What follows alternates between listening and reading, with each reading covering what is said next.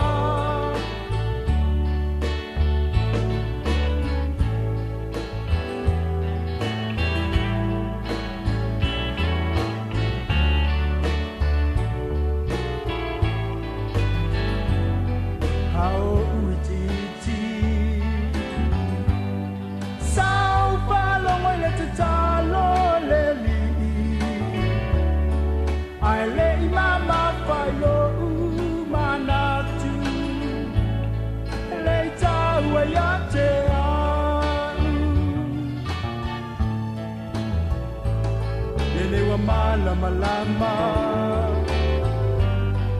e ai le manai talo sanga le o te se fa apetai o le te talo ua o lai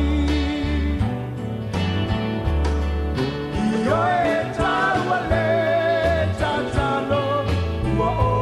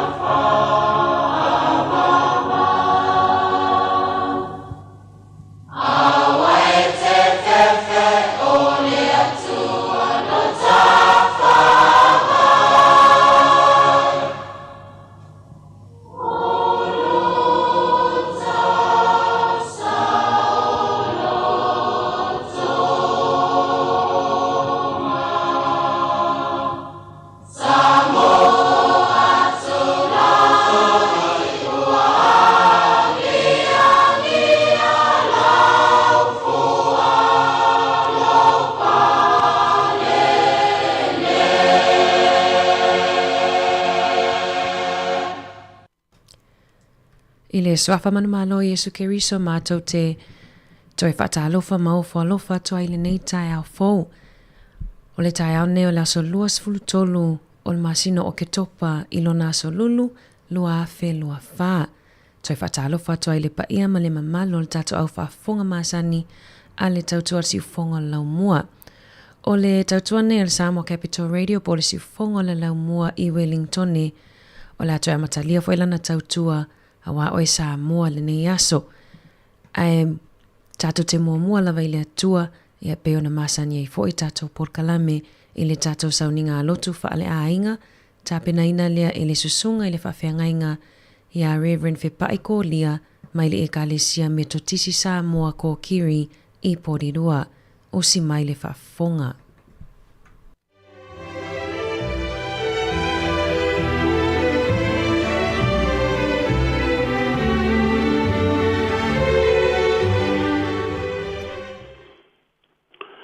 Tato tapo e atu le tual nei tai ao. I paptea le li le aso ma le aso. Ua pa e a venga ia te tato. O le atua lo tato o le tanga ia. O lo tato o tua o le atua o le ola tanga lea. O le atua le li e ana e pa sauina mai le oti. A tato vi atu. I pese saunia vivi I le tua o le pese raua o ngasa le panau pe le o sana ma pepese ua au lia mai lo tato wa sotele savali iluma masisia elefua o Yesu Keriso le wo atama iti vivi ile ali pepese le hotele e paia le alitele o Yesu Keriso le tato pele matua pele tato langi pese lau tua pua mai le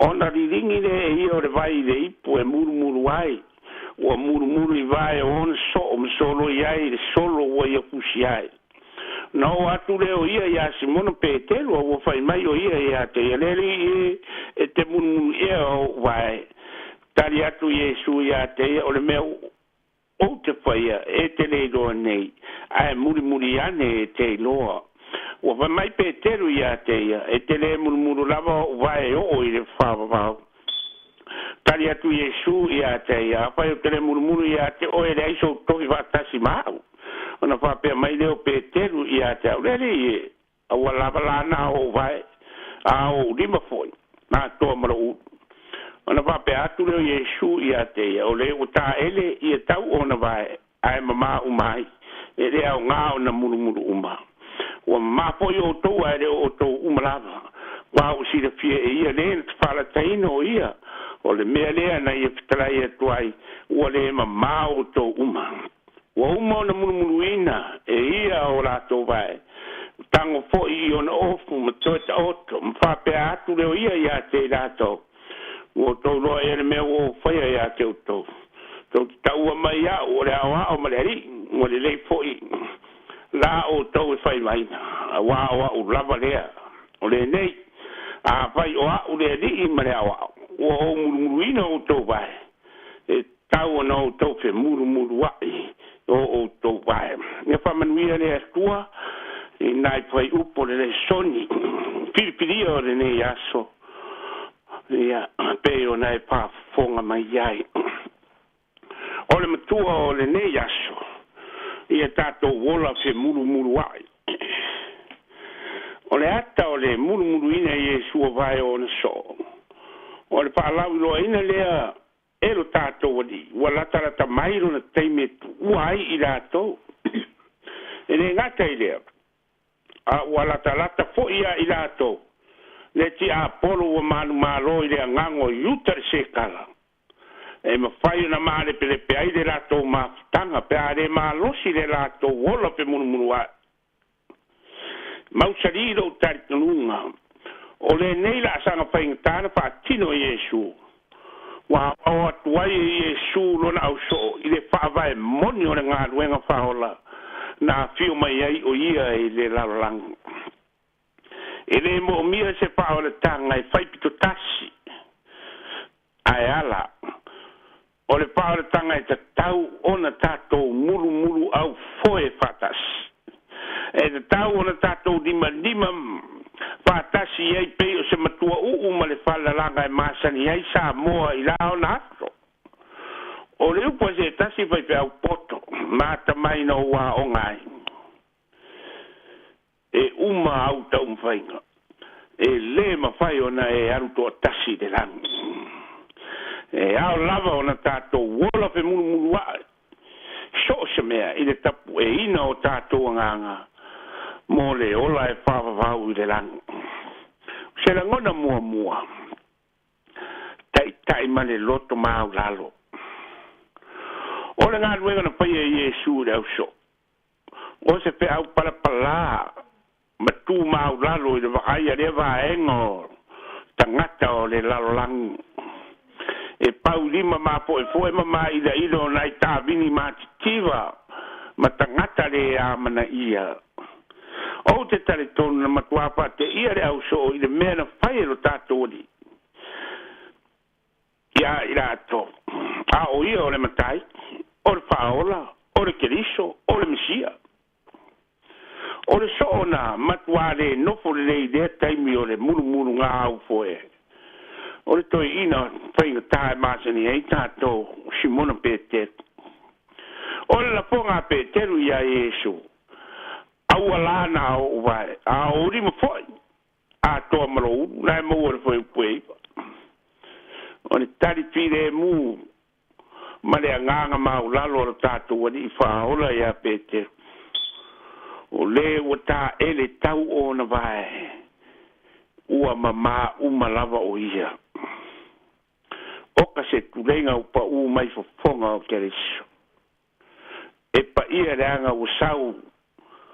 Ma le nganga atua o le atua. I le tā ua. O le ola wha maino. lona lua tai ma le alofa o le awa onga le leina matuasa saa i le utu ale fai mea i lona toe pō ma le au so i tima inga ma fautuanga e tā pena ai rātou mo lona ma liu ma le toe tū mai le tū ngamau tā pena nga fō ia ma mea o le atu o le asu ia a toa hei le rātou soi puanga te ua vai runga ai i le uru i lalo o toi upu o whaari ai o nā lofa anga mori pō whaatala i nona au so o le atu watu i ai le ngā ruenga o le whaoritang rātou te whina wina ma whaua wina i tu uma o le larangu i ne pina ngaro pa ia o le are o le alofa o le elemeni au pito siri rea o na tāua tele o le wala wina whaataita ewa ai le lafu maa moe a Yesu Kerisu au noa se taitai male alofa e neo se taitai tō fia e le atua le taitai e whapetara tō i le vai tau o le urua e kare sia i Jerusalema e ne aise so o Yesu e le i alu inu e se morima wai i le alofo le atua ma le whaoratanga e mau e le whaatua tua i le maliu ma le toe tū mai o Yesu Keriso lo lātou whaora e o lava ia to ma le so masa salovale nau pito ma mau a i ini tia le mea na alu ia ina tala i tele le mau e kare sia Thomas i ini tia whamau ni a i le vae alu ma mau o no le alofa na so i loa o le ale mea lilo na una ina le au so e o i le lalolang e tauiwi ma ti ngā ma whaingtā o le o lang isi atunu ue lengi o lātou atunu e ese mea ai ese la ngona ese winga oka le mau mea ese e tasi ala utat o le alo lofa i le taitai ma lana polo inga e o e whaatala le lei le lalo langi uma ia o le winga le o le mea o le taitai alofa e alofa whaatala le lei e ngā ioi whaatala le lei e ngā lue ma le fia i lalo le fua o le tala le lei i le manei nei taitai ma wha o ao iai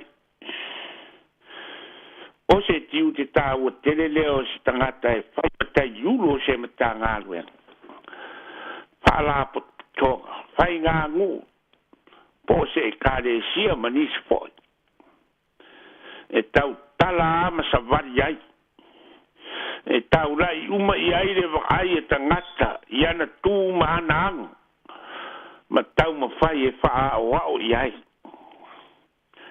o le tuli manu au pito i au singa tā leo na ngā luenga alo tātou wari i whaora. Aisea, a wā poi ele aise tangata u soi fua mai e te tusa mai.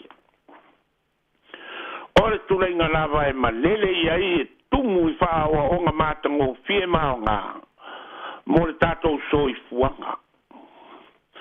O te fia wha te pā o e sa moa New Zealand. I le ata na fina ngalo le atua e fiu mai ai. E maa futa ma le lalo langi anga sala. O se mea e ofo ai lava le lota. O le a fiu mai o le pepe o le kirismasi mu tātou whata dia nei. I le whare pop. E ne tai lava upu. O le tātou ngangana o te au i nai le whaoa ongare nei. A lo tātou ali whaola o Yesu Keriso. O le pāteita inga na ala langa mai a ngelu o le langi ma pepese. o le pata te inga au pito mau lalo ma le amana ia e tangata. Ia o ia se whiwhanga o mai se whare o mang. A o se wha o onga tā ua lea mō tātou. E tai maa o atu. Ai whai lava ia ma ola I wha o onga tā ua mō tangata o. O le ata lea o le tātou tai o Iesu Keriso. E pupula ia whaapetu pupula e tai tangata ia o onga e tau na muri ai o so ia Keriso Iesu o eiro e o tumu le lalo langi tai leanga e pai o le tumu I pau whaunga leanga a o le alo lofa mwha maua lunga e o whaatasi ma le ano ma le ma pau e o lava I tonu o mafutanga whaaleanga ua toi lava le ai se vafe aroa I le na whawhai lele mai ai o tātou tangata o tātou tua a ma le tala le yaso o mawai ia vai o e uso I le ata o le mulu ngā au foe a ke diso ma lona au so na umare ngā ruenga na pai e Iesu toia pio ale ali ala mai lona no poa vai loloa o le tai e te tau o na ave iai le whaaloalo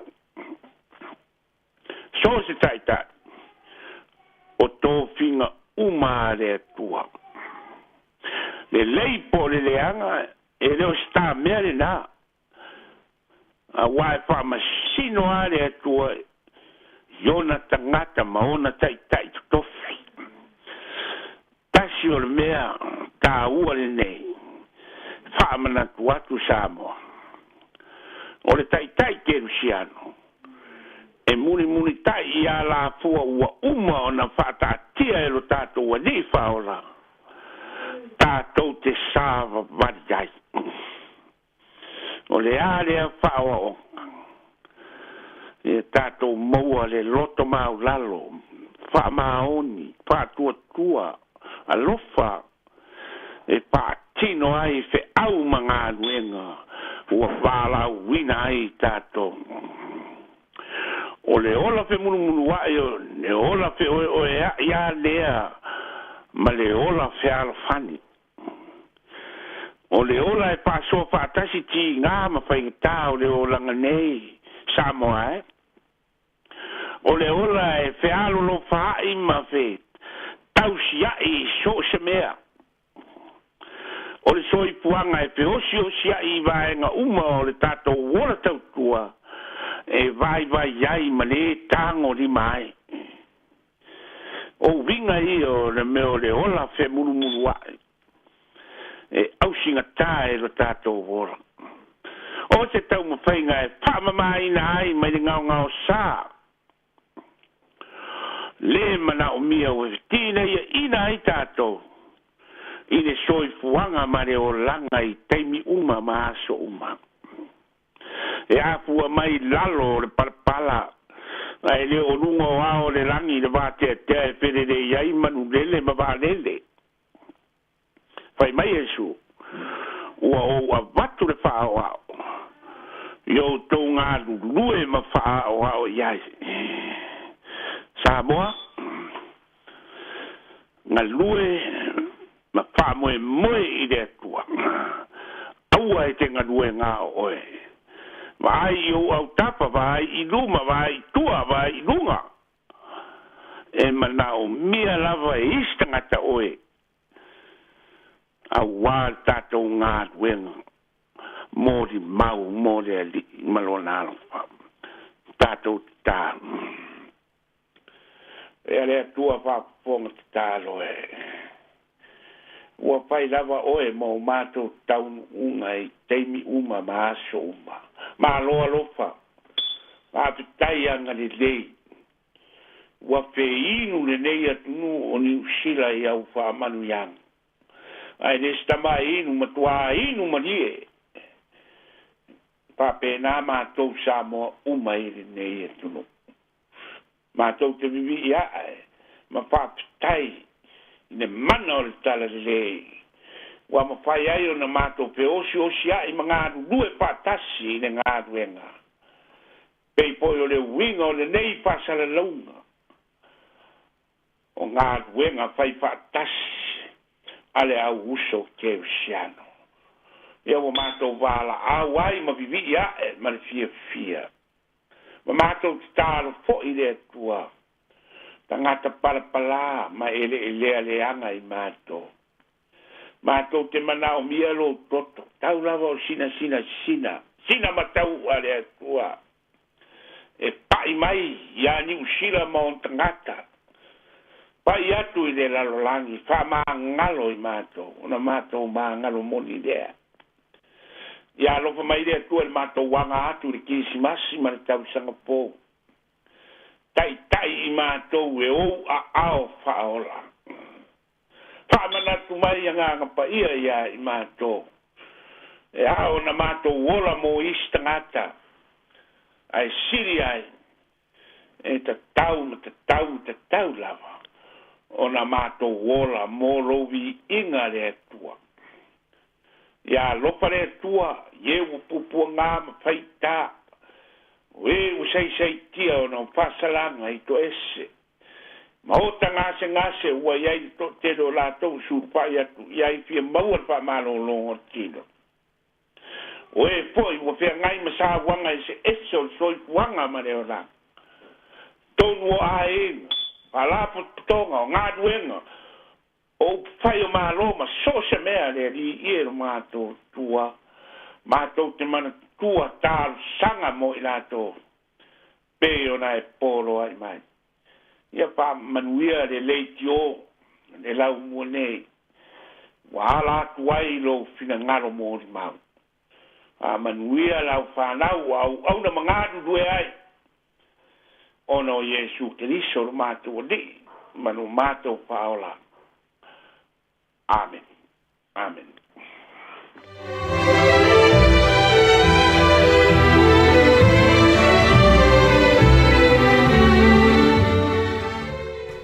Ia nau whaafonga sa moa i le tātou sauninga lotu. Mo le toa le whaamāloma le whaafutai lau sunga i le tau simatanga luenga. Mo le tātou sauninga lotu le nei tae au.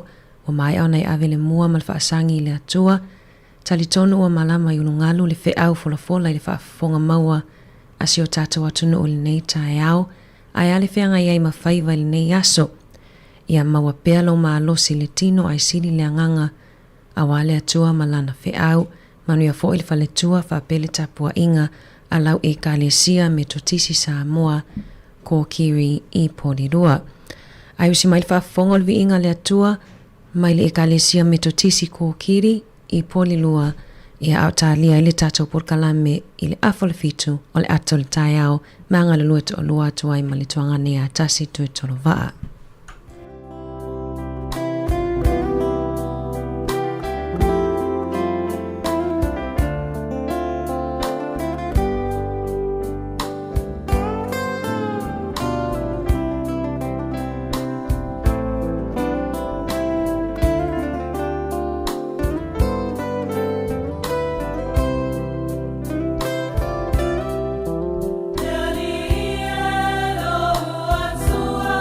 Oh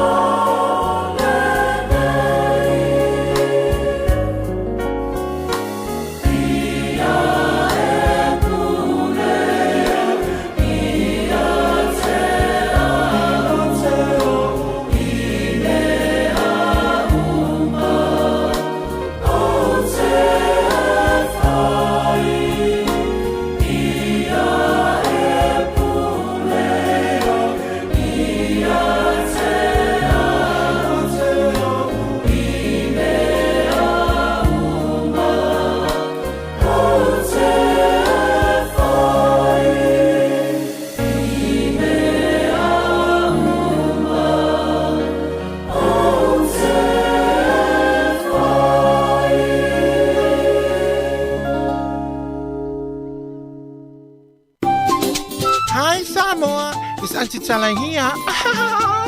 Instead of Fifi Falo, il est attends le taille. Laugh of the morning. Amaximel apple feet sur le vin vert, sur fond le mois. Attends le taille.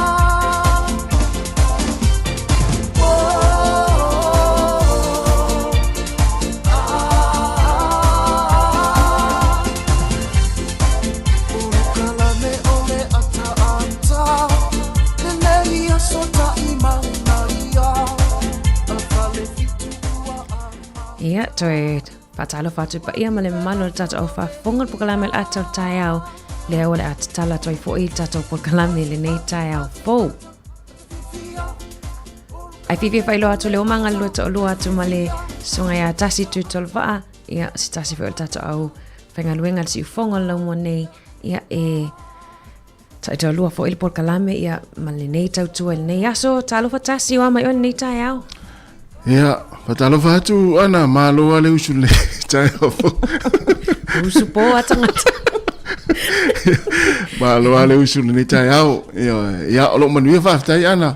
Ia pe o se taimi phone le wo usau sa vali mai el tatu ngaluenga.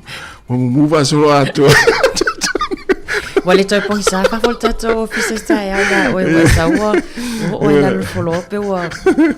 Ia so le va pe so le pe ni angelu ia potu nei wo muva so atu. Ia ai va tai le tu le wa. Tatu toi mafuta fo yana yala le tatu tatu wala leo. Ia ile nei aso ia lewa tanga lua toi ia wa fo tatu tatu le nei aso ia malo ha. O manuia le tai au le usu mai fo yo fa ia si pisi la wala. Moni, mana ia fo ili o mo ila vai le o toe malulu tele pe on mena ia a. Moi. Ele o malulu tele te mine ia o ile o tatu ilo ai o le o tatu wanga tu le tau mafana fana. Mana ia. Ia Michel fa ingol tau sanga ia o taimia nei ia matai fo on tatu langona ia le susu ia ingol tau. Ia matatu wanga ia tu la fo ile tau mafana fana. Ia ma le to inga tau fo nei tele no fa dia ia tele papa kiu ia ainga ia me se fo ia tele na o le fa dia le ai to fo le o limpupu ia to fa fonga mai o to lo fa ia het ala fatuna wasta fatalo fa tasi ia mana ia fatalo fa tu le tatu tu no ni tai au le swafa manu malo o le tatu li fa ole Yesu Keriso fatalo fa tu malanga fa alo e ona le tua sungai fa fengainga o fa la ngol tala le o tai tai kalesia a pe foi ona fa talo fa tu le tapo inga mau tono ainga tapo i mai foi nei ma tu tausi ia ele ngato i tono ainga e fa pe foi tono mo tanga singase ia mama to tanga tama tu le nei tai au ia ma lo talo na tu foi na o ama tu foi tapo inga ia wa ngai foi nei fa na nga luenga foi ia me foi staimi ia ngai foi ni sion fa na ia onga ia alo mau pe tapo inga tono ia ina tatu matua patalo fa ilunga la wala ia ila tolo ki mai ile le tio fa longlongo ila u tasi ono tesi mo le tasi fa mo au ia tu nga luengo le nita yao ia manatua ia tau sia pele tatu saunga le mu ia ma e matala ilunga wala ile pisia ile nita imi ia inga luenga fo ia mai se ila tau wa usu fo inga luengo le nita yao o lunga fo tatu penga fa ilangi o mafuta mai mo mai ile to tele le tatu wa tunu ia na ona fa manatua tu pea tu fatu le tatou Facebook mo le tatou YouTube ia e te mai mo ia fo i matatou mafuta e ala le tautua si fonga la mo ele ngata le nei aso ia o lana tautua mai lava le asonga fua se ia pa ia le Australia. Ia tātou mafuta ma tātou tari e whaisi tātou tala maalia le nei aso ia e mamori atu ai fōi ia whananga fōi ia ina i ainga fōi ua awhia fōi ona o mawhtanga mō tia e ala malanga al mali mole oti whanawhana atu ia loto telepea mwhaatua tua i le tua o le tātou whanawhana siri na ia e maila ia ma tātou e va le nei tai au ia ino ma au le tele ma le tua fine ana whaasolo Pena me mai wa usu mai wa ola wa mōli wa ai mōli o tatou mkuka tulo. Ia wa e tango e ki mōli ana o se fale. I se vavea. Pei a lai tumu le fale. Ioi. Ia ma nei o fia wa pea sole ma nei ho le fainga ana ela na usu mai fo e. Ki pei a wa tumu e malmatu ofisa. Ia ele ni tai au. Ia le tatou maftanga na le tatou tunu ana ni tai au. Ma nei ya. Tala tato tautua i le pese e ma eu le matango fieto tali umai wha au au tato por kalamitas. Ma nei ya.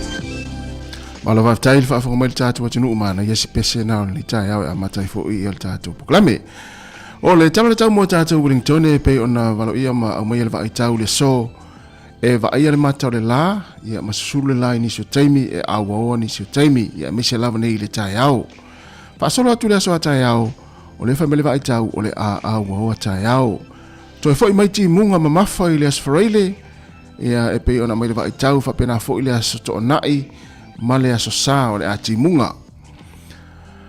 O le maluru le ea i Wellington le tau nei sifuru male tolu se fulu male fitu le mafanafana.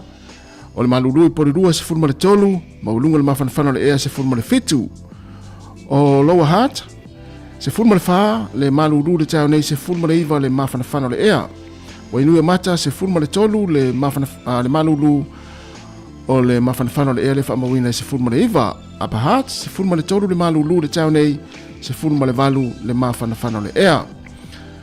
Whaasolo atu ia pia le so, le tātou atu nuu, whia ngai fo itaringa malo le nei aso, ia o le e to ulu ni nei ti munga i le so le tātou atu nuu, o le mafanafana le whaamawina, lua se fulu male iwa, lua se fulu male lima le mafanafana, o le bevela le whaamawina i lua se fulu male iwa.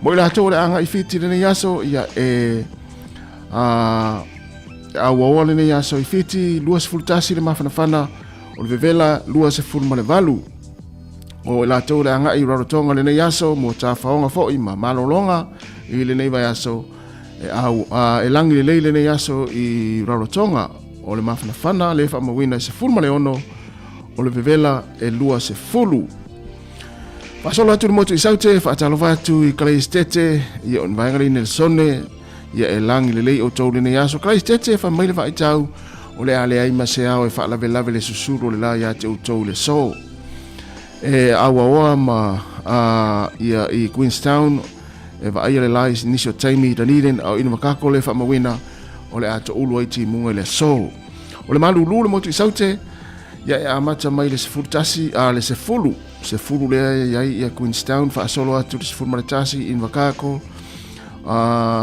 se fulu male tolu ia Dunedin ia Kleistete se fulu male tasi o le mafanafana o le ea i le motu i saute Kleistete lea lua se fulu male ono se fulu male iwa Queenstown lua se fulu male fa Dunedin in makako se fulu male valu le mafanafana ia po le mawalunga o le ea o le mafanafana o le ea i le taio nei o le whaasolo mai lea i le taimi ngoto i le laia mo tātou Wellington i le afiafia nei ngoto le la i le toiono minute le tulai valu i le afiafia nei o so ele la le tai au se fulu male ono minute e te ai le tulai ono i le tai au e o so e le la mo tātou Wellington o le te lenga le tulanga le i le tau mo tātou Wellington e meise New Zealand atoa a mata atu lava le motu i matu nei fa solo atu le motu i saute o le fai mele vai tau o le tele lava vaenga o le atinu o le aso sulu matanga o fie lai le so o savili o le angi mai lea i sisifo fa solo atu ai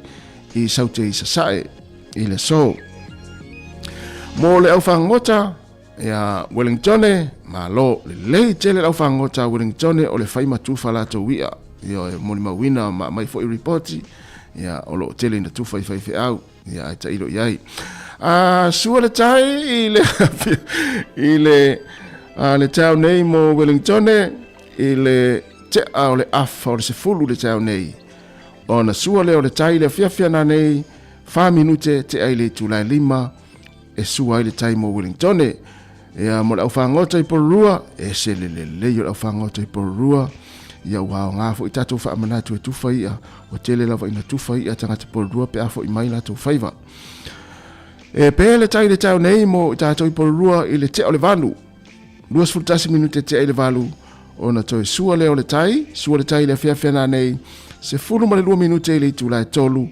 i le afiafia na nei ona toi pe le o le tai mo tatu i porurua i le te o le iwa i le afiafia na nei o le tala na o le tai fu ia fu fanga pa sau fanga tanga le nei aso ia mo le talo le tau mo tatu Wellington ia mo New Zealand to le nei aso mo ia lava fu fanga le nei aso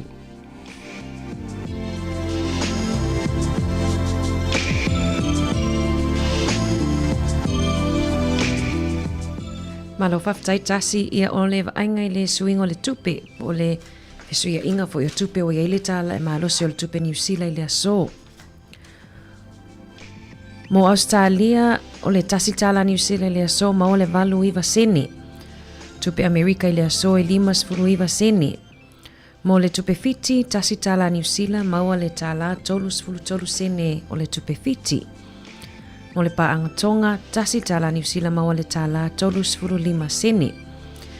O le tupe Samoa i le aso tasi tala New Zealand ma o le tala 5 sene Samoa, tala 5 sene Samoa. Ia manatua wha maumaunga ia mai le openga te whailangi a le whaletupe al ANZ ia ai le tutusa ai pe alu e lafo lau tupe whaletupe i la Lord Center a me se lawai tātou i porurua. Manuia la fonga tau tupe whaftai le anga le lei.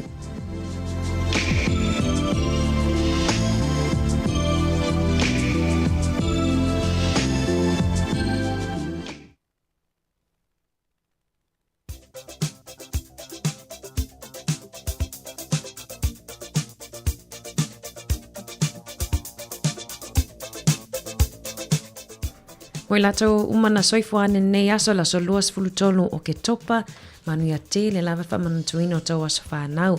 Awan ingalo le tato emaili na o le aso whanau @samoacapitalradio.co.nz ia e whaase e mai isau whamanianga ia pete comment mai fo ilunga o tato upenga fsota inga e mwhaiona tō lau lau atu ai. Ai o le tusi lea e tom tawina i fo i pe Tataina i fwoi tau savalinga ia whaftai fwoi le li ua au lia mai leisi tau sanga wa upopo ia iso o tau soifua. Mau mai le salamo o se lau 10 alona fwai upo e 2.5. Ie o vae o te ai o iatu ia e whaaola mai lava o te ai o iatu ie o vae ia e whaamanu ia mai lava. Salamo o se lau 10 alona fwai upo e 2.5. Ie o vae o te ai o iatu ia e whaaola mai lava o te ai o iatu. Ie o vae ia e whaamanuia mai lava. Manuia telele a whaamanatuina o tau aso soifua tau aso whanau i le aso o le pesili nei mo o tau.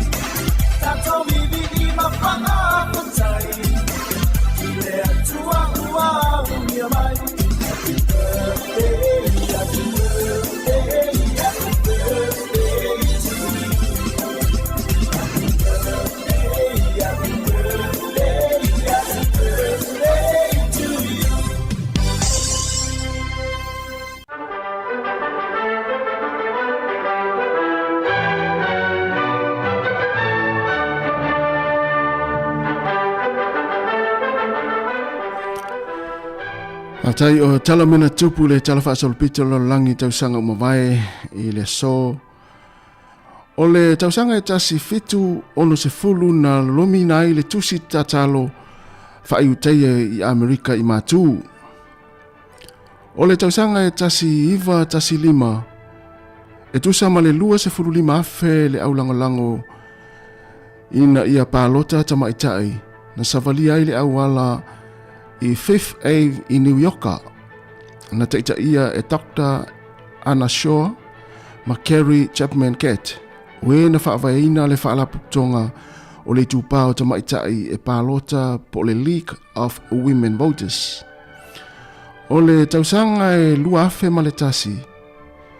Na whaalawilo ai e le kampania le Apple la lātou teknolosi fau o le iPod.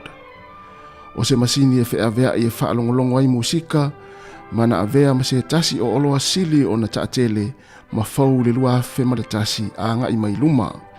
O tau le toe va aia i le teimi nei i e sao le leisa tele lava i a masini i yas i le teimi lea i a e peitai ane i a ua tau le va aia fo i le teimi nei i a ona ua telefo i anisi o teknolosi.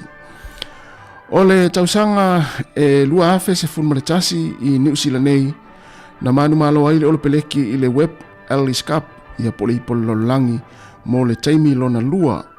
Whaafitu ona o ia New Zealand isu ngā siampini ia ai whaalua ona manu malo i le ipulea. Na tau mawhai e pui mai ai ia le taalonga lea i le vā mawharani. O le unga le taalonga lea na whaia i le luafe se fulmaritasi i New Zealand e valu ai o le olopeleki i le fitu a wharani.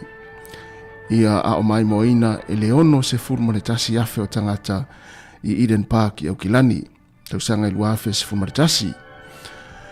Ia male tausanga e luafe se fulmaritasi ia na lulu ai se mafu e tere lava i teki i potake. Na mari riwai le toa 5 se lau valu se fulu ma le lua o tangata ma le whaitau afe mafe o tangata na manunu ai. Ia ma le so o le aso le nei e wha malu inai le Long Health Day ia po le aso le e whaatau inai le vaia le lei o mama o tangata soifua ia po tangata i le lololangi. Ia o tala nao mena tupu li tala whaasolpito lololangi le so toi mol whaapoponga le tai masani le aso atai au whaafitai lava.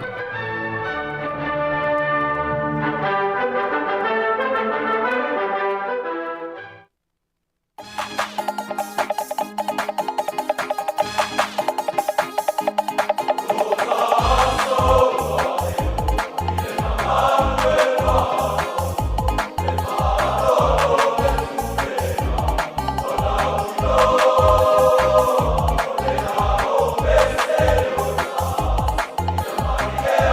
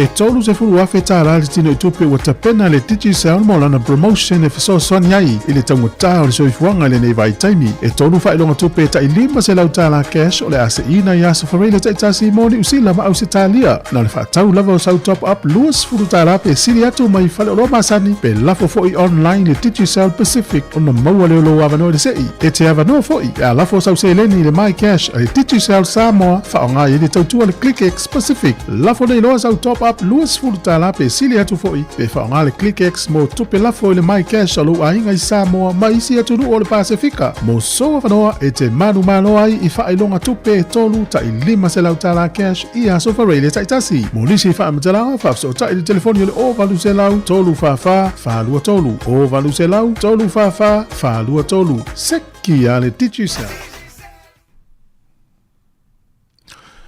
Malo vatai ia o toe tolu minuti ana tale o le tula e valu ia tale valu fa fonga ta tu tala mai sa mo telefon si fonga la mo Wellington ia ana pe o le te o le valu pe mai ta tu telefon tala mai sa mo la mo le fto inga le ta tu tu nei ia ma le ta tu o fenga le ngai sa mo le la ta no me le fonga le pule se report foi le tulango lo ia le fanga solongo le talinga malo ta tu tunuan Moni le sau noanga tasi o le amole fso ta inga ma festato li portila tamai ia o le am faiona sau no ia fionga le li pule ia famsanga ia le olo isa mo manisi fo el tato au fainga wenga ia ile fonotanga o tai malo tau pulenga ia le fa apupu o le jogam ia na mana ia wala ni misil tato fatanonga na ia mo le fionga li pule ia pe a le valu ia manatu na ia inisi o le tato tunu na fatalo fane ana ia ta ule ni tai au mo tato tautua moni le tasi to tele la to ia lo ma ta mai no to Facebook ia ma le YouTube fatalo fatu ia ese vangai le mafuta mai pango oi ia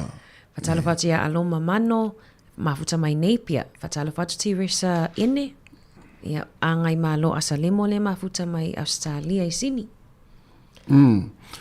ia fatalo fo ile se William tole foa ia mafuta mai Melbourne ia faltua luiva ma pesua ma lo fatai ia tapo i to faiono ia fa pe fo ia faltua fenga wi sila Jeremia Simi ia fa pe fo i fa fo ina Danielu Ronald Sebastian Marina ia ma fo Eric ia o le faltua tala salu ia Isaac King ia me se fo ia mo le to tele tato tunu le mafuta mai tai mi le tai ao Elizabeth Teresa Elizabeth Boto After tele lava ia malo la full tapo mai moni tasi mana foi mana e plase malu tai au ai le tata to telefon panike ke ma fola e tau ia ti polo ese foi tau singa na wa fai au panike na fa ma fola tamal tau ai ado ma ti polo ilunga alo ma ti polo tau ma ti polo na fa ma fola taimi ia le panike ke le taimi ele nei aso ole wa foi le wa wala va ia fa la poto la to to va island mele wa tau sei la tamale na ave tipo ave man mas ya manu ya tele lava ya ngasi senga foi o tamutanga tai au a mesin malu tai au atas yo ya mesi foi le la mana tu foi na ua ngai foi ya bu te pena foi na matua ya wale moringa na fa na ule ne yaso le onga yo le vai atu pe o le talo le tau e fa malu ne yaso lo no binga e foi le te o te ulu na timu ya ai foi le la ya ole sforili last ona imalasa ya le family vai tau ta tu la vi Wellington ole a te ulu timu le fa ingol vai yaso mana ya famanatu atu ia ole saonga le mua nei fanau le vai atu lumal tatu office fa sala ua pisi fo ile anga io tangata le ngata nga luenga ia ua mamuri atu i manai fanau onga ia tamaiti to anga le onga pe o matou ia sola to pe o motasi to pe o mau ia e tane le valu o levana nei o fale onga ma lo va tai tasi lo tapena mai tala fo tapena mai faltua ia pule manga fatala milo mo tala fo Samoa ia Savelina Casiano ia tala fo New Zealand nei usi mai le fa fonga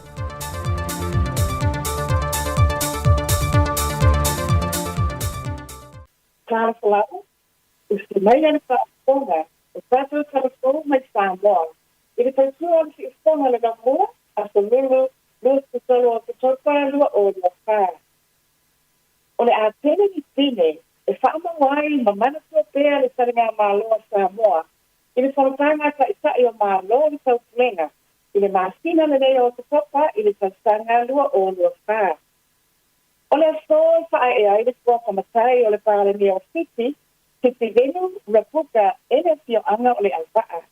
Whamahania mai le sui o le fio anga, vai whale, o le swapatanga loa, o le awha ai e ia Fiti venu rapuka. Ele ai le swapatanga ma le pāre mea, ai o le manachi, ia whai matala ave, ai maisi o tala wha pito, e whai matile wha amau, i le tanina maa loa Samoa. O le alvaa o le lasu atunu o Fiti, ma o mai o na uia uma awala mo le saonga le mo la puka. O le isu la e wha i le fiasi, e wha sinoi le saonga, o le wha e ina o le swapatanga loa i le pāre mea o Fiti. E lea mo tino tonu ko o whea, o lo tu lai mai ai le wha pita uli o le tauata o loa i le atunu. Ai o wha mawina le pa'u o le fua wha atatau o loa, po le inflation rate. O le whaatalanoanga tala fau ma le minsta o tupe. Lau ki mu ia a foa wele se wa ai. Na ia whaari ai. O sanaka upu e te tau o na sila te toa i ai le malo. Po o whea tonu le tu lai mai ai le lape o le taumata o loa. Na i o le minsta. E ei minsta o i poti o wha o asu le mafua anga. Ai e ese uma whaamatalanga. Ma ualanga tawai o na sila i lea na tala upu. O lo sila ko i minsta. E sautua ina le komisi o lo pulea sa o loa. Ma ia whaatino a ke sina ale a whainga luenga i le sele o pale o loa mati i sinisi.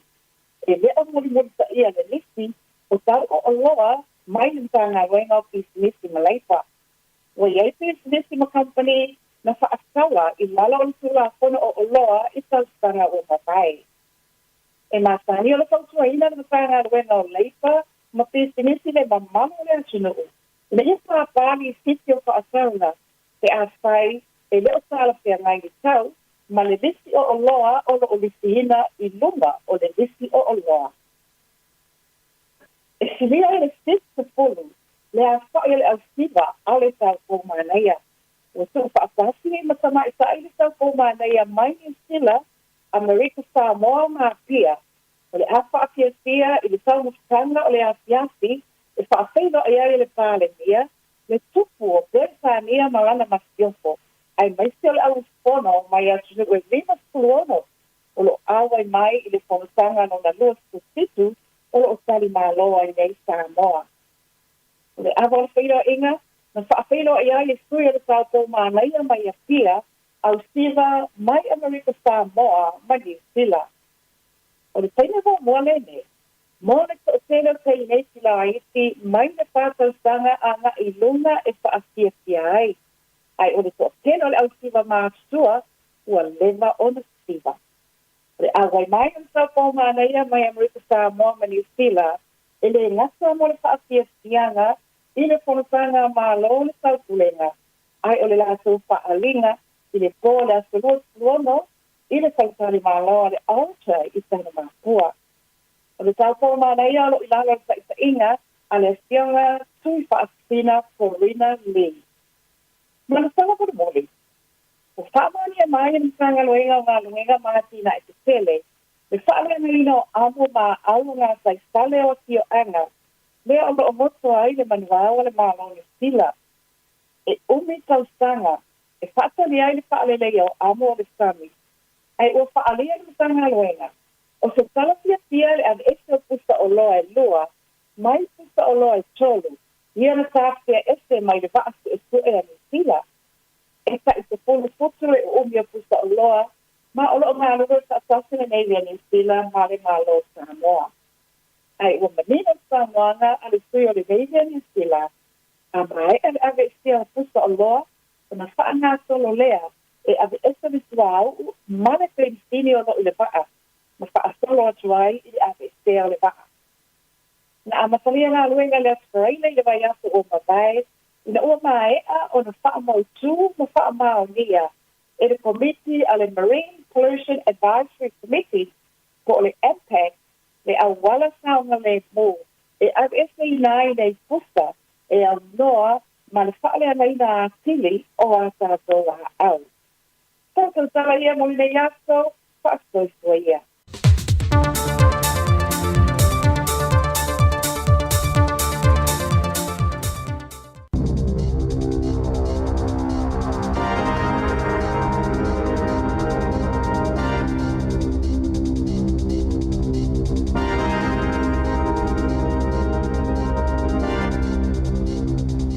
Tala flava le whapupong mo mua tala fau mo le so luas fultolo o ke topa lua whelua wha mai le si ufafonga o le lau mua.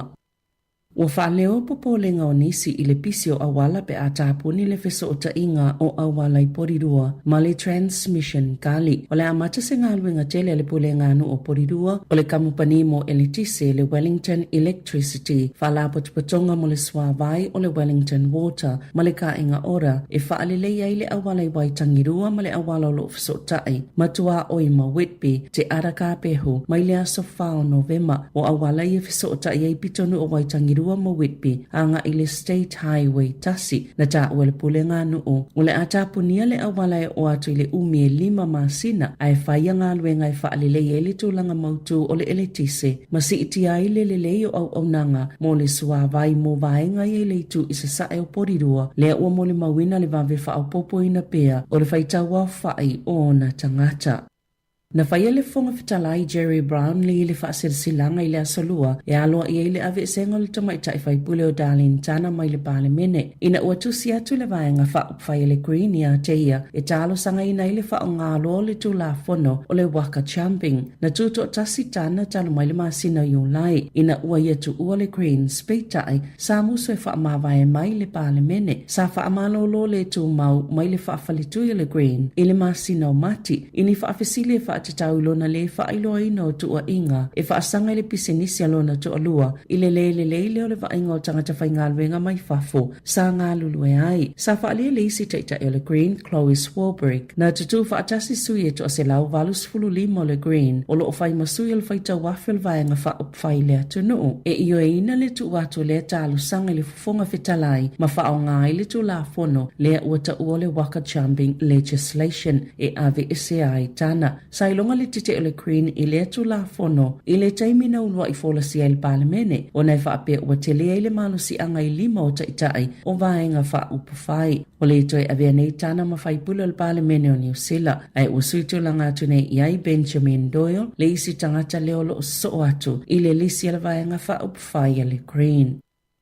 O atalia fia le pule nu o Wellington e tori whanau le whai unga le minista o whai ngā malo la iti o tō fia i se sui mai le malo e mata i tuina ngā luenga a le pule ngā nu. Sa whai se palo tal pule ngā nu pe whaatau e se atu ala tau si e tolu whapasene i le malawa alele Wellington o se tasi leo vaenga o fuafuanga mamao a le pule ngā nu e maua mai tupe le whaatau ngā si ea o na wha o ngā le whaavai se whaaputu ngā tupe wha inivesi e tatau o na toi teu le fuafuanga mamao o le pulenga nuu ina ua le pasia le whaanaunaunga i se pepa whaamatalanga na ta ua ele minista o whainga malo la iti Simeon Brown na popole i se malo sil pulenga nuu e whaafoi ei teunga i la latou fuafuanga mamao po le long term plan na whaalie Brown na tusi atu le malo i le pulenga nuu ma whaauwi vi atu i ei mafuanga ma whaamoemoenga e ta iala ina i le iai leo le sui o le malo e tuli mata ina taulumanga ma whaatinonga a le pulenga nuu e te tau na tali atu le pulenga nu o Wellington i te tonu o aso e se fulo. Na whaino ele malo le swing o le pol kalame o tau mawha ta maiti a onga ma e au fia ini tau mawha po se menu fo e whaape e whaasawa ili silia ma le se lau tolu se fulu miliona ta la i le tau sanga. O le swing o fo e au fia le tau mawha ta o le butter chicken, curry, chicken katsu, lasagna, chicken pasta, salati ma wraps e ta i tolu ta la. Sa whaaleo le whainga malo so whaatasi ni fofanga e toi whaititi e li tupe whaalu il polo kalame o le ka ora ka ako e mawafua i whanaua o ngā tau mawha i vasengo le intermediate ma o ngā maululunga i le amatanga o me. O le asalua na whailo i le minista langolangoa o ngā David Seymour le suinga i le polo kalame.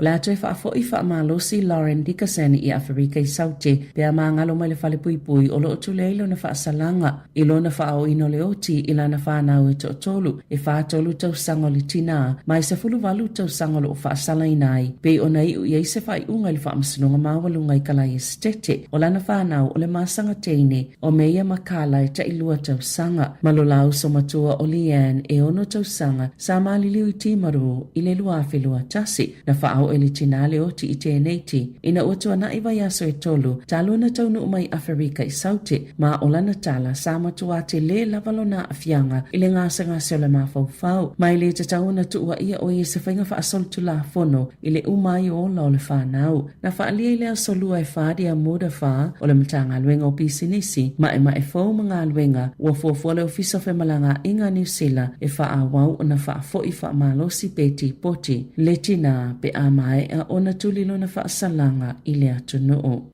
O le aso wharaile talwai na whaataunu ina i se whono whaala potopotonga o whaasalaunga a maise o le itio whaatase malepulenga o whaamatalanga mo le atunu pe ona wala au ina i le ofisa whaitu malo Wellingtone e na wham whaalavlawe titele whaafosei a maise o le lala le malo e wa aia mata upo tau i whaalavlawe titele whaafosei e pe o whaalavlawe whaale nā tura e iai mafui e o le aunga o le whono o le tuu whaatasinga o pulenga o lo mata itu ina le puipuinga lau telo le atunu mai whaalalavlawe whaafosei e tala noa whaatasima whaala potopotonga whaasalalau e whaasoa i ala tau ngā luenga i taimi e tutupu mai eia tūlanga e mai se oni mafui e titele sa whaapitoa lava le mata i tū ngai whaasalalau ngai le tio o le ala leo mua ma le au tū lea e awala toa i whaamatalanga mo le atunu o lau tele e tali ai i se whaalavilawe te le lava ya afiai le atunu o e le o mawhaiona whaalawa i tele au ili ilinga o le fono e tu sai mai e inga le pūlenga na whaatau taia lea whailoa inga. O le vai aso nei o lo whaatawa ina i le Get Ready Week lua whailoa wha. Po o le nofo sao ni uni na amata mai le asongfua e o atu i le asawhareile lua 15 o ke topa ma o lo wha autu tonu i le Shake Out. Po o le whaatawa i le whaata ita inga le atunu o ini ngā yo inga te tau o na whaia pe alulu se mafu e tele mai ai mase tsunami. O le asongfua sa whaatawa ina i le lava tāpena o le ainga o le asolua o le tāpena o whalawhai ngā luenga o le asolulu no fosau ni uni o a onga a o le asotofi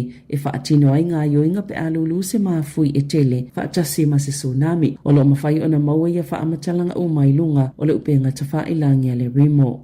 I ta alonga e iwa se lau 50 kilo kalama le mamafo le laina i luma le olopeleki wa whaatalitali mai ne ia i le Brave Blossoms a Iapani i le ta'alunga whaitaulia le astona i nei i Yokohama o le malanga ta amilo le ale olopeleki le whaiunga le tausanga wa filifilia pasili o tosi ma ta Mighty Williams i le to 15 a mata mai ta i se lau 10 kilo le mamafa o asafo au mua i se lau ma le 2 kilo Patrick Tuipolotu se lau 20 kilo ma Sam Derry i se lau 10 kilo o tua le sikalamu o iei Sam Gain se lau ma le 3 kilo kalama Wallace Titi se lau 10 kilo kalama ma Sami Beni Finau e se lau 15 e fa 10 kilo e sili atuai na ilole mamafa tu ufaatasi o le laina iluma ale ole peleki na ta alo le suenga le siampini o le ipo la langi lua felua tolu na faali el faya onga Scott Robertson o lo pa leni le leile filifilinga o tama tuai fa apia ma le vaenga fou o wale ta alonga ma Iapani o le awal ole peleki mua ta Mighty Williams lua a safu au mua tolu pasili o tosi fa Sam Derry 5 Patrick Tuipolotu o le kapiteni fo ilea numero 1 Sami Beni Finau fitu Sam Gain valu Wallace Titi Eva Cam Roygard se fulu Damien Mackenzie se fulu Tassi Mark Telea se fulu malelua Anton Leonard Brown se fulu tolu Billy Proctor se fulu fa Sever Rees malis fulu 5 Stephen Perfetta o le vaenga fa leo George Bell o fatunga fasi Fletcher Newell Josh Lord Peter Lakai TJ Berenara David Havili ma Ruben Lam e amatal talonga ili toi se fulu ili to la fitu la fiafela sto nai luas fulu ono o kitopa ili malayo le Nissan Stadium i Yokohama. Watangia mai le otoe mamao e ta'alo Joseph Swali ila na ta'alonga momua mole Wallabies ili malanga ta'amilo Australia Ingelani welese Skotilani ma Ayalani ilua sfultasi tau sanga Swali na se manue avele au to 15 filfilia Australia ili malanga i Peritania peitai o le wafialo na ingoile au to tolu se fulufa ale Wallabies e to tolu ya Swali itamaile ta'alo momua lava wa filfilia Joe Schmidt e au fiaitane Edmund sa ta'alo mohaba ili NBC whapea Harry Potter na whānau i Engelani. O Will Skelton, lea sa kapiteni na Australia ni so ta'alonga i le ipo lalangi lea uto e wala au i le Wallabies mo le taimi mua i le nei tau sanga. Tala fo wia male si ufonga le la mua mo le nei vaenga le tai au.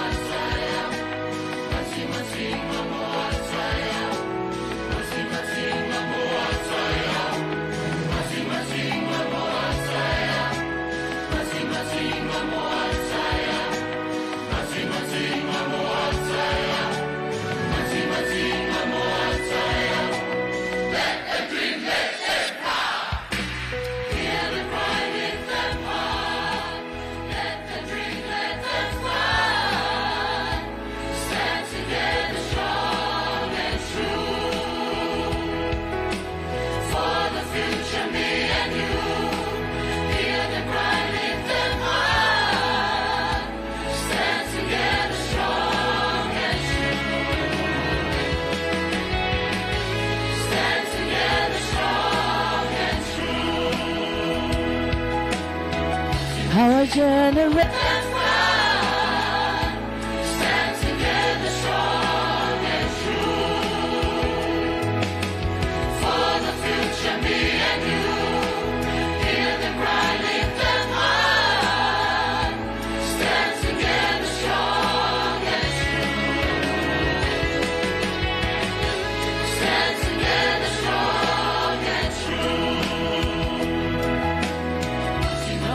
every corner, the future will lead. Hearts unite in love and need. We'll answer their call, God the sea. Together we rise, together we succeed. Let the dream let them fly. Hear the cry, lift them high. Let the dream let them fly. Stand together strong and true. For the future, me and you. Hear the cry, lift them high. Stand together strong and true. Stand together strong and true. The roots of our land, future shines so bright. Our generation ready to unite. Silent voices echo through the night. We stand as one to make the world right. Let them dream. Let them fly. Strong and true. For the future, heal their cry. Lift them high. Stand together strong and true. Let them dream. Let them, oh, let them, oh, let them fly.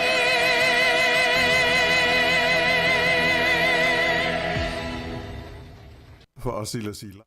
Aua, e tusa malo mātou tu langa e vea ai ma ofisa whaasara lau. Mātou te tausisia tu la fono o sau nia e le Broadcasting Standards Authority a whai e fia whaia sau whaasea i se mata upu na e whaafonga i ai i le Samoa Capital Radio e re tau na lafo mai lau whaasea tustusia i le tuatusi Limatasi Mangavin Avenue Porirua Wellingtone pe ole i meli mai te alu.moresi @samocapitalradio.co.nz e re tau na whaia i le tonu le luas furuaso whai ngā ruenga talu na whaia le whaasala launga. A whai e le o whaamalia ina oe i se whaai unga o tu inatu e ma whai o na tu ina sao lau whaasea i le te mana whanonga kai pāho po o le Broadcasting Standards Authority e maua nisi whaamtalanga i le wha ngā solonga e whaiaialo ia lau whaasea i le upenga te whailangi bsa.govt.nz whawhitai. Malo whaftai, ia o le tātou nau whafonga le tenu i tātou telefonu tala mai Samoa, te whafonga le tulai iwa, ia i le tai o nei, ia ma le tulai se fulu ma le lua, ia e pei ona whailo atu te tai o nei la, ia o le te o le valu, ia ona molo e fta inga ma le whionga le pule, ia i Samoa, ia le tau whai atu, ia e ini vaenga fo ile leo lai pisi ai fo le taimi, ia nai minute i ona te whafonga le tātou talonga ma le whionga le pule, ana? Io e tasi malo lava o maalie fo o tale fa longa toi fo Samoa pe le na ele fale toia pule mangafa pe o le la fa ele il swafa matai o le pale mio fiti i fele fioanga la fioanga o le au va o le na mai ni tala fo o le swafa pe o swafa tanga loa le la fa ele ia City Vini rapuka ia pole pale mia leo o fiti. O fiti. Ia le lo po le au va ana te te wina ia. Ia o le va na Te wina fiti I fu ma le tunu fiti fa la wilo ai fo. Ia lo winga te ua ia inisi ta o nisi tunu.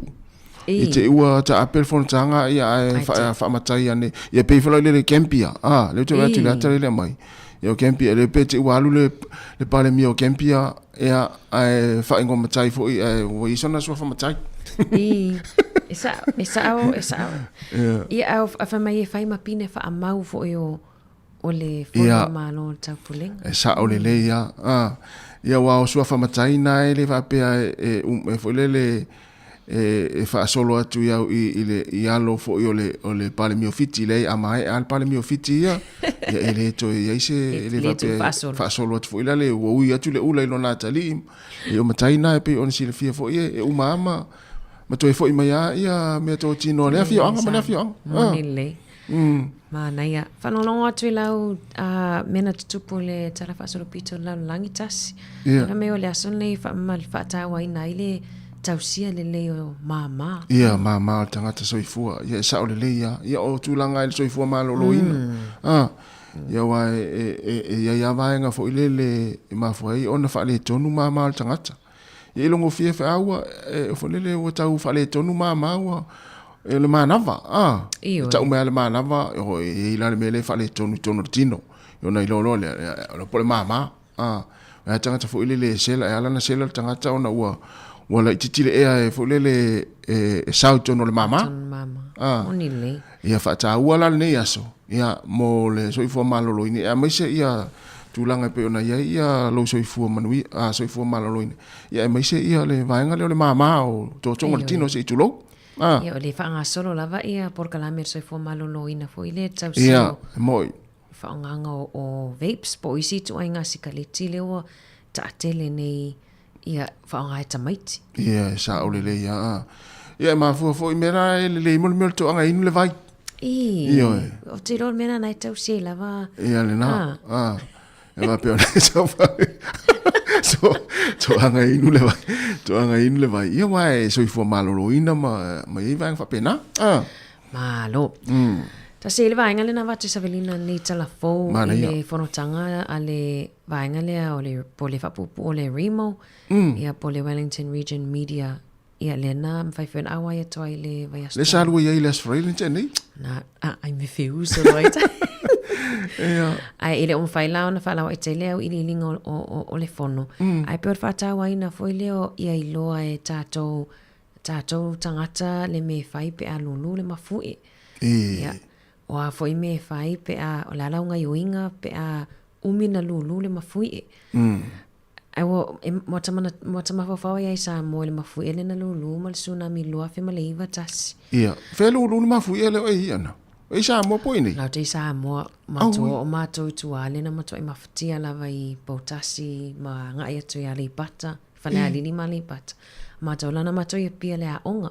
Ia. Ia o le vainga foi le o mantuo o ia o tuan mato faitu na faifa ta inga fo ile tasi le e watu le fata ta inga e o me o ia pe lulu ma fu pe sa tsunami ai pe le ele ia mana ia te le ele fata u te le ia no te tangata tuan mato faitu tu lo fo ia le tumalo ai o le na pito ma fatia o vainga vai lena ma malu na fatau na sfarele awane e fa tali se ta to le fa ilo fo ile po le fa ilo le pe a longo ina tanga te se tsunami fa mai wala vale le malo sima le umi o le lulu ma fu e te lo ai wat ta ona e tu ol fale ma e anga is fatau fo ile awane fa mai ele ai se warning po se la pata inga e vave nai lo i lo le o umide lo mafu e malos ia ona e anga ai lo le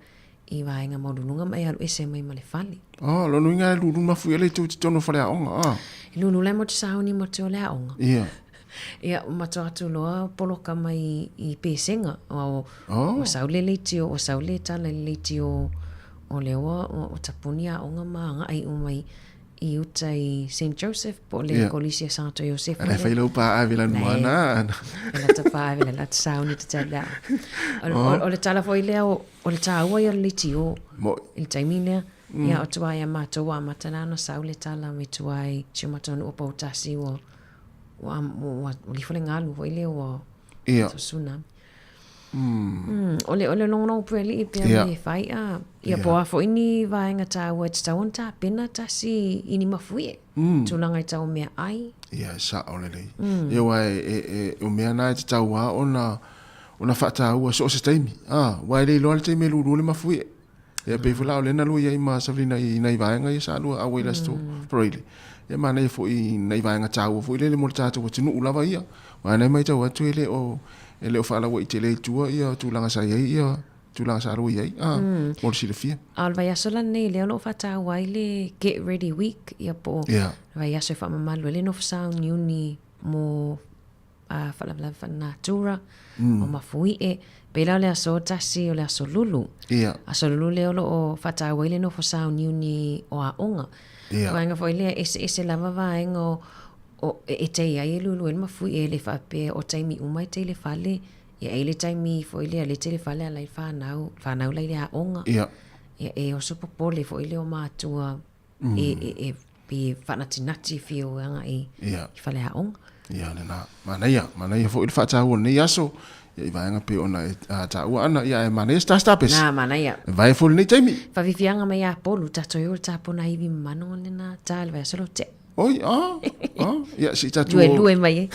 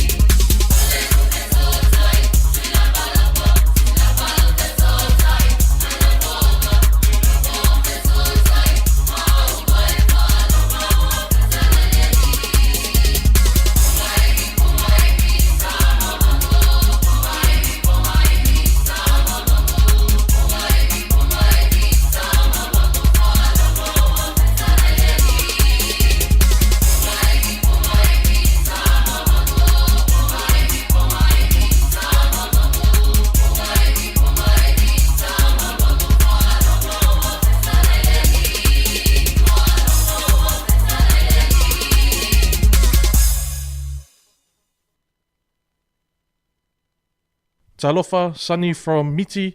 Make sure to tune in to Samoa Capital Radio Wellington. Toi whatalofa atu, ia ia nisi o whasitilanga e tā ua fo iona whaailoa atu le neivaenga o le tae au. O le whasitilanga nei mai le mawhtanga whaiwhi au so whaatasi a Wellingtone, Porirua, ma le Hutt Valley. I le suafa manu malo Yesu Keriso lo tatou ali I whaaola mātou te whaatalofa atua I le paia mawanunga o Samoa o lo o alala ma papa a ao I le laumua nei Wellingtone maona nuu tua oi. Nuu atu ia o tau paia whaale atu nuu, whaale tala le lei, ma whaale malo o le a le nga whatau limaina e sa mātou whaamatalanga, le angai whaingata o e Samoa o le ao mamala tulou na lava. A tonu e lo toi pō malai I le tūlanga I pe ona iai le whaitauina lo na lua o le pili, a wale whaatu mauina o le sitiseni mo nai o tātou tangata anu o Samoa. Sa soifuane i le tausanga e awhi iwa se laulua wha e o i le awhi iwa se lau wha iwa. O leo wa mato wala awa tuai ma le anganga wha aloa tele ilo o tau mamalu.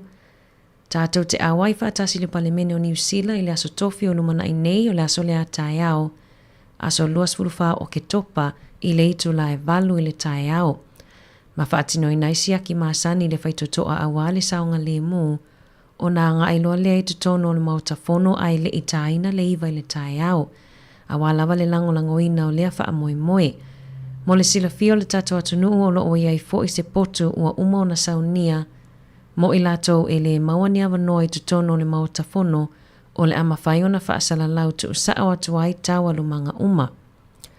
Sa moae o maia se o tato tutu whaatasi a wase ai ma se manuia mo nai o tato tua a ua lewa o na whaanono manu i le atua mo so la tautai au i le nei atunuu. O sa moe sa ili malo ma le whaaloano lava whaafitai sa inia e le laulawa fono. Tasi o nisina o whaasisilanga ia tāua fo i le whaamoe moile le aso atai au. Ia, tāua te le whaamoe moile le tātua tunu sa moa. Ia le whatanuina i nei Wellington e le aso atai au. Ia manati fo i le la a ue mei fo i a nisi o toa tele le tātua tunu. Ia yanga ia tu le pāle mene le aso atai au. Ia anai ua mana ia fo i ua maiva enga e tāua. Ia tau fo i ona tau sisia tu la fono. Ia mawaenga ia la amai ia i le tūlanga le aia i le whamoe moile atai au. Te i fo i ua tu tātou. So ona fe eia ia se i tūlau al whafonga mai le tunu. Ia ai tau ona avel whamua mua i tūlanga e pei ona mai la tau fo i ua lautongia. Ia fo le talanoa be whaia ia upu ma tūlanga tai au. Moni le tasi tāua i o vaenga le wai sau noa iai. Ona le sam whai when awai atu i le whaitaunga mua. Ia. E te le taimi sa tau mawhai mai ai le fufonga whetalai o le maota whono e tau whaafile mōma. Ia. Whaatoa fo ile le pisa o le vaenga fo ile pe e leo te tele pe a wai at whanongo ato le awai mai le vaenga whaupufai mai vaenga whaupufai. E ai mana ia le le usta ia. Ioe. Le usta ia o tūla whono ma vaenga whapena. Ia a mesi la so atai au. Ia tātou, ia ai, auni toi tupun mena len tupun mua. Ia ai, manatu, ole whamoe moe la tai au ana na o i lātou wa uma na restala. Ia wei whamoe moe lea. Whanongonongo atu i le whatana noanga le sunga whailau tusi on maftanga whewhi au le na whatino na tūfue. Ia. E ile awanoa tusala, ia waita ratu e restala e tāua le amai o lau. O lau stika e whaatanga i oena e alu te tonu. E la vai la tau le wa umona saunia no fua i te tonu o le mauta fono. Ia ai e fwe le potu i mwhaiona awa e la tau e le maoni no fua i te tonu o wai whaatapula ape se lau i wawalu ia no fua e mwhaiona no fua i tangata pito i lunga i whaanongolongo ai. Ia ai olo e la vai le potu i mwhaiona tu i fua i ai le whaasala lau tu saaone ai no foi le lautele. Na, mana ia. Ia na, manino le vaenga whapena, wal whamoe moe i le aso atai au, e manat foi wai, to tele foi ia nisi foi o tupu matamali o le atinu le langa i mai, ia i se vaenga o New Zealand, wal whamoe moe le aso atai au. Na, awa tātou la vai Wellington e leo lo tau la mua le maftanga whaiwhi au so whaatasi. Maftanga whaiwhi au so whaatasi leo lo langlangoina ma tau la mua i vaenga. Vaenga ia. Mana e tātou le. Tātou pese foi le masani na usu. Ua whaafetu se i usu pea uma ia tātou. Ia, se uma vaenga whapena. Ia ona usu whaatasi roa lea. Wal vaenga foi le na whai mua tasi. Wa usu le wa whaafitai. Ai le i tu sai le i pasia le whai tonga mua. Ia. O lo watu mai le awano foi le la whai pa lota po ai i vaenga whaapu whai. Ai le watu o mausu le pese a tātou wa whaafitai. Se vai ia ele. Le lanto e vai me le tala fonga fetalai e tau whaano file mua ne ona le ele. Ia le la tau ana usta ia tu la fono tono mo ta fono ia ma vai ngam fa pena tātou tunu ia na o se whamanatu atu ia ai na la vai ia le to fa ma le fa tu tanga loto ia tupu ma tamari o le atinu ia wal fa mo la so ta ya mana ia o le wa o le tato o swinga o le tato por kana me tasi o le te o le iva le tal no me le fionga le pole sa mo stato report ia wale mai ta watu po ana nafi ele na mai ai ia le ma mo le o le vai nga tupu nga talvo moni ia le la nga ita to le pisi o le neva yaso nei ta ya o le sfreile ia o le telefo i wale le tonu o ta ya o le tonu o le tupu tele ia ta penanga sa mo le fatalinga fo yo o le tupu salisa ia na ia le mo le o telenga pe ta tu tal no mo le fionga le pule le te o le tulaiva ana ofisilia te oi masani ona wa o le tulanga le o le alu o le tau tu fa tau tu sa ngalo stanga tu se fale olo o te lo isi ainga mo en mena ia tal wa ana ofisilia ia no wa te fa tau na nafi ai mafitau i mastasio o tina o fatu sela ye fa mai sole te lo eritas wo umale ma fa tau wa le ta vale avela u fa tau solo muli tu amo ula to ya ai ngalo e tia o o tamara ai ngara le tono fa walu ai ngalo le tamara ai ngatono fa lo so no foi po lo tu tamale ai nga lo te atu ia o lo fole ai o le meo te ofoi o te ofoi le ngalo se ngalo foi se o loa ale nei a ngalo le tamare ai ngal tamata miti o va pea pena toi maua la le tamare ia aina toi maua ia matauria foi la o va pea o ata va pea o te ofoi le ngalo ai o le tama o le tangata le tau na ngalo tau ona ai atu le pitole no foi sa no foi tama o lai ava no va pea Beia le tinale o vai atu pe wa matan tia stoi mana ko ete lo le fa fonga mai ele lo pe tangata o isi tangata foi tasi e o stono fale o lo ai o mai fa fo fiu su en men pakai ta vale ia pe o mele na mata nem tu fu na fi wo amata na ngalo le o isi ma ave ia chakero isi ia lo no winga la le so ta ile mo le aso le wa lu le tina ai ngalo le tama fa pe sole o te le fa longo se me fa pe vai le fa so mai lenta ape mai e pepelo le ingalo lo no winga o ti ai o si va nga ia manjole na fa le tato fesiri le siaso ia o ame te lo ai wa matona e matua ia ai le lo po nisi le o va nga e ana fa fa siri la tunu po ve po mo i lo tongalo ia plan me ia unga we lo ai mo lo tonga e pe na fu ai ngalo ia lo nto lo tonu fa lo mai sina si osi o te tau foi na fa ngalo tama o le ata sta pisi ai fata li stato vala o mai tato we va ia po afu ini vai nga sa ngalo ia ia au tio fu ngalo tama le ai nga so le mata tiari ia ai ana ta stato pesi mana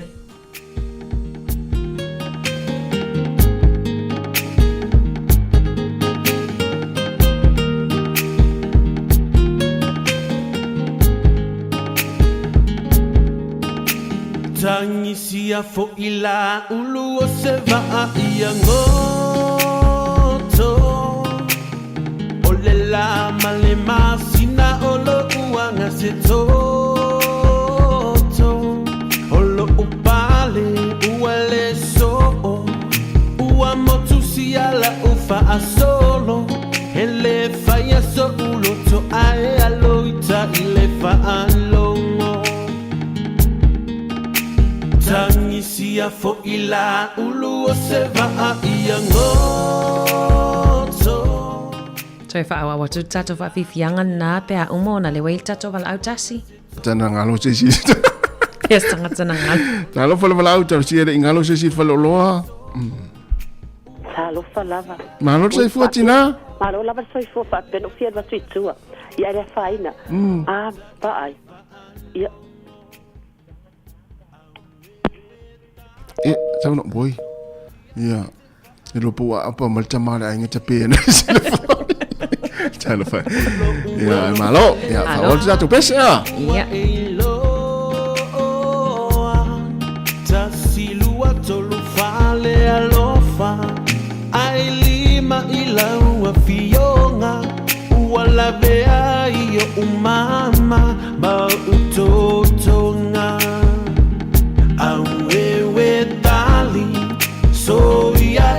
whaanoa noa Olo ua lo fale na tia ua eiloa Tasilua tolu fale alofa Ai lima ila ua fionga Ua labea iyo umama ma utotonga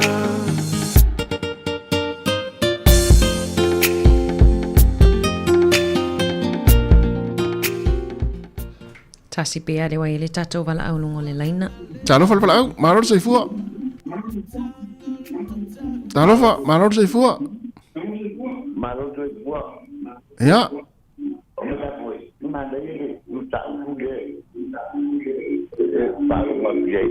Pai pea na e tau leo tere lau le tio wha mole lava. La foi. Sao.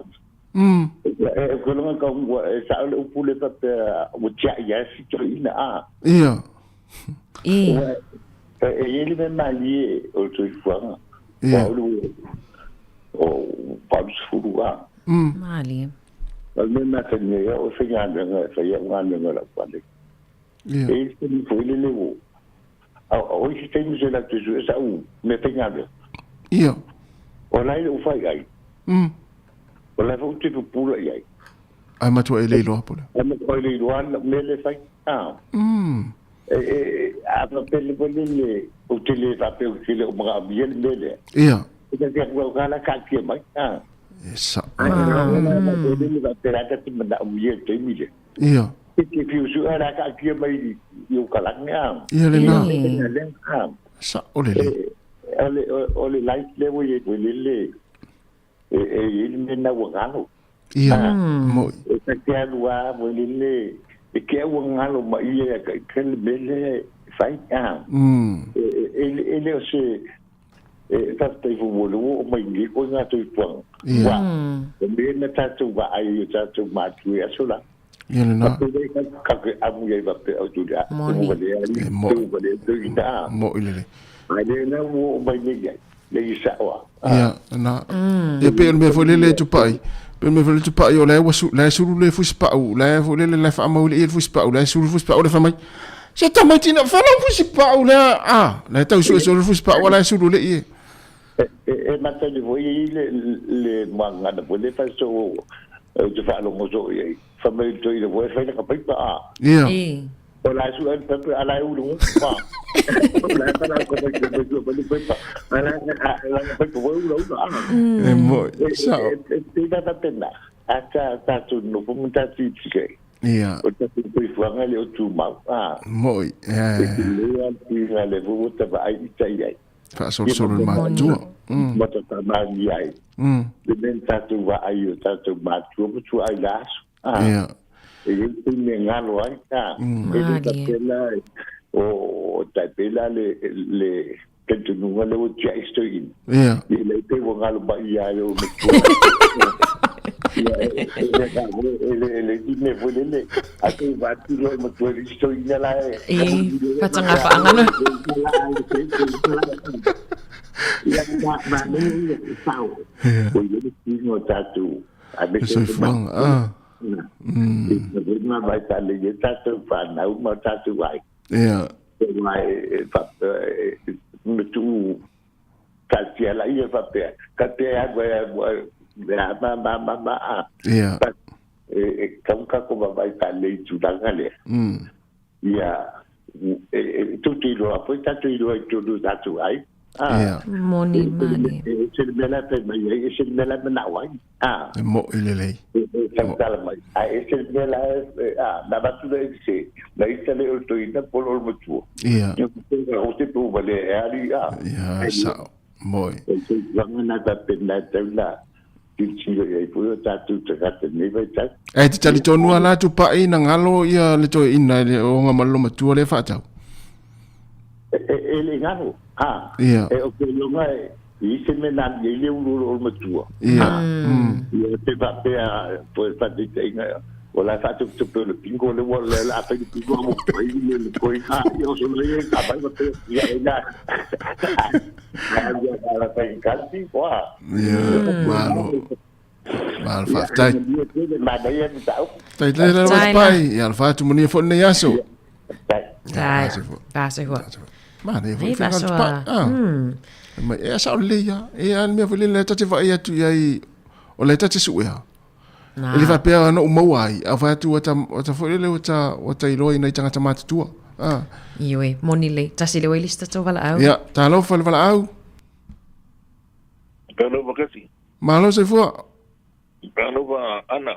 Oi sol. Soy fo manuia. Ma soy fo ngia. Ngia. Tasi na le tanga ta o multinati ai fa lo. Tidak ada kata pinangan.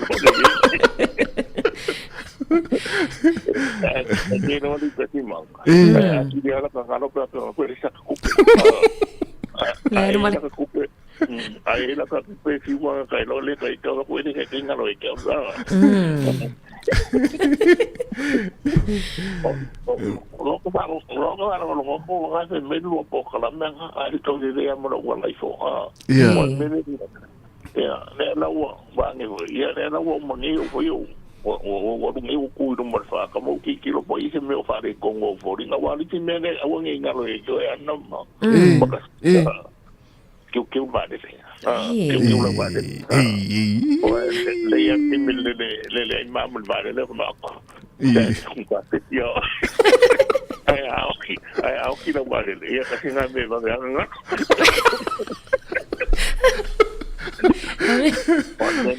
bueno que lo va de que lo ne lo mo ngi ku fa ko fu ma ka se va nga sa ro ma lo ko me wa ngi nga lo ne lo fa hani ya e fa te nga wa ya wa la ngo de ko po den fa i o ki ki ko do nga ni ma ko mai kinga ya se la nga se hoi ti happy na wa e ki ko o ia ma fa de le I don't know of ma ko ku o ida mena ne o ngi nga lo ne lo fa ma mi a e o ngi nga ko me ai ko ma ro wa no que yo nga lu que fia ka i pe nga lu que so en nga no me pelo ai nga no me moki hola lo ko inga ia ai pa ia dai e nga ko kala me a mi ko e ne mo fa nga lo ia al me pelo e vai ngi e pa vai ka bisi kana ai ko video ko sui mai lau kara ke do me an me pe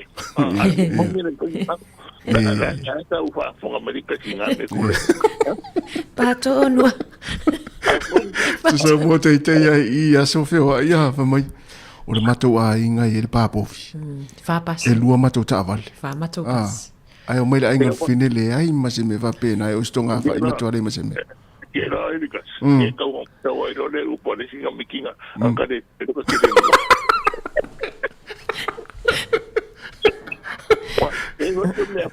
que me para ir pero esa olería acá de pero que no porque ni es que ya mira le mo pelo le wa el filete ay el falo lo fa ngalo que va no ko que le lo na fini po isa po ngisi wo ke isko ole watasi lana ole watasi na ngalo o falo lo wa pero lo pe wa pe wa une o we ne ke ngalo ye ko ina ko le ko ina wa ko ina i ke ngai fa no me pe bo ma ko ke le ka si ai de ngal le wa no ko ko ringa Paptai uringi.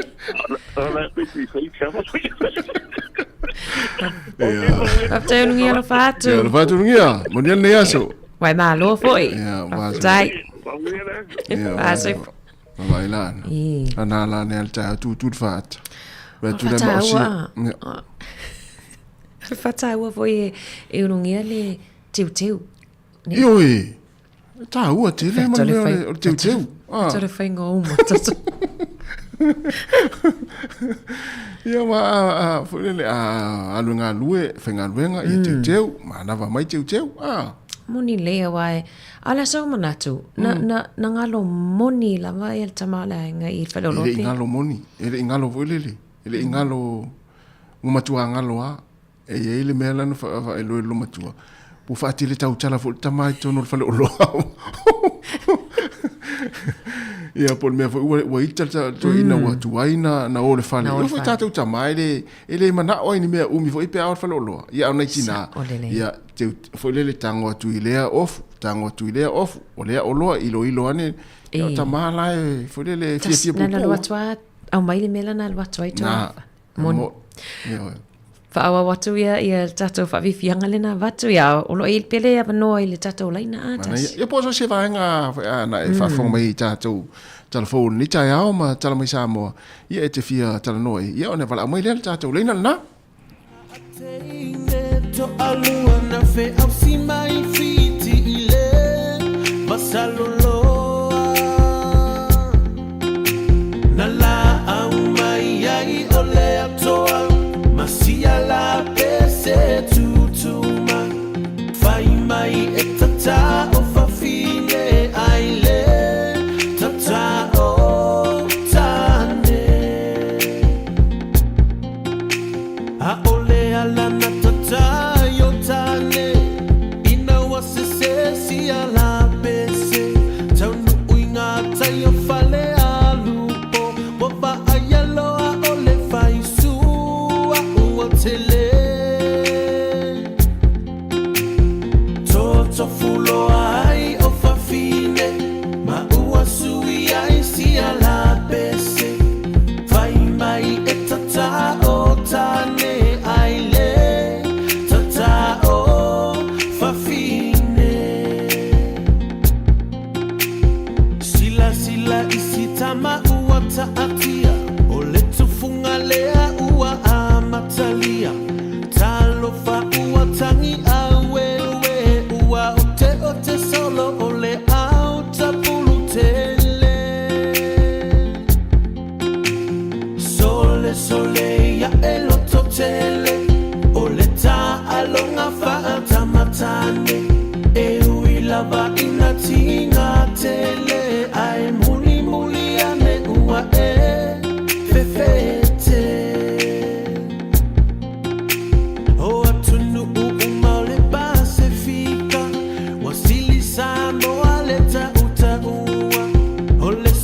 imiti wa savali vali mai ua fe ila fi mai ona fa ila o asofa ai fo fa amuli alia fa atu alo aselu fa ala ufa ole singa no fa apea fa auluta ua ova ileva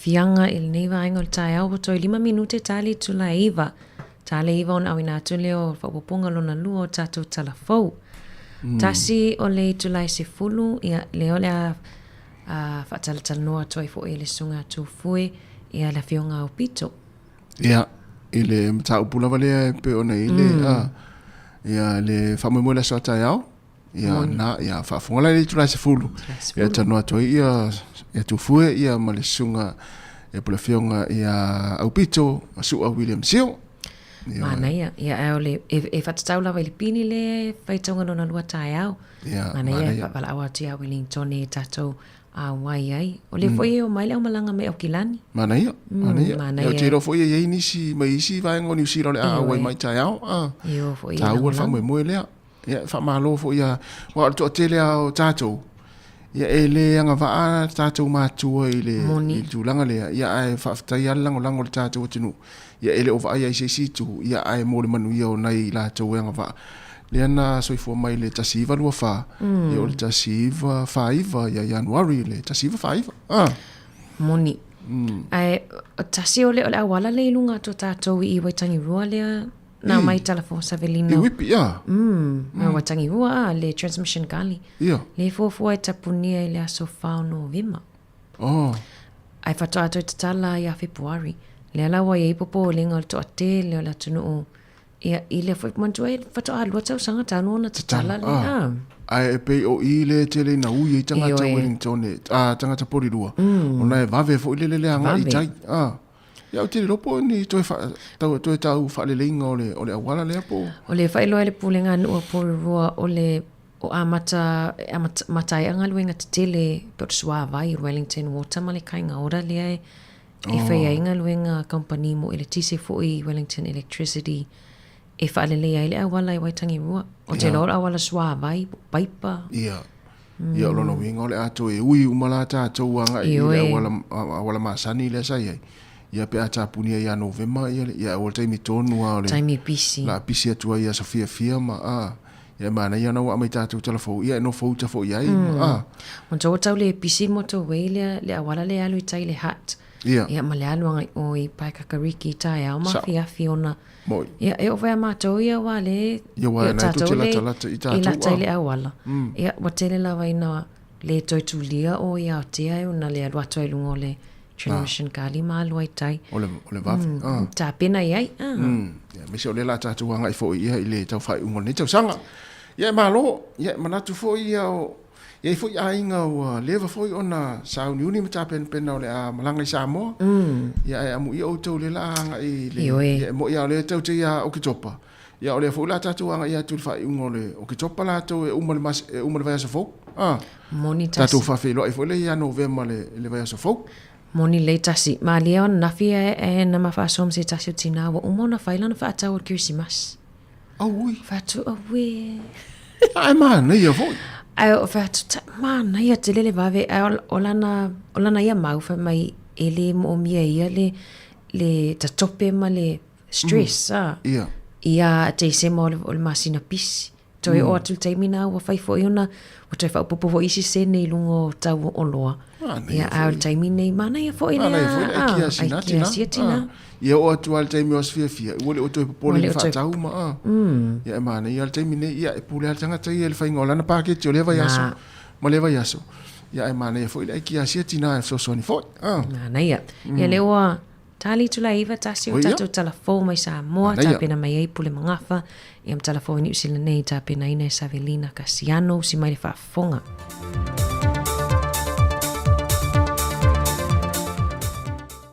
Tāwhalau, usi mai ana whaafonga, o tātou talafo mai Samoa. I le tautua si ufonga le gamoa, a so lulu, lusu tolo o te tauparalua o le whaa. O le a tene ni tine, e whaamawai ma manatua pēr le saringa māloa Samoa. I le whautanga ka isa i o māloa le taupulenga. I le māsina le nei o te topa, i le tausanga lua o le whaa. O le asoa whae e ai le kua pamatai o le pāre ni o Fiti, Fiti Venu, Rapuka, ene fio anga o le alpaa. Pamane mai le sui o le fio anga, vai fale. O le swapatanga loa, o le afa ai e ia Fiti Venu, Rapuka. E le ai ni whautanga ma le pāre nia, ai o le manatu. Ia whai matala ave, ai maisi o tala whaaso fito, e whai matile whaamau, i le taringa mā loa Samoa.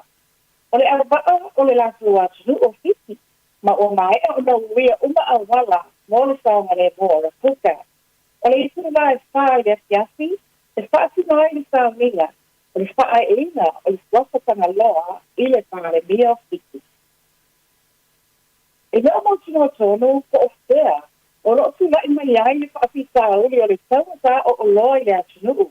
Ai o whaa mawina le pa'u o le fua whaapita o loa, po le inflation rate. O le whaatawinaanga talafou ma le minsta o tupe, lauti mu ia a foa wele se wā ai. Na ia whaari ai, o whanaka upu e te tau o na sila te toa i ai le mālo, po o whea tonu le tu lai mai ai le lape o le tauata o loa. Na i o le minsta, e ei minsta o e poti o wha o asu le māfua anga, ai e ese uma whaamatalanga, ma ualanga tawai o na sila i lea na tala upu.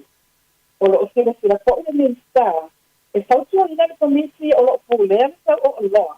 Ma ia whaatino a ke sila ale a whainga luenga i le sene o pale o loa mati i sinisi.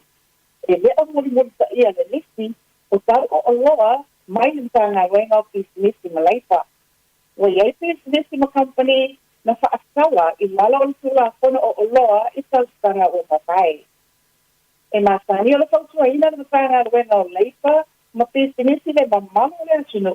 Le ia whaapali siti o whaakauna Te a whai, e leo sala whia ngai ni tau, ma le lisi o loa o lo o lisi hina I lunga o le lisi o loa.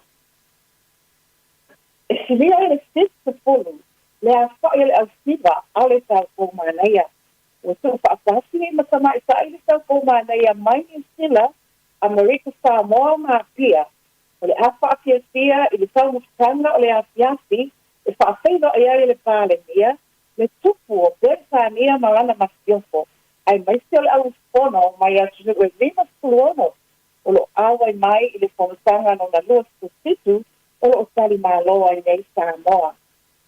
O le awa le whaira inga, na whaafeino e ai le sui le tātou mānaia mai a pia, au siva mai Amerika Samoa mai New Zealand.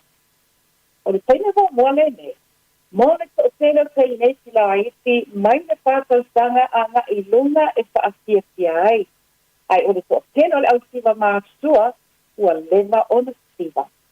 O le awai mai ang sa pōmānaia mai Amerika Samoa mai New Zealand, e le ngasa mo le whaasia sianga, I le whanasanga mālo le taupulenga. Ai o le lātou whaalinga, I le pōle a suluono, I le tautari māloa le alta I tana māpua. O le tātou mānaia alo I langa sa isa inga, a le sianga tui whaasina Corina Lee. Mana sanga por moli. O whaamani e mai ni sanga loenga o ngā luenga mātina E te tele, le whaale ina o amo mā au ngā sai sale o tio anga, lea o moto ai le manuao le mālo ni sila. E umi tau sanga, e whaatali ai le whaale leo amo le sami. Ai o whaalea le sanga loenga. O se talapia tia le an ese o pusa o loa e lua, mai pusa o loa e tolu, ia na tāpia ese mai le vaasu e sue a ni sila. E ka I te pulu putu e umi o pusa o loa, ma o loo ngā lua sa tasina nei le ni sila ma le malo Samoa. Ai ua manina Samoanga a le sui o le veia ni sila, a mai e ave sia o pusa o loa, o na wha ngā solo lea, e ave ese ni suau, ma le kwenstini o lo I le vaa, ma wha solo atu ai I le ave sia o le vaa.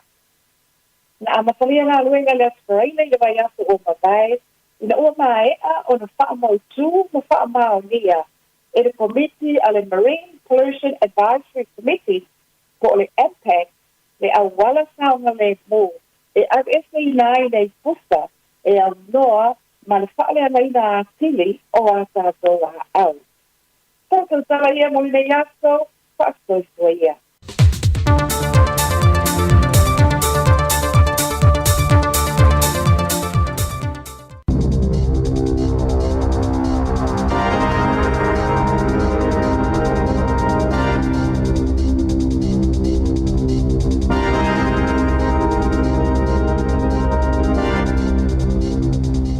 Tui whaatalo whātul whaapoponga o talafou mai le si ufonga le laumua mō le nei tae au.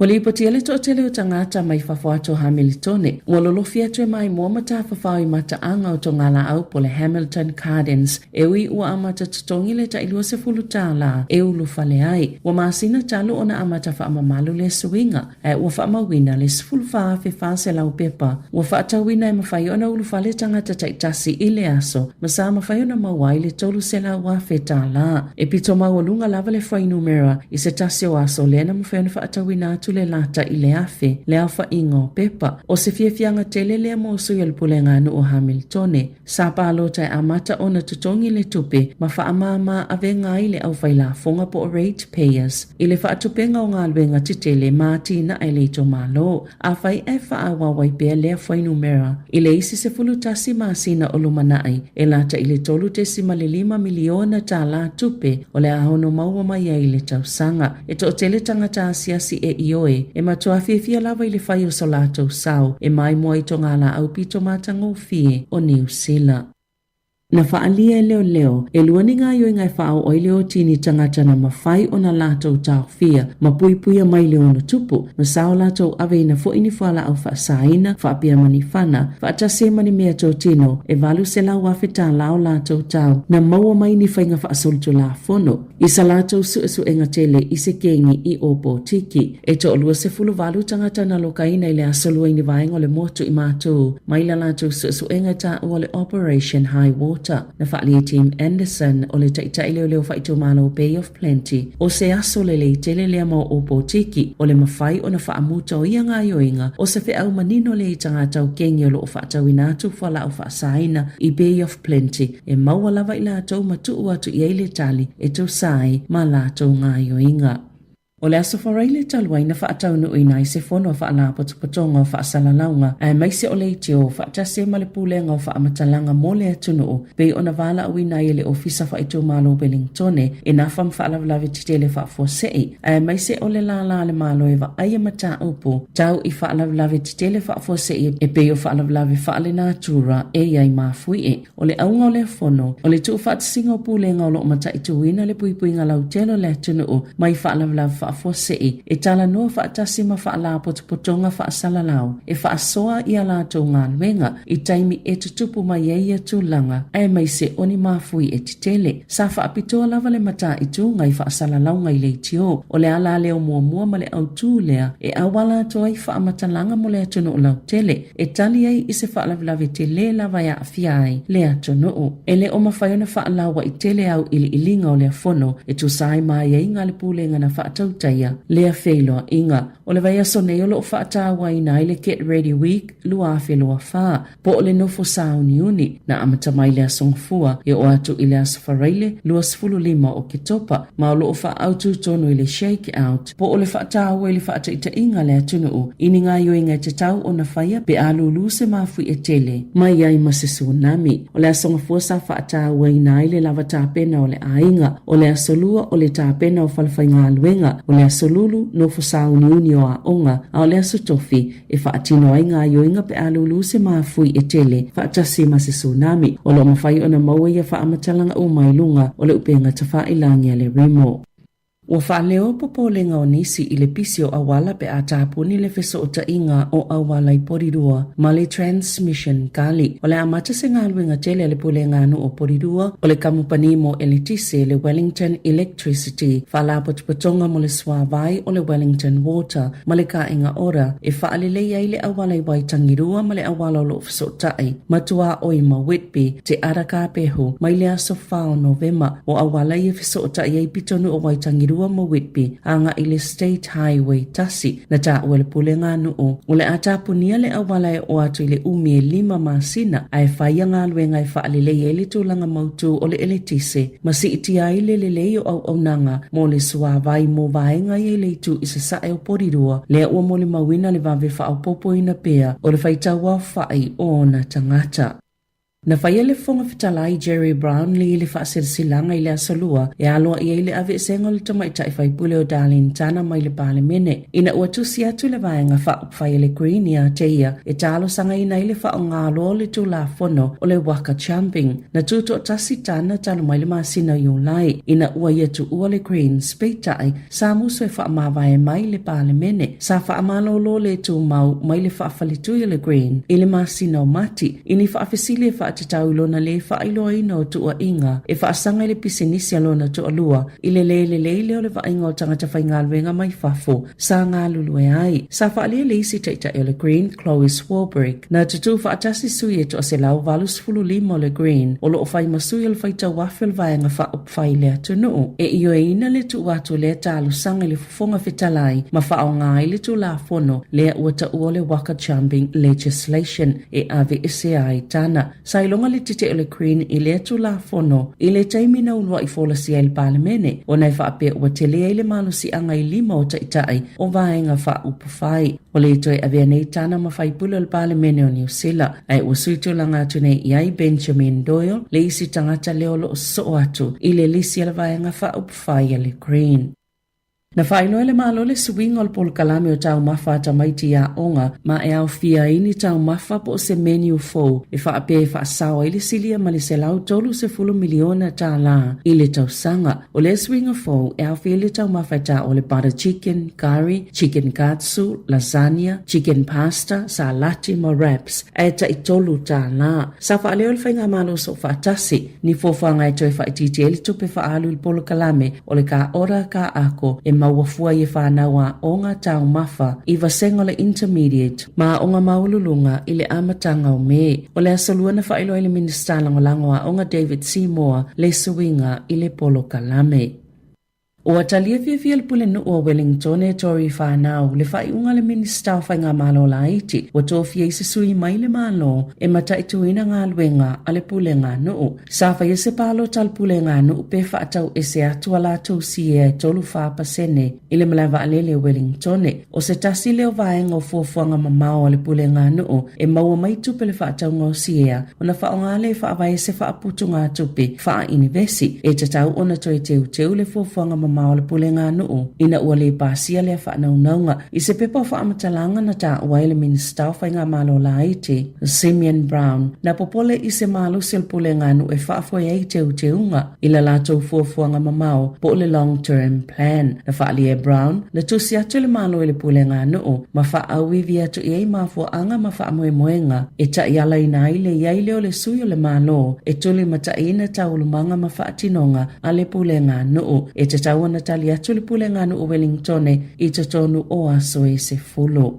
I ta alonga, e iwa se lau 50 kilo kalama le mamafo le laina i luma le olopeleki wa whaatalitali maine i aile Brave Blossoms a Iapani i le taalunga whaitaulia le astona i nei i Yokohama. O le malanga ta amilo le ala olopeleki le whaiunga le tausanga wa filifilia pasili o tosi ma ta Mighty Williams i le to 15 a mata mai ta i se lau 50 kilo le mamafa o asafo au mua i se lau ma le 8 kilo, Patrick Tuipolotu se lau 20 kilo, ma Sam Derry i se lau 10 kilo, o tua le sikalamu o yei Sam Gain se lau ma le 3 kilo kalama, Wallace Titi se lau 10 kilo kalama, ma Sami Beni Finau e se lau 15, e fa 10 kilo e sili atuai, na ilole mamafa tu ufaatasi o le laina iluma ale olopeleki, na ta alo le suenga le siampini o le ipo la langi lua felua tolu, na fa alia faya onga Scott Robertson, o lo pa leni le leile filifilinga o tama tuai, fa apia ma le vaenga fou, o wale ta alonga ma Iapani. O le awal olopeleki, mua ta Mighty Williams, lua a safu au mua tolu pasili o tosi fa Sam Derry, 5 Patrick Tuipolotu o le kapiteni fo ilea, numero 1 Sami Beni Finau, fitu Sam Gain, valu Wallace Titi, Eva Cam Roigard, sefulu Damien Mackenzie, sfultasi Mark Telea, sefulu malelua Anton Leonard Brown, sfultolu Billy Proctor, sefulu fa Sever Rees, mali sfulu 5 Stephen Perfetta. O le vaenga fa leo George Bell, o fatunga fasi Fletcher Newell, Josh Lord, Peter Lakai, TJ Berenara, David Havili, ma Ruben Lam. E a matal talonga ili toi se fulu ili to lai fitu ili afiafela sto nai, luas fulu ono okitopa ili malayo le Nissan Stadium i Yokohama.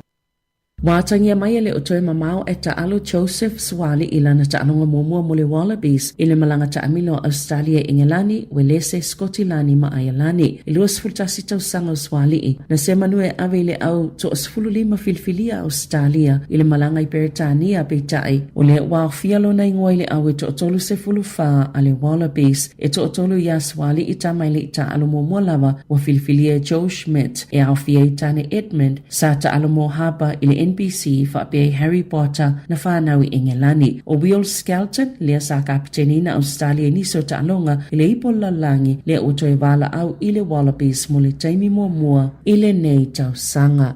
Tala fo wia male si ufonga le la mua mole nei vaengol tai au.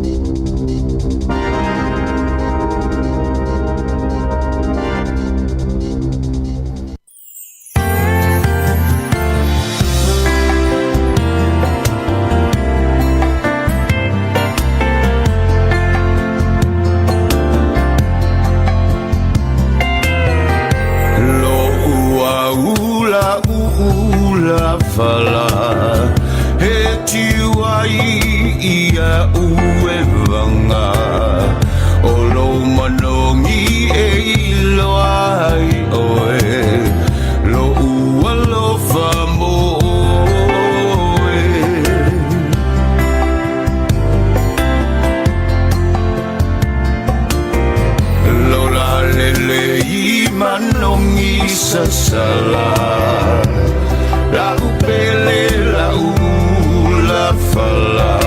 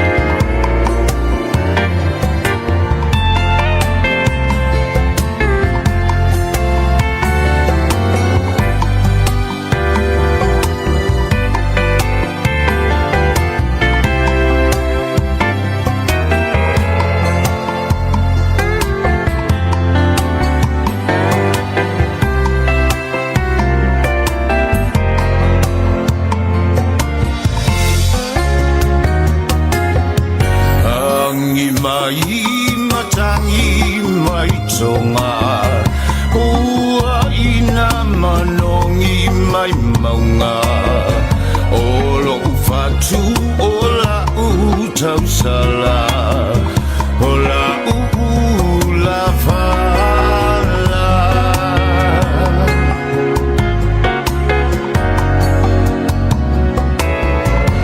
angi mai amatangi mai tonga ua ina manongi mai maunga olo ufatu ola utau sala ola ula fala Samoa olo ua tunu ela eli matupu eilo ango fie ai oe ola ula laufa solo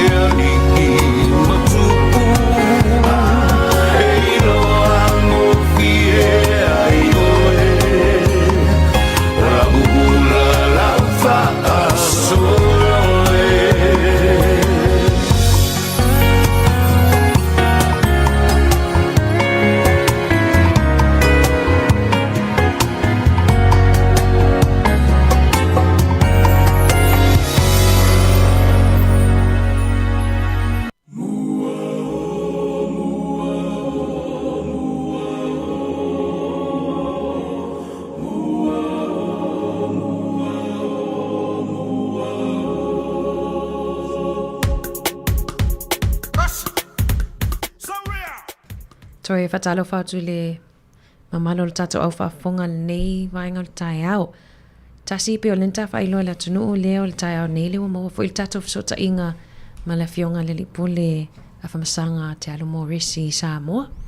Ia, mo ile ana, ia, fia lava ma whailo atu le tato o tunu o le ua maua le tato fsota inga, ia, ma le fionga le lipule a whamasanga te alo mo resi mai Samoa, ia, ele o toi povo isi lilo le tūlanga lo il tato o tunu, ia, il taringa malo, ia ile ni foi vasa fatalo fatu mlenga fa lo fionga msanga ma lo se fu mnuia talo fat foi mai ava tasima ana neta yao ma ne foi fa ngolongo tu lo si fonga le stato le tio ina i por roll tao ne ia ma lo la foi talo fat foi pa ia maulunga la fa fonga si fonga ole la mo Samoa Capital Radio o fe level vai ngo e mo mai le nei fa long will tell nei o leo te tonu matu tonu le media tent ele fa le tele ana o mana fa wa ia ya la se le la o poka la si fongo la mo na amata fa mai to was stand wai ia nga lu ia ta se sama mari ia fai mal ta to wa connection le Vodafone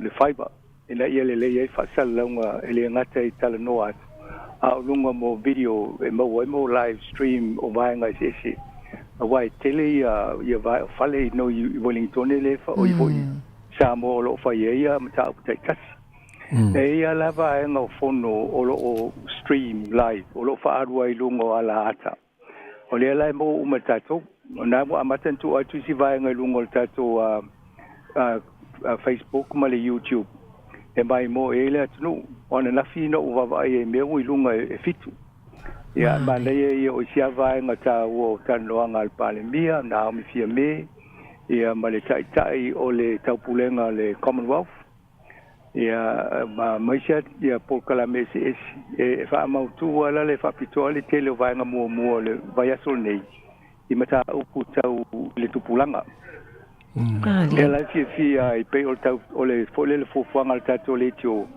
tala no mai ata se na iona alo ye to lua o sila ke sila le fa mo el watu alu Victoria University of Singapore ia mele sani ia o yena o ngai nei University Samoa ia la wa ave somaro lo ni sani so sani alo o le fianga la mo a vai tanga te uma fa sa lo ele tanga te pulanga tala o mai le la to media ia ole leo tato ole tato suia ole o mafalongolongo ia ala fatula tala ole mtua ile ole alu la to le type lunga le mo laptops pe ia mo season general fo ia ia o le tale le mala o fo men falongolongo ile aso ia matulunga wa ole mele tupu nei a sa o le media tono ole mele fa le fo fanga le ia e uma le aso poani mena avi e o wa te stala na talia le pe te alu pele ai e na umalola ia saule tu uma mea ia o na mo mai po fiana avi ai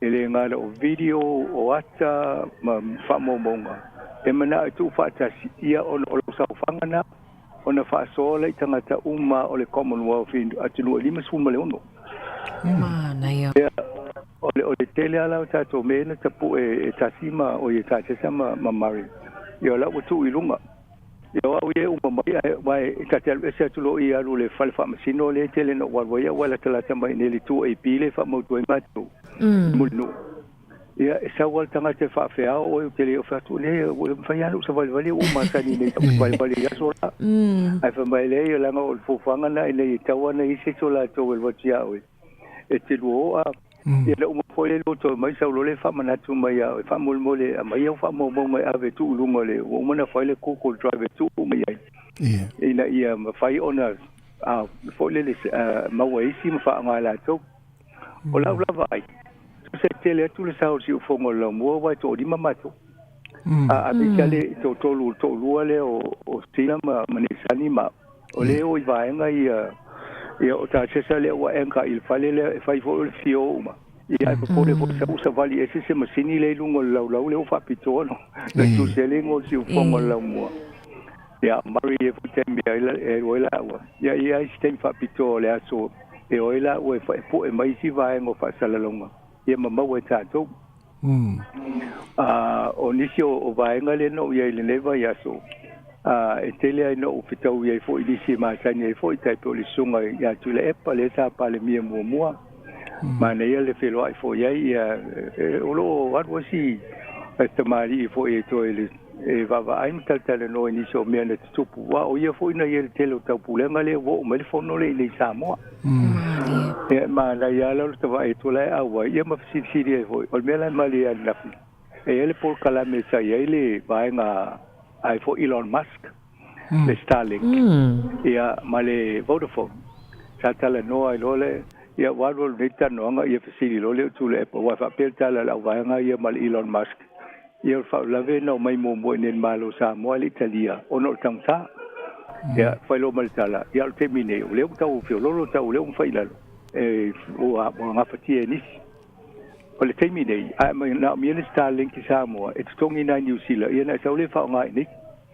ai to tiki na ele se office fa pito nei ia ona fa ye lo le vai na ole tu langa la ia tu vole lungo tanga to le Vodafone ia fa lan tala wa office ni ni se pola me tango taile o to le technology la to fo ifio ama e pe o fa le alupo ia nan tala no le na fi en fa pelo le tala ai fo ia al tangata le Vodafone ia langa e tongo tale fai ngo pou vo ia wai fai le pou o le mau to le fa sa le la ngai si nu a vai ngai fo fa so solo atu nei polum se vai ia ai va pe mo tala le al tangata le mul le pou le Vodafone ia langa o tasial mele mat fa tale le malo ina fai mai anu lo le mea na anu lo la ia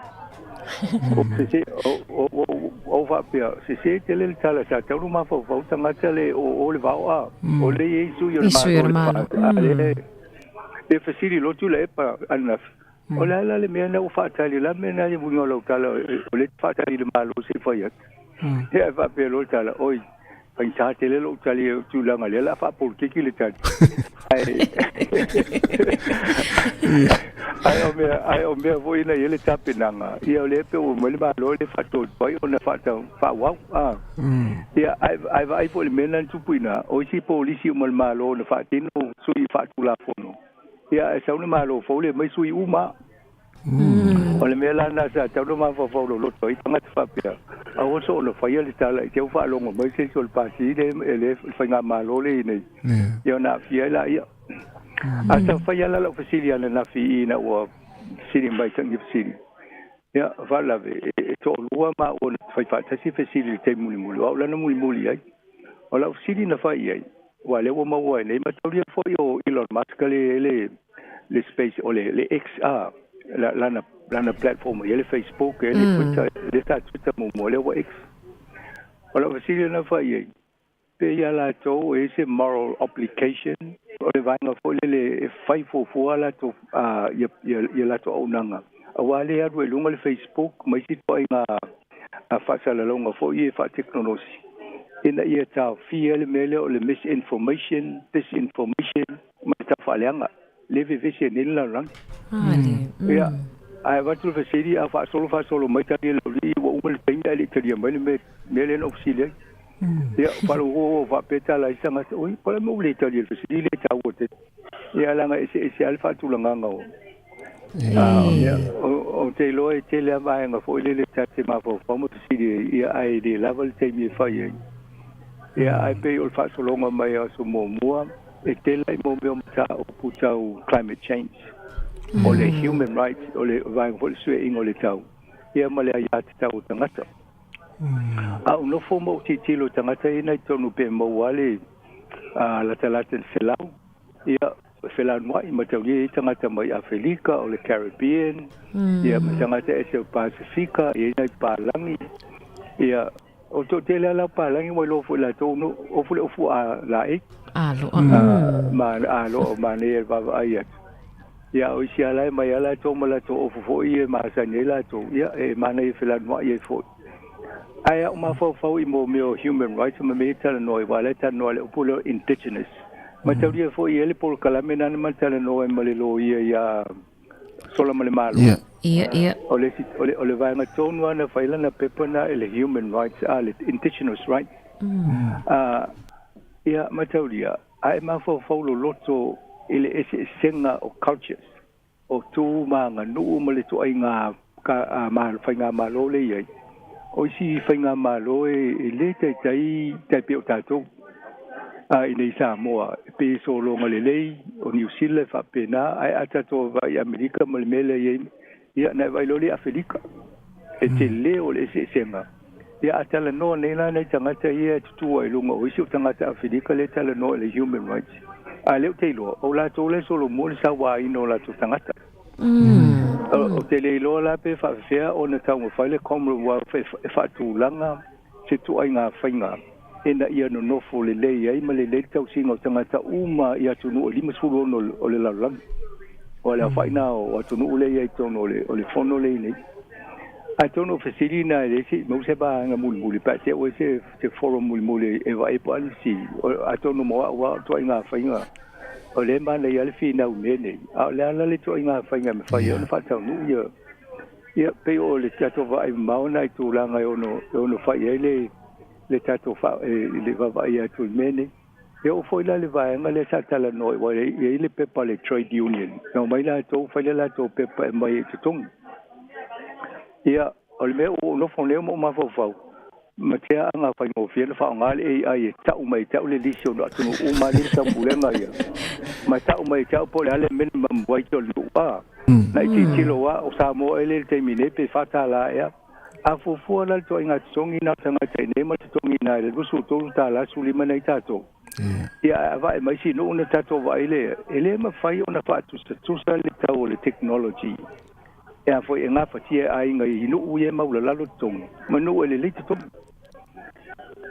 au le lu tau te le ana I la va ai I me ye fa tala no I e te tau na va ai le la to e fiele tong ma la lo ia tu ta sini ne fufu ele yo tana no ngale wa e sale fai o le tala o le pau mea le fai o le to mia le le mobile phone tong ta ia mo tanga tele na fi fai mobile ele mo stupe fa ta wa ia mo ele pe o lu tauna la wa I tana ngai te no fo ma fo lo fo ele po le ale a wala fai ona na fila ele si fono na no fe mo le physical de tu la ta tupe ia ai pe tai na mo lo le no e fail tan no ngal interview ma le tai fono o le foi o le right honorable Patricia Scotland o ia na le tai fono director general o le Commonwealth ia na ma to lo ma marima sa ia seki le tato camera tai o le tau mesina le stuli manula ia mo le background o new ma e temi to va ele lunga lunga mari yeah ola o mana edit ya fa le ia ona upload to la ia le lo le apple phone o apple suta sile so e na mo le ia o to e ave eta lunga alfa le ona fa per talia o male interview langa e la titia le temi na mai na 10 minute tu se tolu si interview na fa ta si matato ya na ta to le o te lona po le ata mo le ia ele mata nonga na ia mana ia vo si ba fine na ila na ia tu la mai ole tu langa ole directed channel I to fa pe na le lua terms pe lua pa enga e kai fa ta usanga ya o ia tal wale ko vitile ne tu ple lua fe los fu pe ila na fa po mai si ta usanga ele melna ia la mana ia la va ia fo ile ele tano ia tano ale si ma o si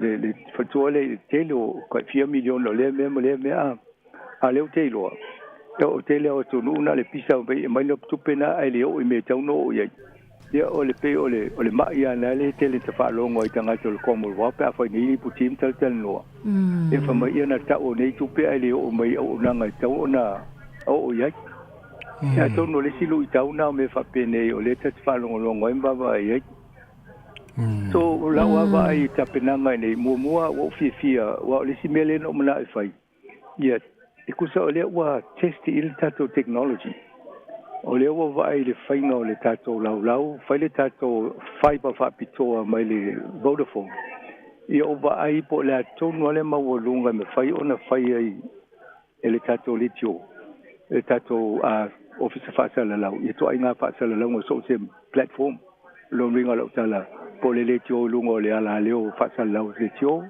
po lungo le Facebook po le YouTube po le ala va ia ma ta fi va va ile ma le o ala uli no mai fa tool technology o te va mai fainga amari mata se sale mo mai ta to me ye lungo ta to screen like titile na mai computer ia se me la lungo TV fa tu ne ia a tono on mena le o fi le o vai nei a tono a ni me fai lumanai o te le to pole la tu mo sa o ila va ngale fai le wala ia male me si me le ia o le mo tato su ia le o tala vo ia tala no tono ai mata o ia mo le ia na pole o va le ia fo ile le fale la ile o va le na fai ele fai uma le fo le fa ma vai ngal to telo la nga tu pulanga mai no mai le ia fo tele te fa mai ta SPA mal se la una la to na ia ma le ia o le sila ofisile na fai le director general le Commonwealth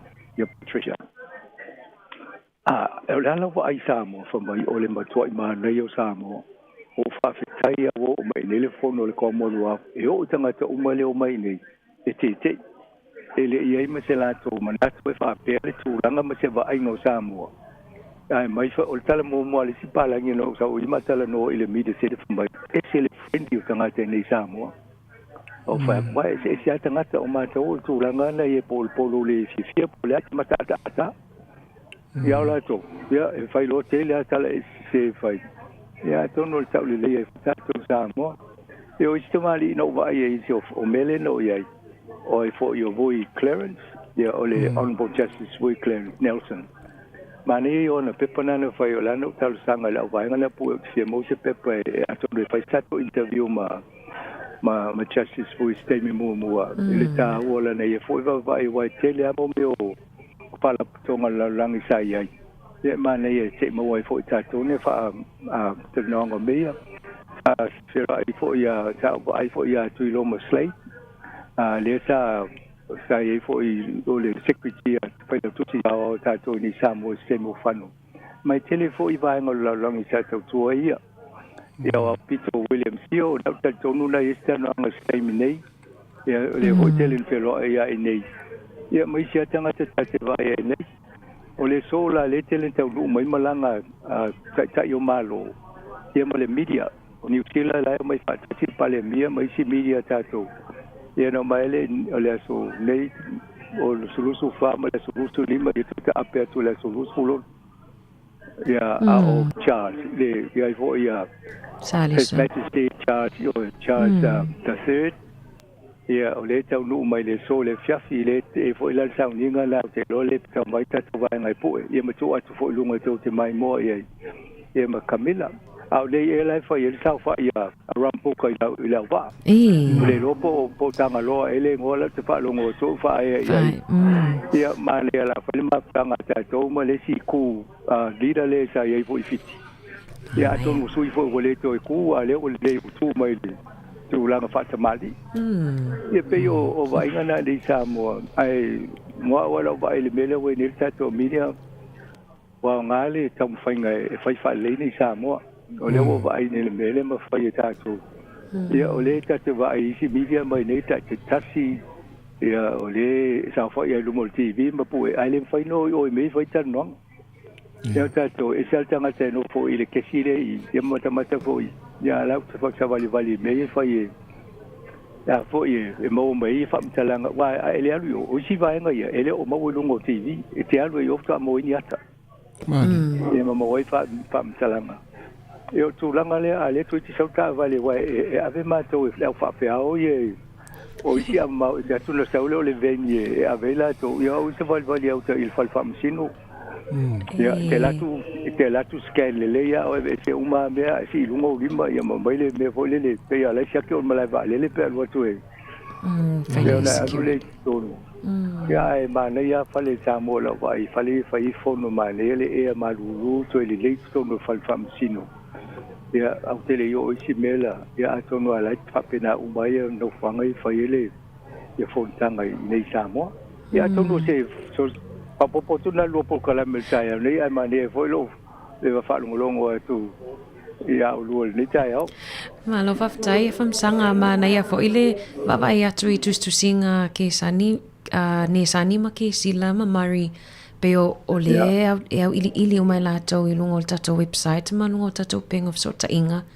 ia tu sia foi mena fai ai initial forums i poro tu plan talavona na nga ai ma lo lava no la fo na pole email le New Zealand on air ma le radio New Zealand ma le Minister Pacific people e o va al tatou website na we vai na tu se chokom le lu isa mo se vai le mele fai tatou le le yo ma venga fai tatou ai le tele tu pe mai fai tatou pe fu si de tio e o le su le radio New Zealand le yo le la ma tonga we fa ta si mesteno Susana e na o ia le termine nei ya o le ala fai fa so i le fi mo so ni tal no mai va ngai e le na e ka tonga lu va le mo se ni tatou memorandum of understanding tatou fa anga male mo male radio New Zealand ia le nga o me fa pe al we fa ta si le media mai tatou na ia le fo so tai le tele le media nei sa mo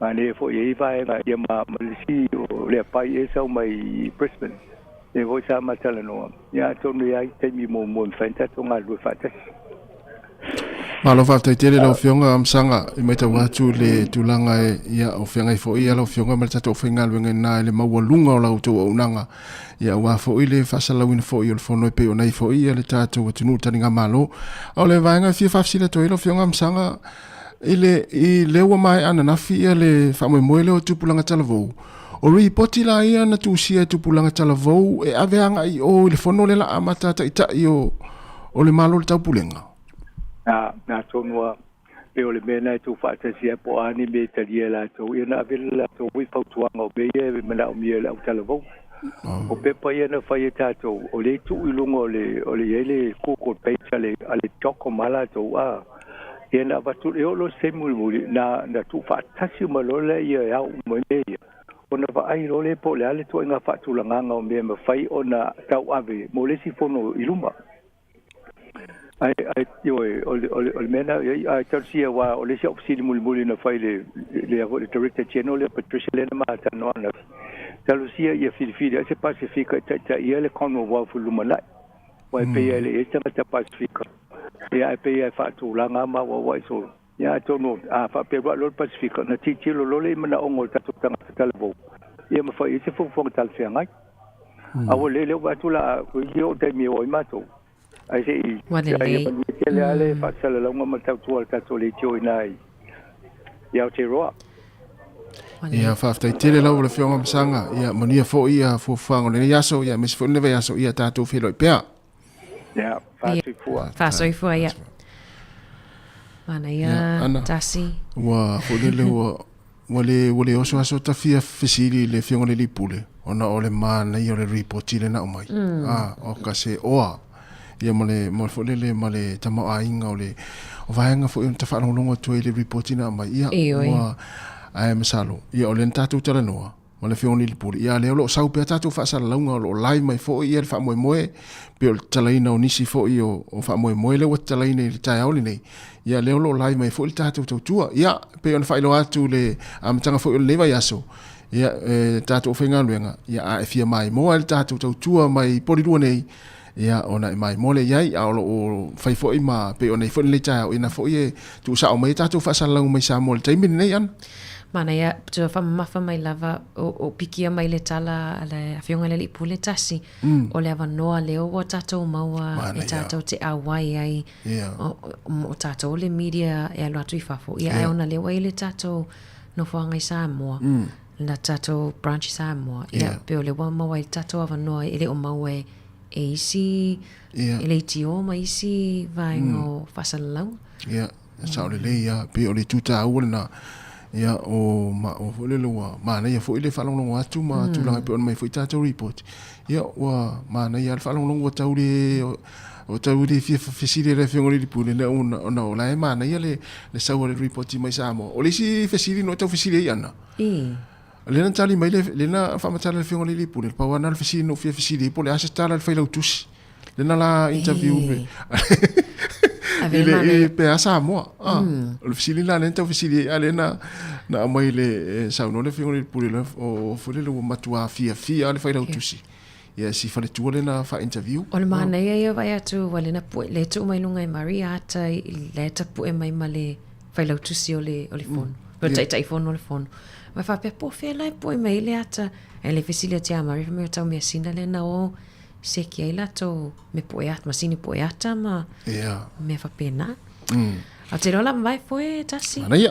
Ia ele o te foi statu taimi Charles fulu ia na fa fonga le fa talonga le taloa ia sunga tu fue ia ma le feonga ia o pito su o William Sion. Ano fa tai puni ma le fa fifianga na tofi ele atua Samoa. E pune tai.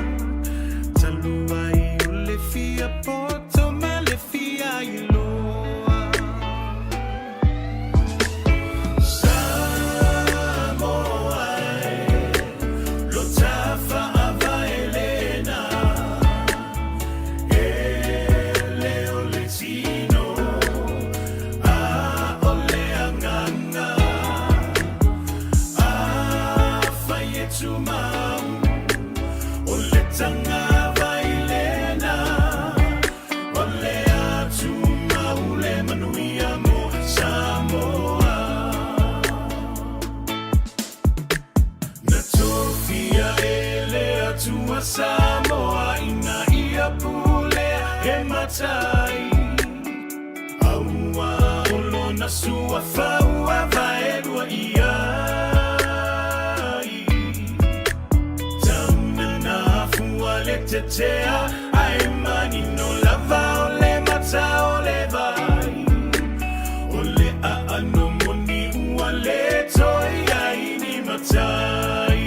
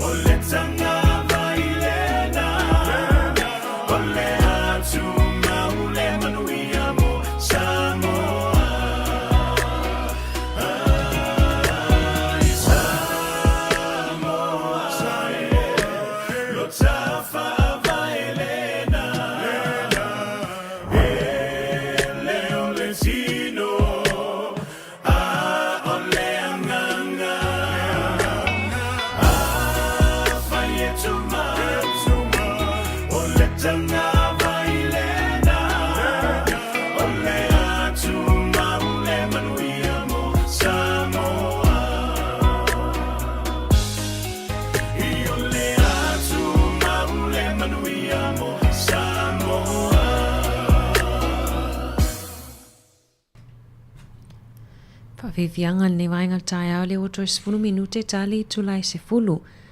Tasi a mana i whaifa i loa le whaataatianga o le tātou porkalame nei aso. Ia malofa tai ana ia ole tulai 10 pe no whailo atu talo atuai ia tufue ia malasunga ia prefeonga au pito sua bile msio.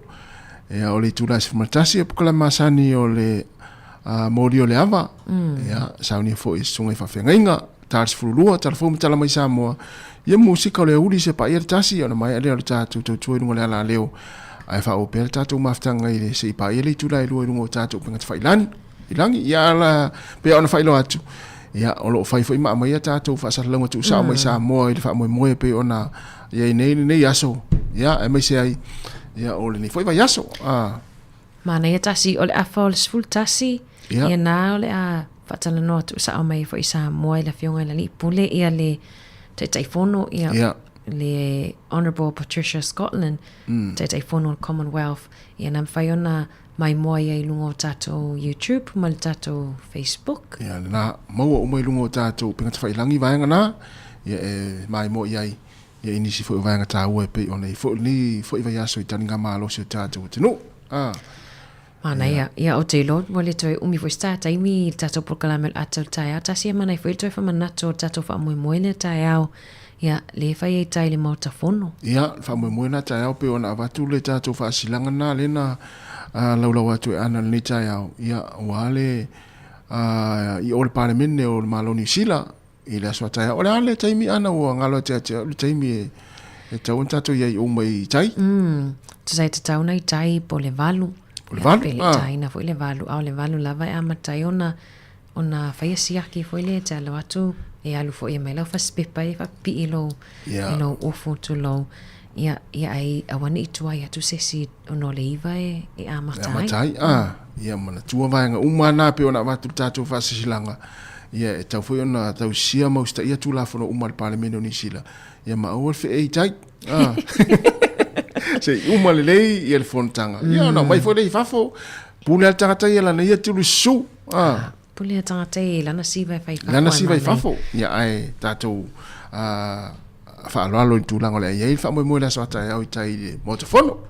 Mana ia whamanatu masani la voltai au a tasi fuala au. Ia. Ia i se appointment.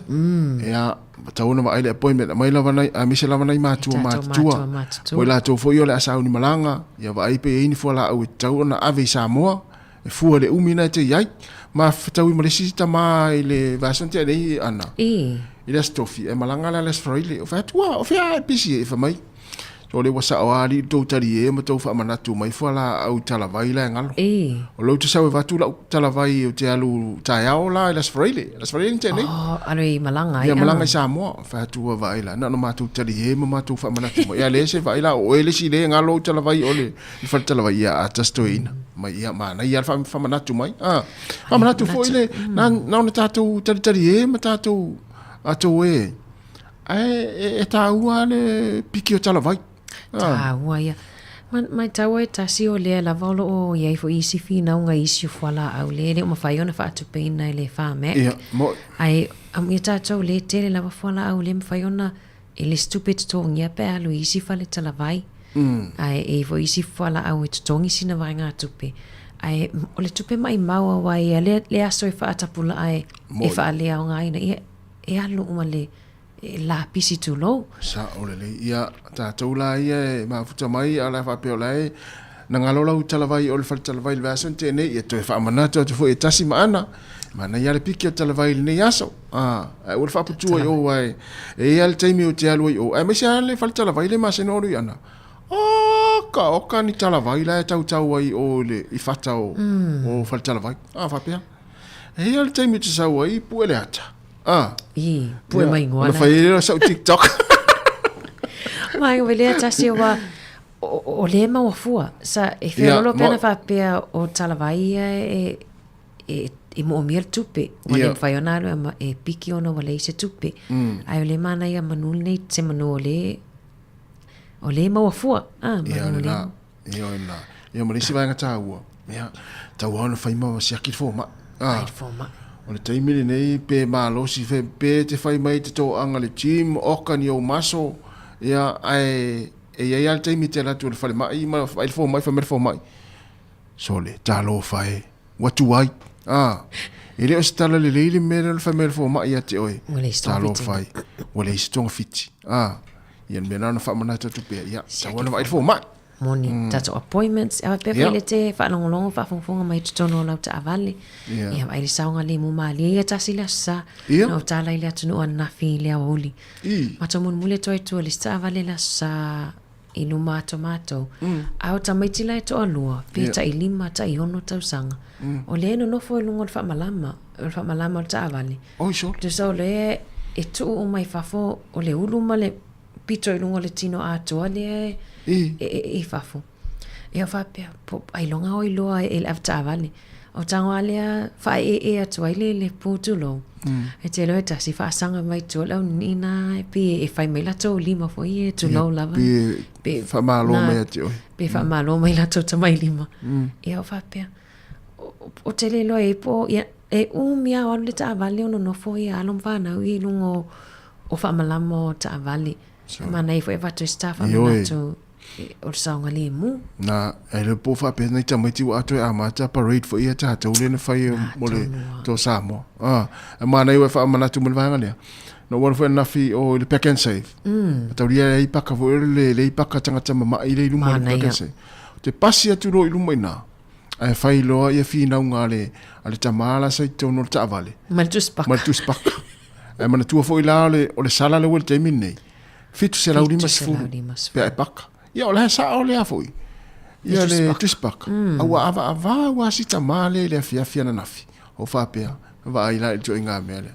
o le me fo le tio foi ia fafta ia ua tato o fa longo o lo amana ia tato tau longo ma fa mana tu ia le sala la wen le pela ko pakala paka ile ta vale le paka tangata ma ne fa manatu ai o le tulanga na o tu mana tu ia na fa pe va ila ia ai nofo le to inga ta ma fo le nofo ta vale ai alu tina to no fa lo ai sen me le pakai se vai la ia na fa mana to se pe wa fa ya si ta wa le sala pe a mo o le paka fa pe na fix la uri mas fulu lo ia ia o tu pe mai mau na tu pe an moni le mane fa mana tu ta ta si o te lo mai fo ile fai ungo le ta por kalame io ia la ta tu ma futa pe mo ta tu no se ia pa ia le tu lai lua le fia na nei ia ai malo manuia lava foi fuanga le nei tai au ia mfai se kuka le ia wale taringa le sual to ina malo matua ile tu lai se mane lua ia le la se atu le tato insinia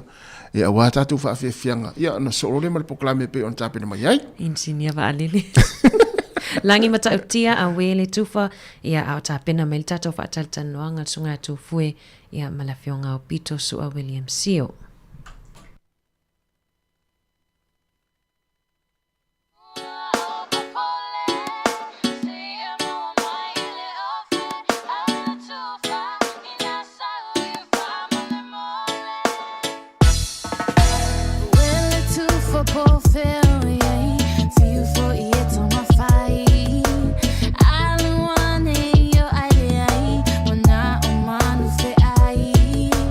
Tell me no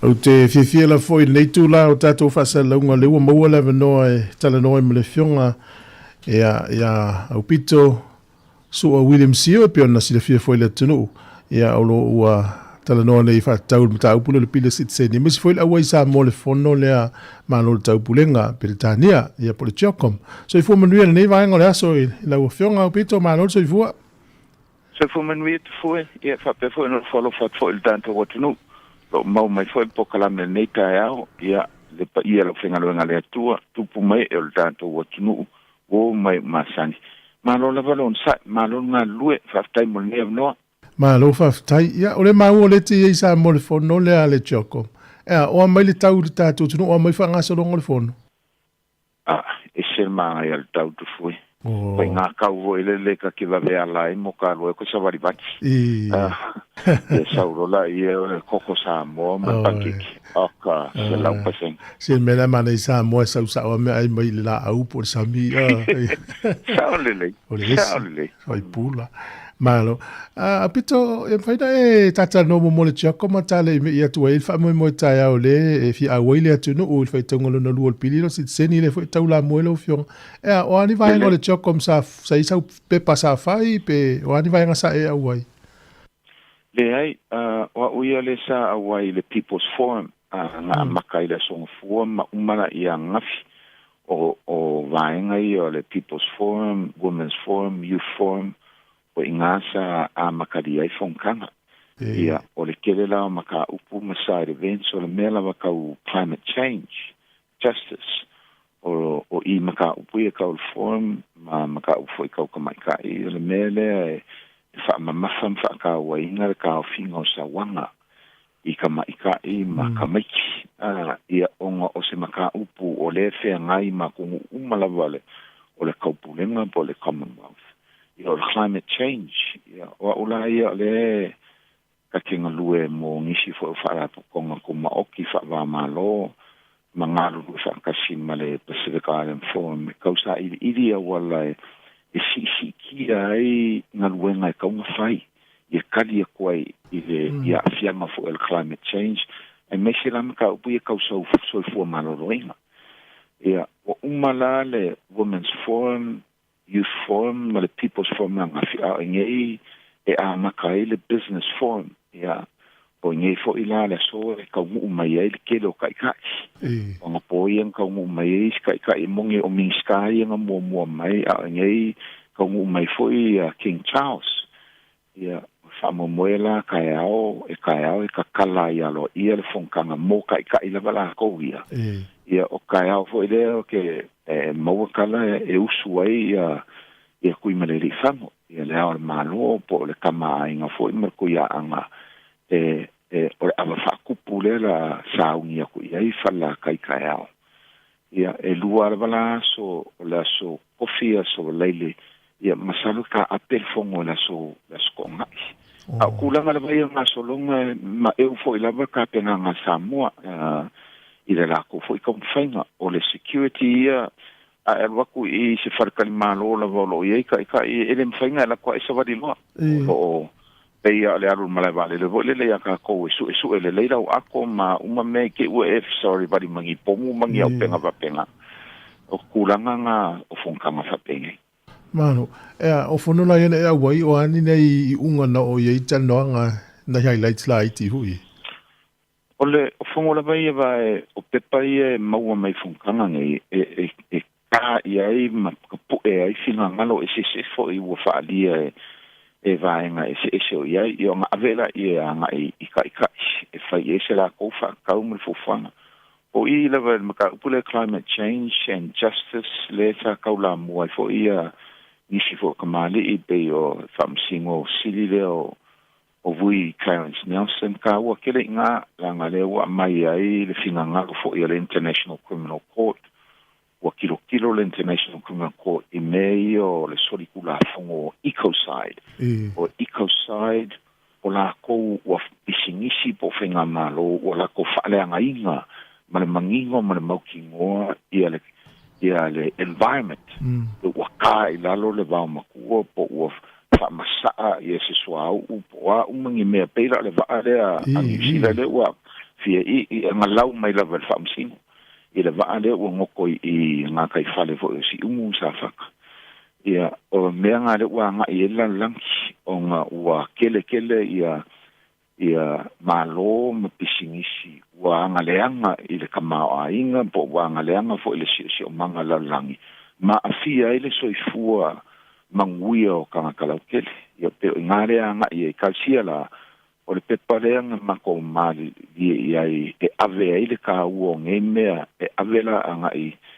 o kai o ngai o le so o le kele I o side events o side event me ka kia I o side event me ka u soi fo mararoinga NCDs o nga meu fa mai vo I o supa ma ulunga mai fa ia o mo le kidney vo le lua leanga o nga fa mai o le ma kele le Pasifika ma kungu o Afrika le ko komo ka pulenga ia ma o ie pe o le va ko ise fo kwanga o lo iai ma lo ki kele ma kupe ka kaunga mai Pasifika e fe so soangi ile como fainga fo fa Afrika o ringe e le fa pela ngi fo fa pe failo ngai umakaya o fo mo ngai fa Afrika o e umi se kaimi mai mo mia ele fa wa pe ia o makofongo la mangisi fo fa urungo makanga luenga so fo marolinga a fie fo ele fionga ya yongo Dr. Alec Kiroma ole o lo pu le fo ele makanga luenga so fo marolinga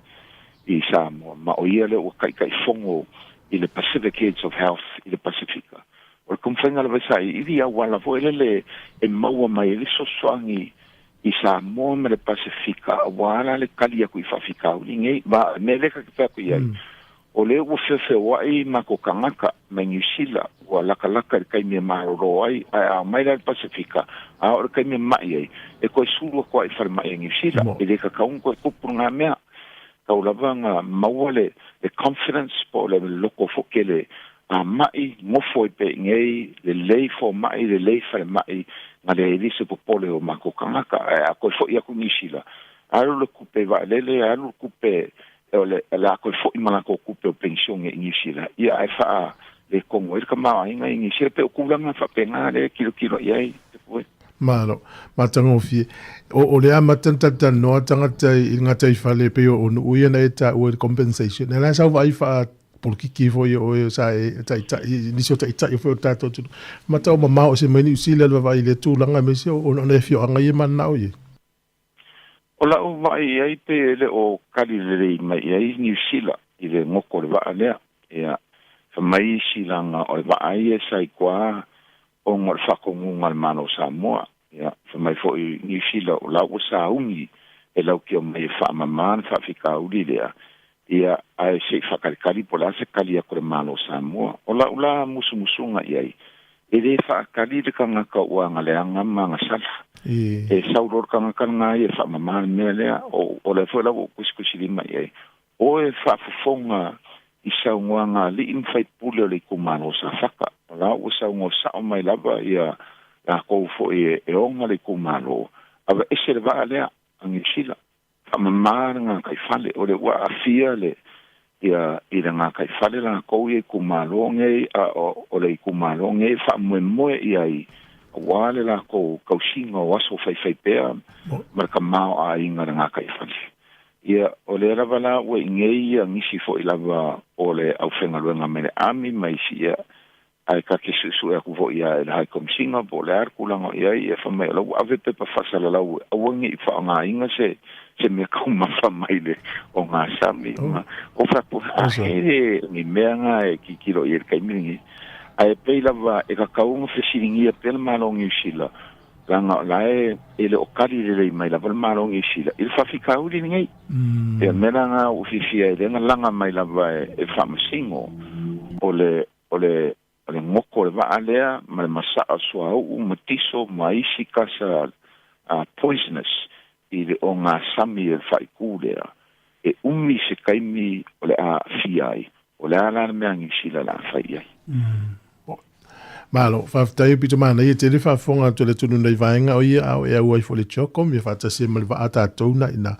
Ai tase e mai o tai au le il wha moe moe e au ai le mamanu le tunu e langalongo ina whai taunga lono lua o le pilo sitseni e faina faisa usau no anga ile le matang olo le lei lau sila le tali mai wa le na fu ifa na wa e so ifu le vai tau e fia wa tono le manuia le ia man ko le wa mai le poki le poki la ia foringa mai o le usui le finga ngalo le nesto wala ko lango inga le ave siksengi ia ila ko un fanga o le pidioka le a fese la u fa nga a fese la fa iva e pe o nga fa ile un fo ele privy council le nga finga o ia tina ko le o fa le mai le sa ai i kulanga la nga o se ai le wa kaua ma o kalafia ngai o se kulanga fo i io uma iai i le komiki o le National New Zealand First Green Party ma le Labour Party le sa i le komiki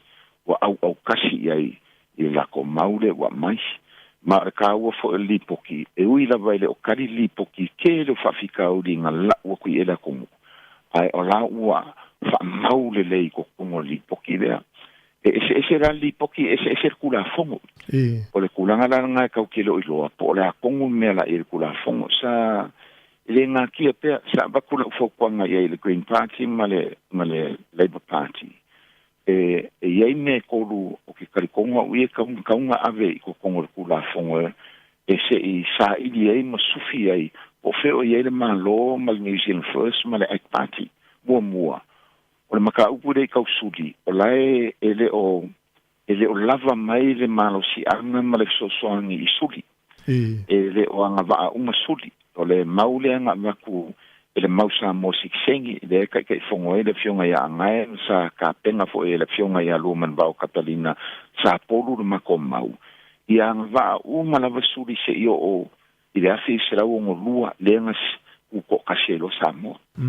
Ia le mela ia ele o mangingo fo ele na o la fa me nga kala vola nga va suli le fisi le faiva ia a kongo fo ia le kulanga nga le ma ki fa ko ave pe ia nga va suli pe o ye le kula fo ngei i so se sesi la va siksengi ia nga va suli sa mo se o la fisi la longo lua o le mela ia mai ai a e mawolo la siksengi i kupulanga le wa va ko ia fa mumua ele o kameki lau pensionge kaulavanga whakarikari mo le pensionge o le makou mau le wa koe le whaukuanga inisio o vaenga whaupainge ia o kameki lau le pensionge so sisi lava langa o kangaka piko silinga kalavoua i maua le pidioka lea wa fiku lima kausanga le kausanga fau ia awalangi whakarikari mo le sefuru kausanga le iai le kainifo le whakarikari mo le pensionge ia o kameki le mo le pensionge ia long koru o le whakonga langa maku ia i vāng whauwhai. A mai se keu ngar kula fongo.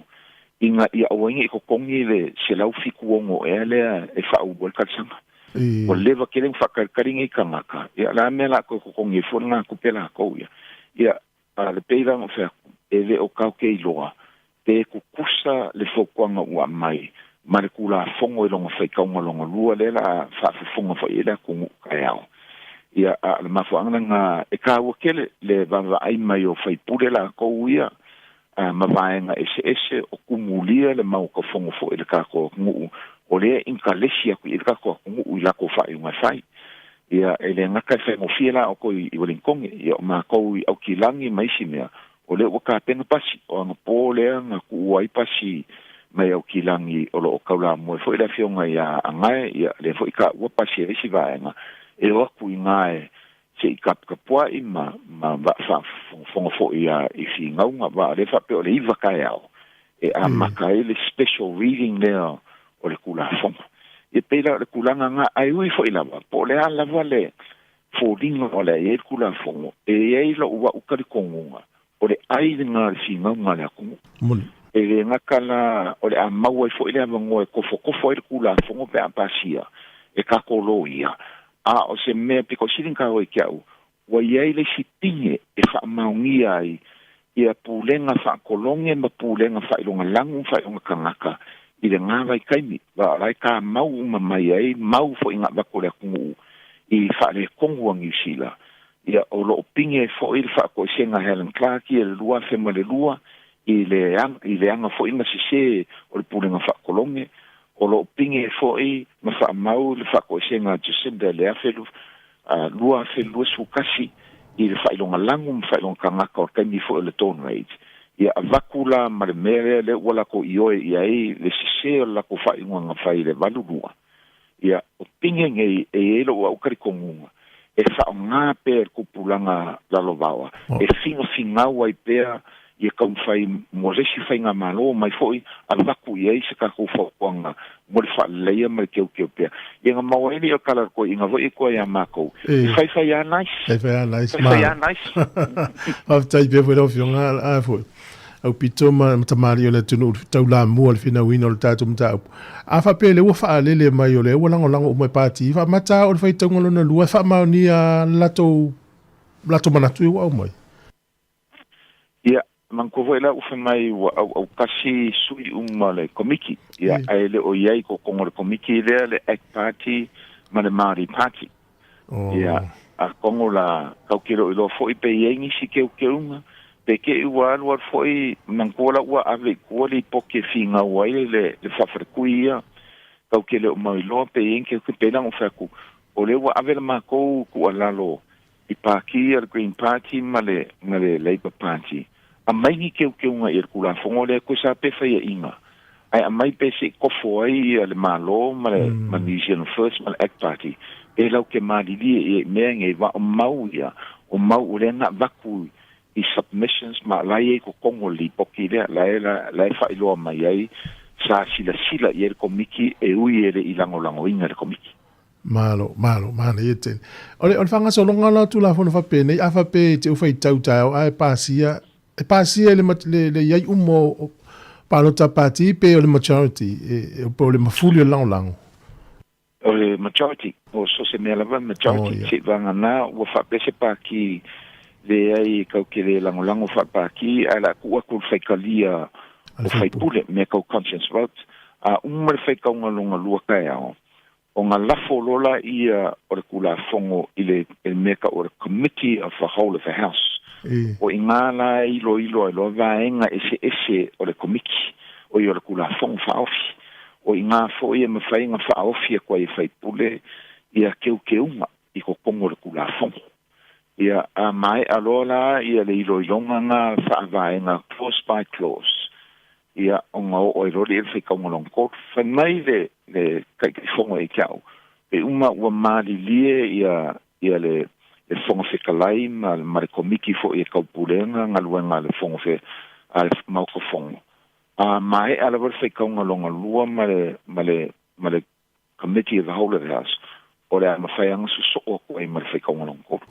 Ia a kongula wa maadili umma i le kula fongo i le lipoki a mai lipoki ngā keu i le kula fongo e whai ngofi e ape alu e ale mela wei ai a whai e ei se sesi e loko kele ma loko koa koe a whaofi e keu ngar kula fongo o i ngā la umi ai i whi ngau ngar keu ngar no tu sal taimi sa aula le whai te unga pe whaatari se si taimi le kaimi le umalo le whaikaunga longa lua, le second reading. Avelo i ko kongo le mauka fongo, the committee of the whole of the house. Nga pule ala i o whai pule pe a maila ko whawhiwhinga keunga le kaimi ngā pe a ilo le mauka fongo, close by close. Malo. Ia, so e lori ma le whaikaunga longa kuru. Matala la last time si umi tau whaatele whaitunga lona tolu. Por tau sang fōu? Por le whaikaunga longa kuru la kou ia, o le mele ngo ka whaukua fo iai, ma waku iai se ma kouku alalo fo i le iku angai. Le leile wawe pāsia ai le io or pisi masinge, i ke iwa kuku uloa le pāsia le iku nge le kapsanga. Ia o ngā kwaila i ang whakingo. Ai le leile wawe pāsia le iku nge ai le or pisi masinge, me fo ila ngā lenga mako ngau kwai. Ia alu umawhai kaunga longa lua, committee of the house, mar whaingolong kōru le kaimia kasi. Whaingo fia ai. Mahalo. O la le tā ua o le tōtele o le mamanu le tunu e awai le whamoe le whaitaunga le anona lua. E kau e kiao. Langa e manko fo e le upu fo e le se mere anga kele le whasira ngaka le pula. E le ia le vava ai mai o whaipule ma le vaenga whai o le ala unga mai o le fa fonga sa o ku ela ku o e fi ko kongu ia ile maka upo ngai ia a kongu e di wo fo i finga ngalo ma o fai pure la ko ia pe ke e wo manga o le sila ko ia ko suila la ko palo kai you know it really is important it's a thing car le ngai ole fasi mai la va le popula ku kanga kai pela kulanga nga vai o me maudi a o I kai me finga o maka ka maudi kumu uma pole a foi mau o me e ai le uma maudi mbo le ai ku malo e wa ku lava ia va ai mai fai pule va ai aku o le fa ka wa inga ya ka ko me foi nga le o fa ko la wo ia ma ko pasi mai o kilangi a kongo nga ku wa kilangi e ka mu wa ku le ka fi ka wi kai mi o le a makali o ku maka upule ka ya ia a kongo po ai lava e avangua ka ua ko awai o foi la ufenga venga malola ko wi o lo ia ma ku se por mai ai ko fa maka upule Sao o mafia man e vo tonga wale vo taula mo maftanga fa fa so fa tasi Wellington po lo na tvel ye le lan fa fo fa tan longa ne va ya so ye fa popo e malta tan longa le fa mal se aula tunu ye yo o mai lango fa mo lo peta o le tembi tonu le o ngo le va amal mta pute o va vento tope fa ma io ole lango le mo ke ngai fo I mare sui kai fongo mal fa la kusi le fongo o ya le chogam ole I fa mo se uma mai fai kaunga ngā kai au. Ia o ngā whaila ia se mā kou fo I get together mangisi fo I o ka mai longa ka ko. Ia me si fo I la kou fo I sa fo kua ia mā kou ma mā kou so ka I fo I kai mi o kau ka penga penganga fo I submission. Ia sa kongo mau I se mā kou e bongo e mau ke wheloa e ma mori fo I e whafkai ku sai ma la kou ka po inga. Wa o ka kikei fo I kai ia I ngai sa mo. Ina mai a ngai kanga kakere mamla ma kesa ma ngai ka ko siksengi de wo mo tare bengi sa ole kalmale pito isi au so no muli fatau la vel ta pula sit seni mal fa fonga la tunu ele I fatu no na pisi fo le ai fa kai kere la kai fo mar kapo inga lo so no le me mo fonkanga na ko wi ngai ia kongu se ka ko karikaripem kap pem mori foi du male ku ka ko kalsanga awal fa mo ka ia liua ia fingalo foi fai pule la ko ia ku se marka ko manga ongar kula fong ia le alo fatele atu menu ia tau manga o fono lo fenga ia te mo se ave no iluma to filo ia fa so fu mo nei time ia se fu lo ia se fu fa tai ia fa fo mo le tunu te mali foi le tunu lo tau la mua li se lo tau la mua fa mo nei o le mau sitseni po le pili lea e whaitawina le whaitunga luna lua I lea soa tai au o lo whautua mai fo le tātou tuno e mana I e wha amano losi e wawai mai whai pule mai lantou e talitana no nei mata apui o lo to tele tātou lo awai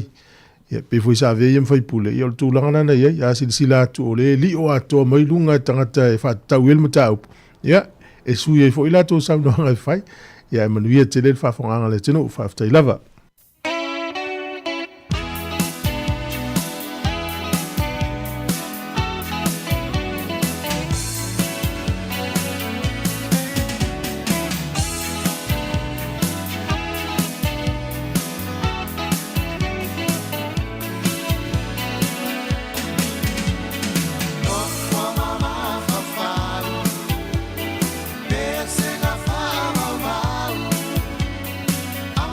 Far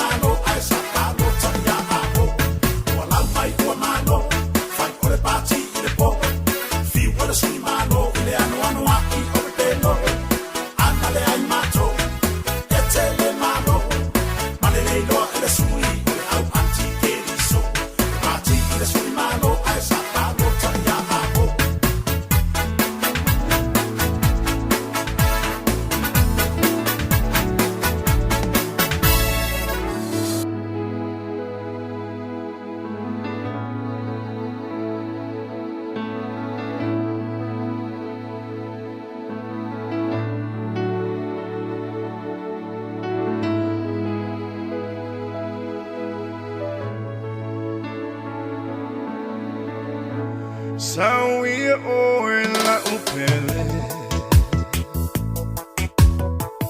Boane mau tala etele Watu we alo ufatu Nalole alo fano avatu La u au roi fa pele pele Teru alo ufatu itau sanga etele Nefasia I chayo ma faufaunga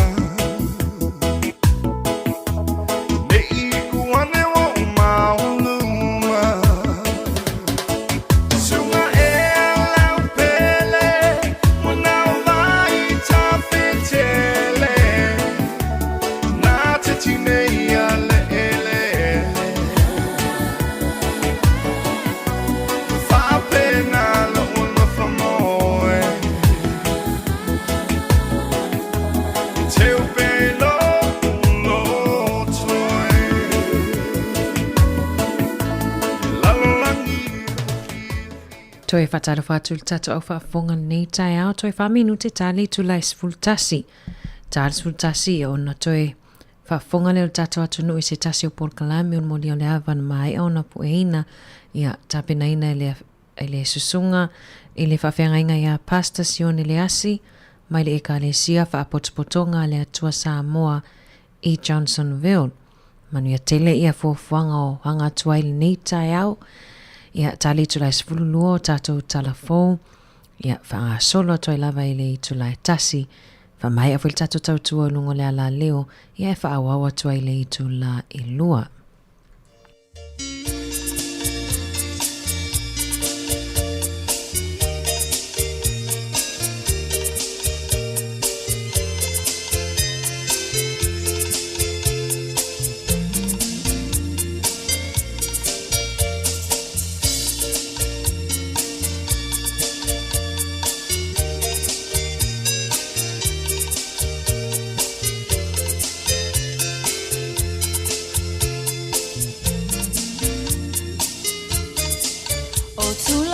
No uatu ina mai lana fana wia savavali ai ina ia le fano seta si ai o tula fono uatu ina mai lana fana wia savavali ai ina ia le fano seta si ai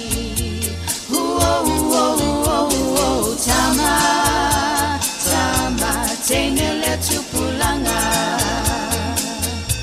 Sefa au maia Fia ngale olanga Ayo mai sei tato Saili leli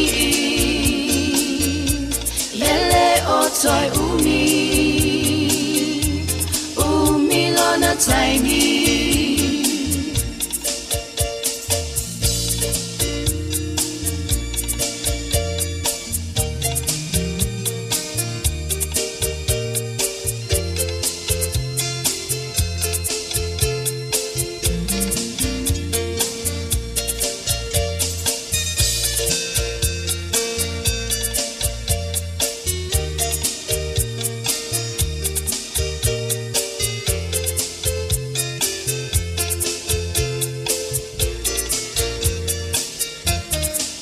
Se fa'ale o ngā lua se ia pēa Nei e luai mai oi uso e tape Tau mau whaia e tungau Te le salamo e le tunga mau Te fa'ale o ngā lua se ia pēa Nei e luai mai oi uso e tape Tau mau whaia e tungau Te le salamo e le tunga mau Tama, singina le tupulanga Se fa'au maia fia fia ngole olanga ayo mai sei tato sa ili leli yele otoi umi lona taimi tama sengle tupulanga se fa aumaya fia fia ngole olanga ayo mai sei tato sa ili leli yele otoi umi lona taimi yele otoi umi lona taimi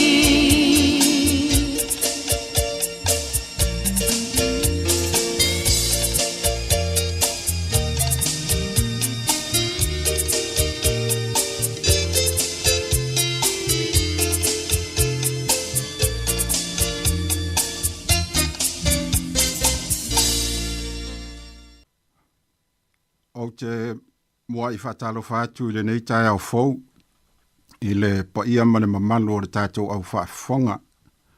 Pa ia lau whaingaluenga te tofia le atua I so se whata whaitaulanga o lo tau whaanono manua I awasa manuia o tātou tangata Samoa. Ai maisal nei atunu o New Zealand o lo tātou no nofo mau mawai. Ia e tainane fo ia lalolangi atoa. Whatalo whātu fo I le mamalu o le tātou atunu I ona tūlanga whaalupe lupeina. Tainane ni tāpua ina malu ana I o tātou mātua mātutua, o e fo e ua pula pula la ngoto le soifua maleola, se I o lava ina I tātou whanau. Ele mpai fo in whangaloina na I o tātou iso lo whaafonga mau mai so o stafo al neike lope, o lo tātou nono foai, whaatalo whātu I ate utau li suafpele o tātou ali I o Yesu Keriso.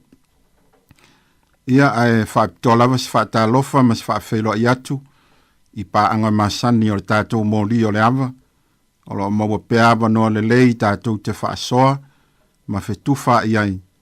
E ala lava I le neipol kalame pe on whaatinoina, I aso lulu o vai aso taitasi. A wa lava si tātou sao whaaleanganga, e sanga whaamanusia ma whaaloto tele I nai pea I tātou, a tātou nganulua I le finangalo o le tātou atua, ma lo lava le soifua manuia ma le langi mama. Fa ma lo fo ilo na sai fe au manga luenga matiu te masani. E pe ona to tofi ai tātou e le atua. Ia o la auto au na fo ile nei. O sione le asi fia e tautua ina lo tau pa ia ma lo tau mamalu. E ala I tātou por kalame o le moli o le ava. E ala tātou talo. Fia lava o mātou loto mo mātou nganga ile nei aso tama. Ina ua mawhaiona e toi tai maile soifua ma le ola o mātou tangata. E whātaunu ina ile nei pol kalame tā ua ma le ao ngā. Awa lava so mātou sao whaale nganga. E whaamanu si awai lo mātou ola tau mawhai mo la ua fio. Whaaftai o manuia I lo watunu nei. Maisi o lau whaamano longa mana I o mātou tino vai ma le puea ngō fia I mai mati ngā o le ola nei. Whaftai tele lava tamai lo walofa la veai, ma lo walofa faulai mo I mātou o lau whanau. Ua mawhai ai o na mātou urufale mai le nei aso fau, ai tainane o la mātou wanga atu le whai ui unga o le nei tausanga, o la o mātou sāvalia nei. E ui lava iniftai ai mātou ma matangi ma whao le o la nei. Tau awa I na lape le sāvalinga nga I luma, ai wale mawhai ai o na liu ese u fonga lofa mo I mātou o lau whanau. E te pui pui maufi manu lo mātou ne yola, ina ne I o mātou whanu. Whaaftai lau whao la tanga mai aea. E ala I le tongi o la tele na e tapena ina masauni a ina. I le maliu o lo walu pele o Yesu Keriso lo mātou walii, ma lo mātou whaola. So ni mailo wanganga pa I ele ne yaso. Ala fo ise fe au o le ai fina ngalo I ai mātou te fetufa I ai, I lo le lei ma lo mātango fie. Ta mau mātou wala watu I lau fio, I le ava ma le mi ngao e te tawai. Aua lava nei whaalia so mātou whaafia sili, po so mātou fia mua ia wa fionga mamana. A iai umea I lo file mu, ma se wha mawhanawhananga sili o mātou loto, ma o mātou wanganga, e whaatupu te leina I pealo mātou fia male oli. Mātou te au na mo la wa fio, se ia o lo toia fio mai. Whamnuia lo wa tunu o e ole amawhaio na whaasoa matufa mai, iai umea I sovi inga tama. Amene. O te fia le nei tae ao e tāpena ina stusi foi tau mo I tātou. Ia wafoli tātou whaasoa e pei ona masani ai. A mau maile le tusia e pelu I lona mta upu mua. Whai upu mua e whapau mai whai upu sumal wha. Fia whaonga ina a toa mta upu le nār tusia e pelu. O te le manatu o te whaitawina.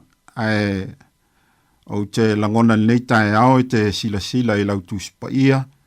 Ia ma tanga I ai, ma malama I le tā ua male au ngā o le tusile neia e pelu. O lo whaulu talaina o le sili ese o Yesu I angelu. O le sili ese o Yesu I angelu.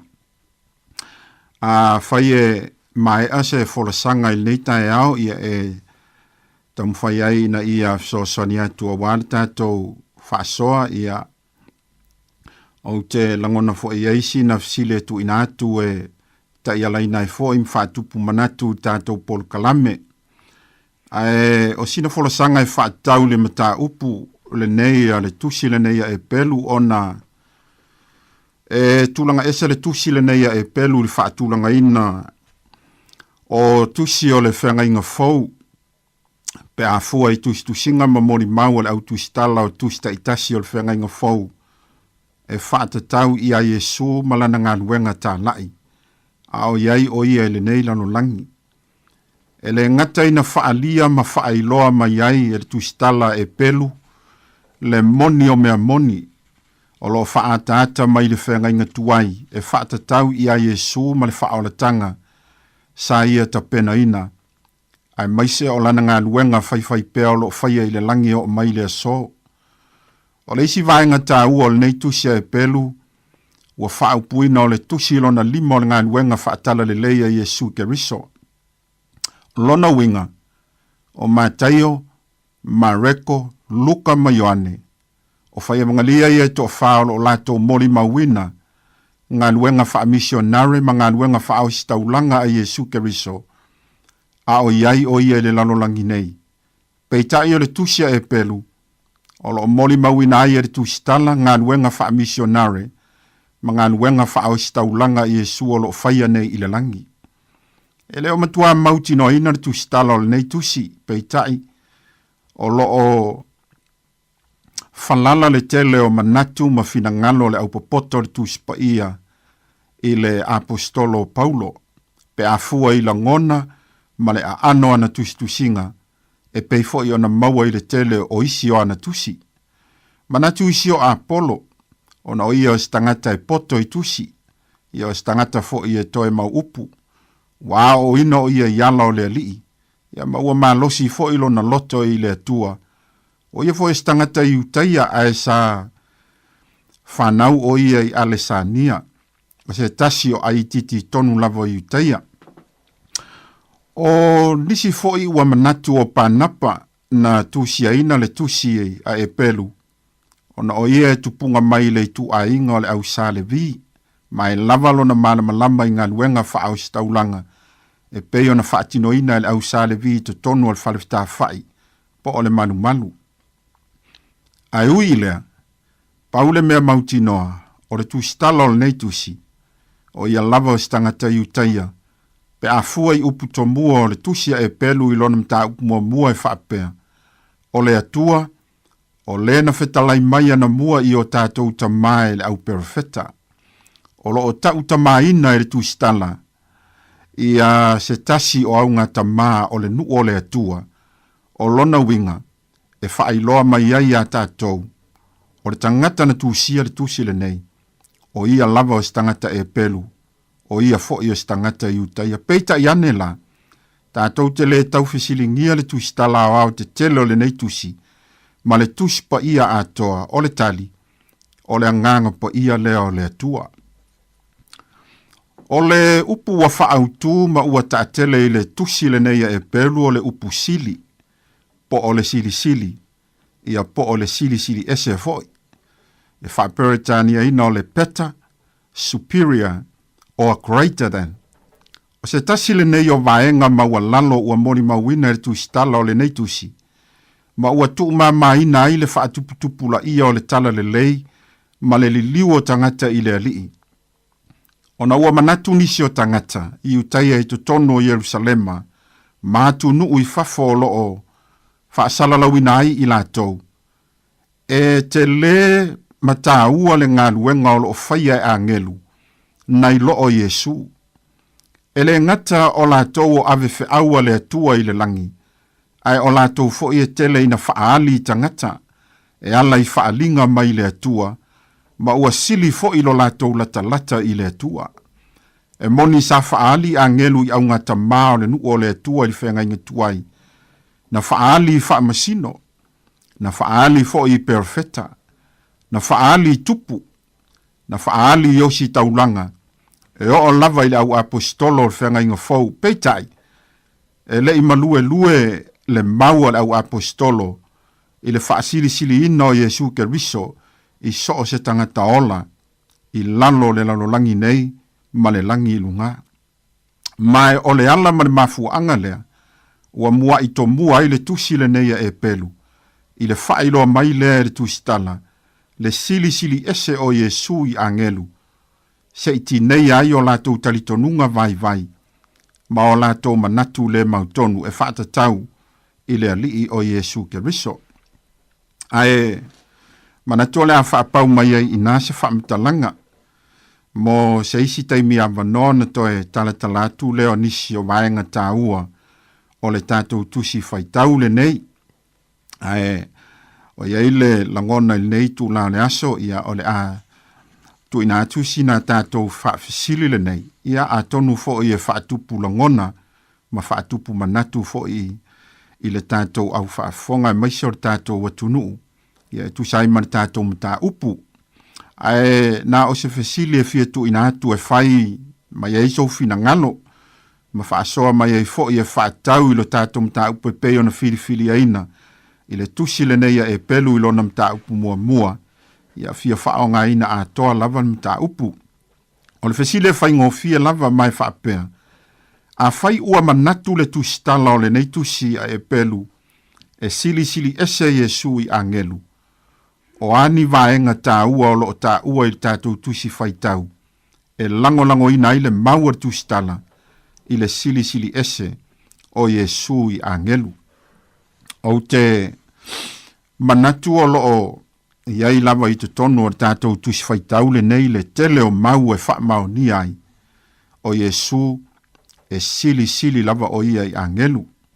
Ae, mo le whaafai ina fo i o le tātou whaasoa i le nei tai au, ia, te manatu lava a tātou nofo lava i le tātou mta upu, ia o te lole a whai ngofia fo i le tātou whaasoa, ia a ele tu ina i lava le tatala peo ni mau e whaamaunia mai nisi vaenga o tu sipa ia o le vaenga lava le tu ul whaitalia ma le sao le tonga o le tātou o tunuu, whaasoa mai fo i paula ngona, ia mauas whaamama a venga mo i tātou, ma ia tātou i loa foi, ia ele ai lava se isi mea e sili atu po o stasi tangata e sili atu, na i loa le tātou o lii o Yesu Keriso, o le na ia ofo ina maile taulanga ola, ia ma le whaoretanga mō tangata uma lava o le langi, ia o nei taimi ia la a tu ina atu fo i mō tātou pese, ia sungai atasi a o le tātou telefoni le nā ua tatala ina atu o le 325 lua o whatasi,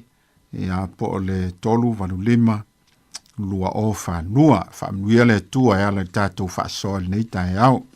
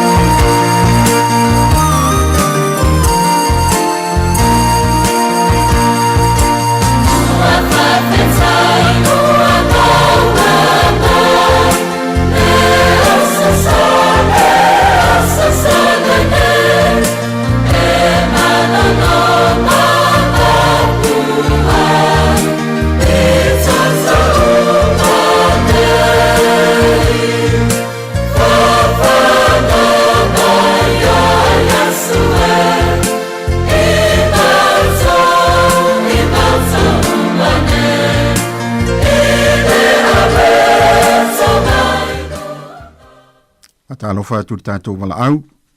Ia whātalo whātu i lai sunga le whawhengai ngā lo whengai ma le tātou tāupul nei ta au malo se fomau malangi mai lai sunga. Ia, malo fo iso fo manuia ia te ortama. Sauno ia. Ia o le avatu pesa manatu e. Whātu manatu fo e tusa o whamoe moe lai sunga. Ia whiong pai a le tua o saunia mo i tātou. Aftai. Ile vai atu le tātou tāupul nei ta au. E whaingo fie lava lun tali. Ia, moni. E peo na awina mai le amataina o le tātou tusi. O le atua, o le na whetalai mai ana mua i o tātou tamaa. E le au peo wheta, na ua wai mai tōng whiti e sese. Tātou te mana tunatu mawhau whaulou i le atua mana ngā luanga mana whaia mo i tātou e ala mai i o tātou tamaa. Le ngata i o tātou tamaa le au peo wheta foi mai la atou na mori mowina le nei tusi atoa. I le wawai atu lai nei tae au i le tāua o whiong paia le tua. O mai ai tonu ni tāua o le tātou mtaupu. O wheta lai mai o ia ai tātou i neo naso. E ngatai lo nalo o le ua tofia. E ia e whai mea umalawa mona tofi. E ia whai a foi, e ia mea uma, au ia o le pupula o lona mala malam, o lona mamalu, maua matua, tu salava, mau ia. O loo whātu mauina, e ia mea uma lava, i lana whiunga mana, na ia whama maaina, e ia lava a tātou ang sala, o na nofo ai le i tūta matau o le sisi de ese oirunga. O le tātou whamoe moe ola lea i lo tātou wali whaola. Ia le li. Peo na saunia i le tua tamaa. O le, o whalongo le te o mau mawhau whau mana tinatu.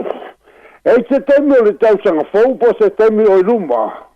O lo e se manatu whapea e tō tu sia i le tu spaia. Pe tō tu sia i a whio paia le tua. O te langona lava au whaatangata mo o mahwa whau. I se si foi suinga whau manisi i whamau maunga e te mori mauina mai. A au nei tae au tātou wawai le tusa o tātou mtaupu. O le atua le na whetarai mai na mua i o tātou tamaa. E le au pe wheta na ua i mai tonga whiti se ese. Ua whetarai mai o ia i ai tātou neo naso. E ngata ai, e lo na alo, o le ua tō whia, e ia e whai mea uma lava mona tofi. Na ia whai a whai, e ia o mea uma. O ia o le pupula o lona mamalu maua matua, tusa lava mai o lo whātu mauina, e ia mea uma lava i lana whiunga mana. Na ia whama maina, e ia lava a tātou ang sara, ona no foi le i tūta matau o le sisi de ese o ilunga. O le whamoe moe ola leo, o le aona nei tae au. O se manatu foi ma se langona lava lea, e tusa o lo tātou wali o Jesu Keriso. Ma lo tātou tātununga e ala lo tātou whātua tua i le tua le tamaa, le tua le alo, le tua le anganga paia. Ia so umo lo tu so fua ma so mato wola. Ya ngia le tua la suga e fala te le ina te tato mtaupu. Na ia mo ni anga wale tua mo no fina ngaro. So fua. Aftai. Tai mo fina ngalo malama i lau sunga ia po e for tamam tua. Alo mo per tato wa no o le silin tu inatu. O le tu sila nei o lo o fa utala ina o le sili eso Yesu i angelu. Ai o le silin tu inatu po ani vaenga ta ua o ta ua i tātou tusi whaitau. E lango ina i le maua tu stala e pelu i le sili ese o Yesu i angelu. A tono se tau mawhainga vai na fsosone tuaila au auna ona pei o le ta tala le tusi neia e pelu i le whaai loa mai e tu stala o Yesu e sili ese o ia i angelu. Aile i tala ina mai e tu stalanga nuenga whaau staulanga Yesu ma le whaalia o ia o leo staulanga moni to tono tusi neia e pelu. O lo ua a vatu ai se whaau i tangata o lo o latou fesilingia pea le vāo Yesu ma angelu. e manatu lātou pe ona fofola tu temi ua whano. E sili atu ngā luenga o lo whaia a ngelu ngai lo le alo le atua. Ma me fo ilan le pe ua tu mamaina i le tele o tangata i utai al whaoratanga. Ma lātou te ena ili to tele o lau apostolo i lātou ngā luenga tā lai. Ona o le whailo atu e lau apostolo Yesu ai ua manatu lātou. Ia e pei lava o angelu e sili atu le lātou ngā luenga o lo whaia. E le ngata ina whaailoa i tangata. Ma whaali le to tele o le au kerisiano. Ia ai mai se foi o lātou e sili o na lata i le atua. Ma ua whaupuina i lātou. O lātou o ave fe aua le atua. Po o lātou o au na le atua. Ia alo maua pēr tātou a banoa. Ta lātou tātou leina. Lua tolu walu lima lua o whātasi. Ia ma le tolu walu lima lua o whālua.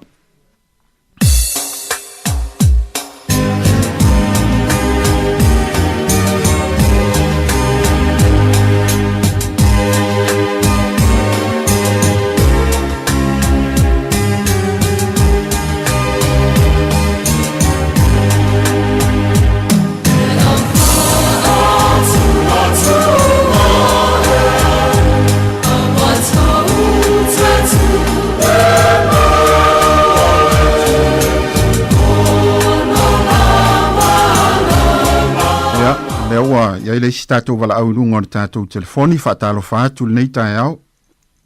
Kala whalau tunga le whawhiangainga. Ia, malo fori soi fua ia te oritina. Ia, o ngā sawa ia le kali kongu whai kaunga. Ia. O, si esa Yesu langa le alo le kua. Moni lava.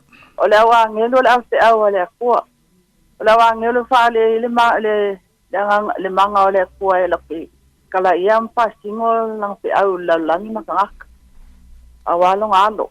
Mani. Ia, o le kali pupuna sidi manguia le aso. Whaftai, tai moro fina ngalo. Whamnuia fo ile tua ne yaso ia tortina. Ia, olo mo per tātou abanoa. Na wa ele si tātou wala au, whaatalo whaatu nei tai au. Ia, whaatalo whaatu ila wa pionga le taitai o le porkaramele nei tai au matango fie. Ia, whaftai. Ai whaftai. I le mana malama ma ole porkalame. Yeah. O manino le matale vai. E au tu ara o manatu. I le upule fa au tu ia. E le tamaro e per. Sili ese lava Yesu. Wa na Yesu. Lalo le tu na fiume le lalangi e maliu. Ai o ola e apostolo perfetto o i umala e maliu ase na Yesu. Aftai. Fa pua to ala la si o manatu fa fe. Tai puka me ale le mai mana. Ana pawana le tali. E ala na fai e peru upule. Ono Yesu ra mai le tu. E maliu lalangi. Fa mang sala ala na fa nau. Ia le. Le to futa ina le ola fo. Ya o le tu la e ona me ana. Ma lo ba manatu fa tai. Aftai. Tai fortina. Tai molo fina ngalo fo nei tai au. Fa so mai em so soni ta tum ta up. Family fo ile tua i tuta ma fai vol nei aso. Mo per tātou avanoa, lunga tātou laina.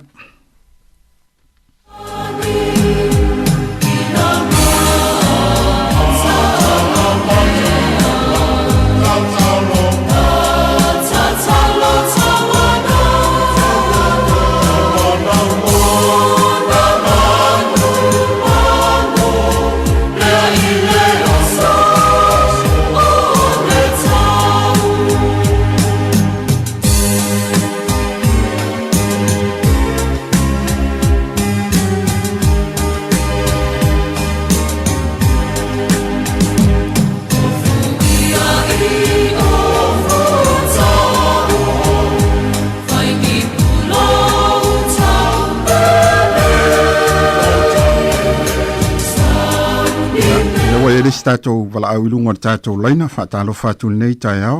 Tālo wha malo sei fola. Malo fo ile langi matafi a te oritina. Ia vi ia le, mana ia le fesili.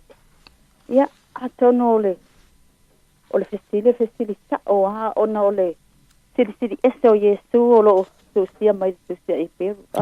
Ole atona ese senga. Ia o la usali ia. o le manatu le ai I o fai upulo na fale fa pe ai ile o le suafa o fo ina ia Yesu o angelu e moni lava lau sunga ma le fa asa samaina pe o le tele o tangata waifo I angelu ma o tatoni o angelu e sili ia Yesu a o le mana ia fa pula mai el tusil nei tae le Yesu sili ese a Yesu o angelu o mena faia ele atua Vi ia le o angelu sa faia ele atua a o Yesu lena sa o a Yesu fai tangata ina ofisili tangata ia Yesu ma fai o Yesu o le sali o Yosefa al sali Yesu o le wawa ai mai atea wawa ai o ia le mal I le sama o Yesu e tusa lava ma le sama Ja. Hello? Ja, haftai. Sauna, le whaongonga. O Yesu, e tusa lava ma le sama, o le atua lava lea. Peo na whai mai e le sala I le kenese. A mata mai e le kenese. Whai mai, ia tātou whai le tangata I lo tātou whaatusa. O le atua le tātou stadtoni ai. O le atua e tolu ona persona, a tasi a le atua. O Yesu, e tu tusa le ma le sama. O Yesu o le alo le atua. O Yesu o le anganga fo ia. O angelu, na whaia le atua. Na whaia le atua e au na peo na tātou loi.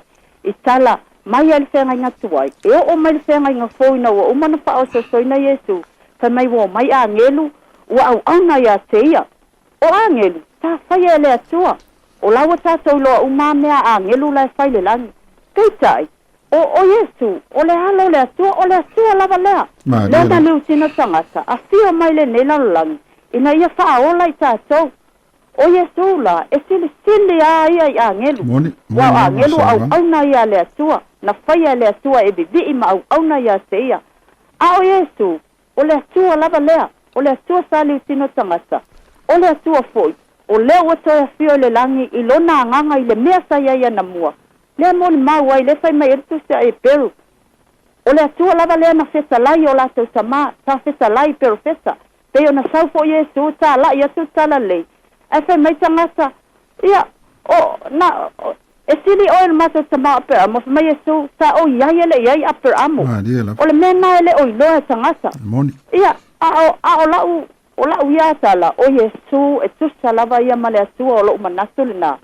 O le atua, ele fai eses, ele iso na amatanga, ele iso na ngasaanga, o angelu, o mea sa fai ele atua, e au na ia te ia o lau whaasole nei tae au, wha manuia le atua, manuia le aso. Haftai fo ia te oritinan whaasoa mai, ia ua sosoni fo ilo finangalo e ala li tātou por kalame nei tae au, ia, whatalofa tu lesia tātou wala au,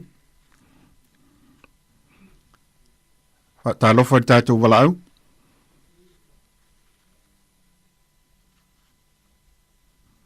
Ia, misano se I toi tau mawhai mai. Talofa tātou wala au.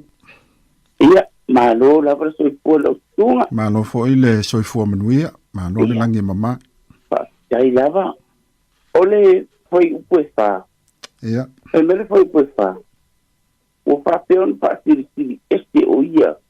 I angelu e te ona stili ona no suafa ua maua I o latou o le lai malamala mai ai I fai puesta e whare tali o le takupusili a Maria la le e mai e wha pe o whaasiri stili o ia I angelu a e a o pe me fo le resu I so angile fai pue ono o wha pe mai fo I o ia I lono toe au mai o lana urmatua I le lalolagi ia ti o ia o le uru matua le tua au mai laro lang ia o ngai ke lea nga luenga le kau whairu ia ngā lai au inga mai ia le whaola I laro lang o ngai te tamale au maga po I pemi ni papa kiso ai le whaola ia pai mai le ngā whaia o lo ua kali I peli le arenga o lo ua kali I peli le ngā ia o le ale winga ia o ko whalongo e o ko whalolo e ia o ko waba ma o ko maka iti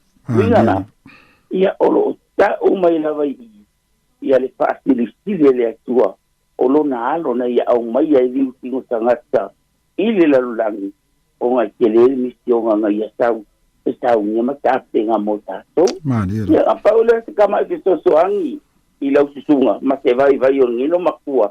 Ia pa manguia lava lau susunga ngia to ma pokalame. Aftai. Ia te fua. Ia fa se fua fa mi fo ile tua tu sai mal fina ngano ia fa mi fo ile li. Ia te ortina ia me se fo ile ainga. Ia fa talo fa tu le si tātou wala au e lunga tātou laina. Sau noia.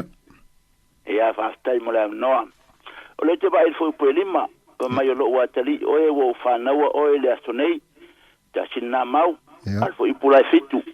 O foi ana angelu. O matangi mana au na o simuia. Vai le pula fa mai na foi le tua le angelu. Au Yesu o yo le tali o le tua o yen fa na wina le tua. Ma le. No inga na mtu asili sili ese Yesu. Ma le. Ta tu vai fo le angelu. O no winga o le tūlanga o le angelu e tu sama le matangi, tu sama le wha. Ina a tautala ia wha, o lai tautala le angelu, a tautala le matangi, o lai tautala le angelu. A wale wha mai na whaia e ia o le whaia e ia le, ma le whaia pula le e iwa le fia whaia tu e sina u, wha soa e. Ma mai ua fia o ia le ami e tonu, a ua ino e ia le ami o le anga, o le mele au wha uinai, o e le tu o lou, lava tua e le suau oli e sili e tau te whaatasi. Le lau tatu wabai ia Yesu. O Yesu e fie Yesu le amiton. No inga foi la mo tatu. A tatu fie le amiton, me tatu o le whaile fina ngalo le tu. E la le me mana, ia na le te wabai e tue, ma ye wha uina ai tatu le oli. Ho ho ho ho!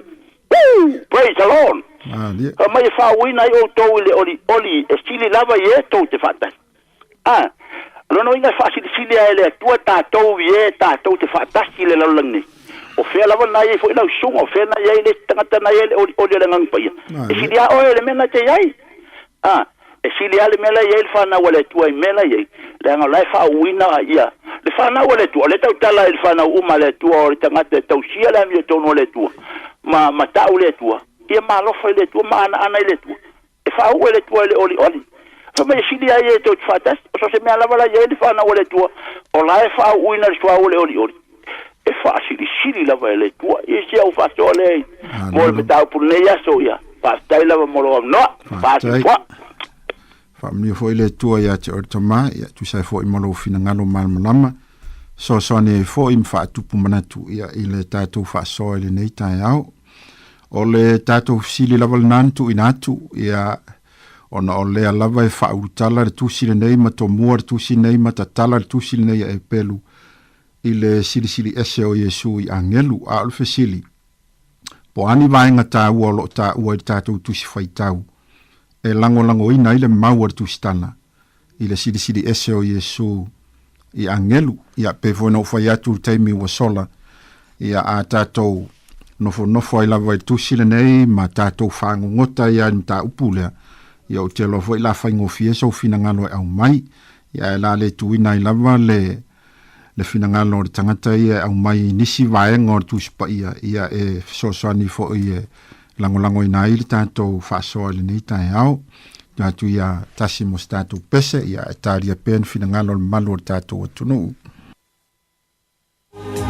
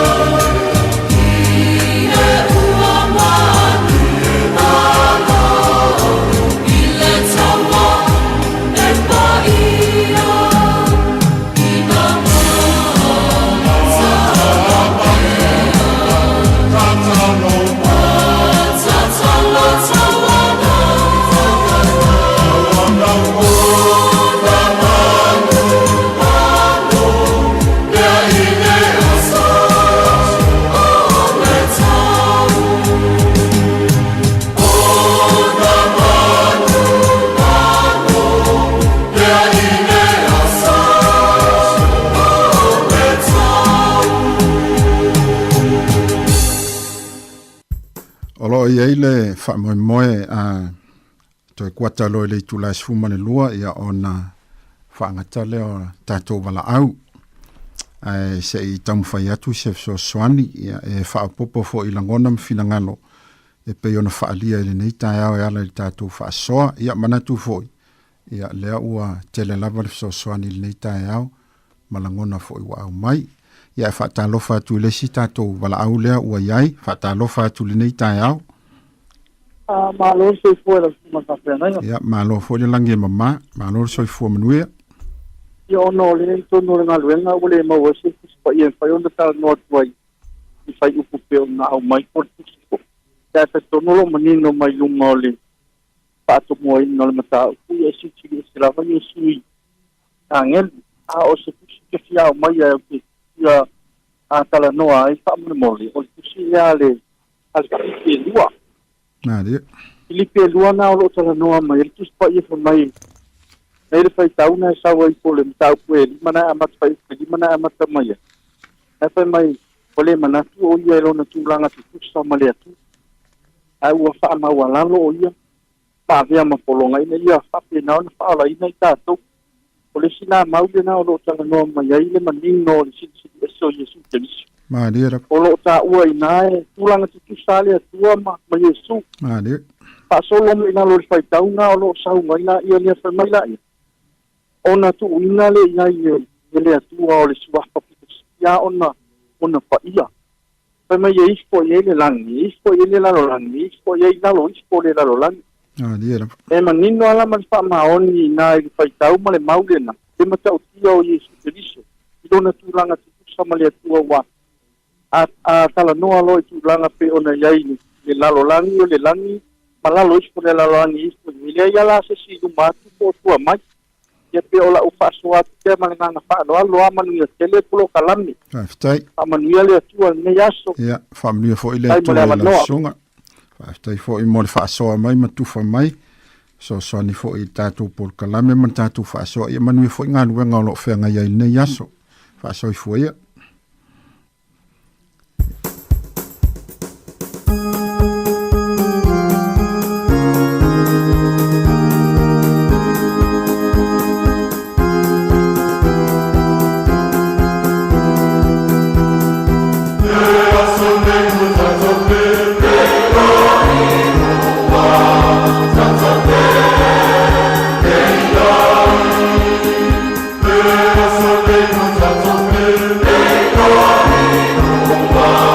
Talo fatu le stato vala au le wailunga tato laina.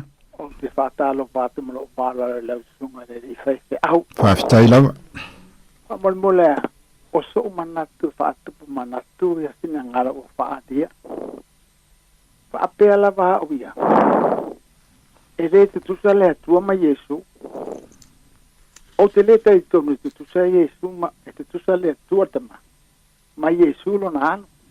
Wale no fota tu svaita. Mai na o whanau aluna bina o le tua na whanau a Yesu e le tu sala ta mamano na tari o la te fina ngalo la su o le mana tu mai i fina ngalo whaadi ar tato aluna bina e le maliu le tua le temina maliu a Yesu i mo tato e le tu sala tua ma Yesu ya na wat te vesili a tonu mau mai tu sala me la tua manu ya so faftai tai mo fina ngalo whaadi ia ai tau to mai la fa fisili le fo fa fonga manu tato tunu se so soane tu sa man fisili alo mo per tato wa no lunga tato laina ina minute ia ona tam fa ya tu le so sonia tu sai man tato por kalame ya me se fo yo nisio manatu ma langona wa mai ia ua so soani tele la vale ile tato fa so fa malo fo fa afta ya tu le manu tato tunu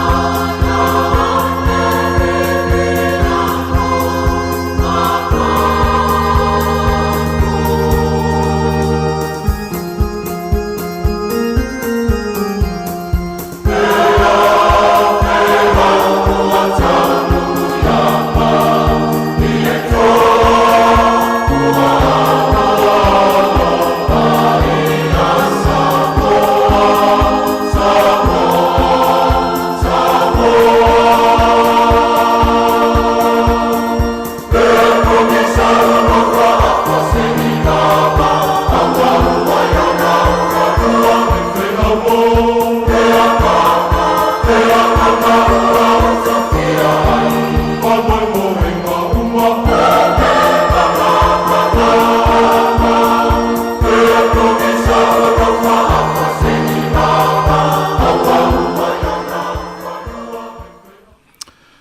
le tātou siri sa tu ina atu i le tusile nei e pelu i lona mta mua mua. Po ani vaenga tā ua o lo tā ua i tātou tusi whaitau. E langolango ina i le maua le tusi tala le na tusia le tusile nei e pelu. I le sili sili ese o Yesu i angelu. Ai o te manatu le nei tae au se i tamu whai atu se fso soani. Mori fo i le wha malo ma le wha aftei te le lava. Nei ta māma tina sa tau ma whai mai e mes fo i ouso ma tua wha fine. I fina ngalo māma lama, fina ngalo wha alia ia o teritonu lea ua. Ma waise ma whana whana o le whai pol kalame nei.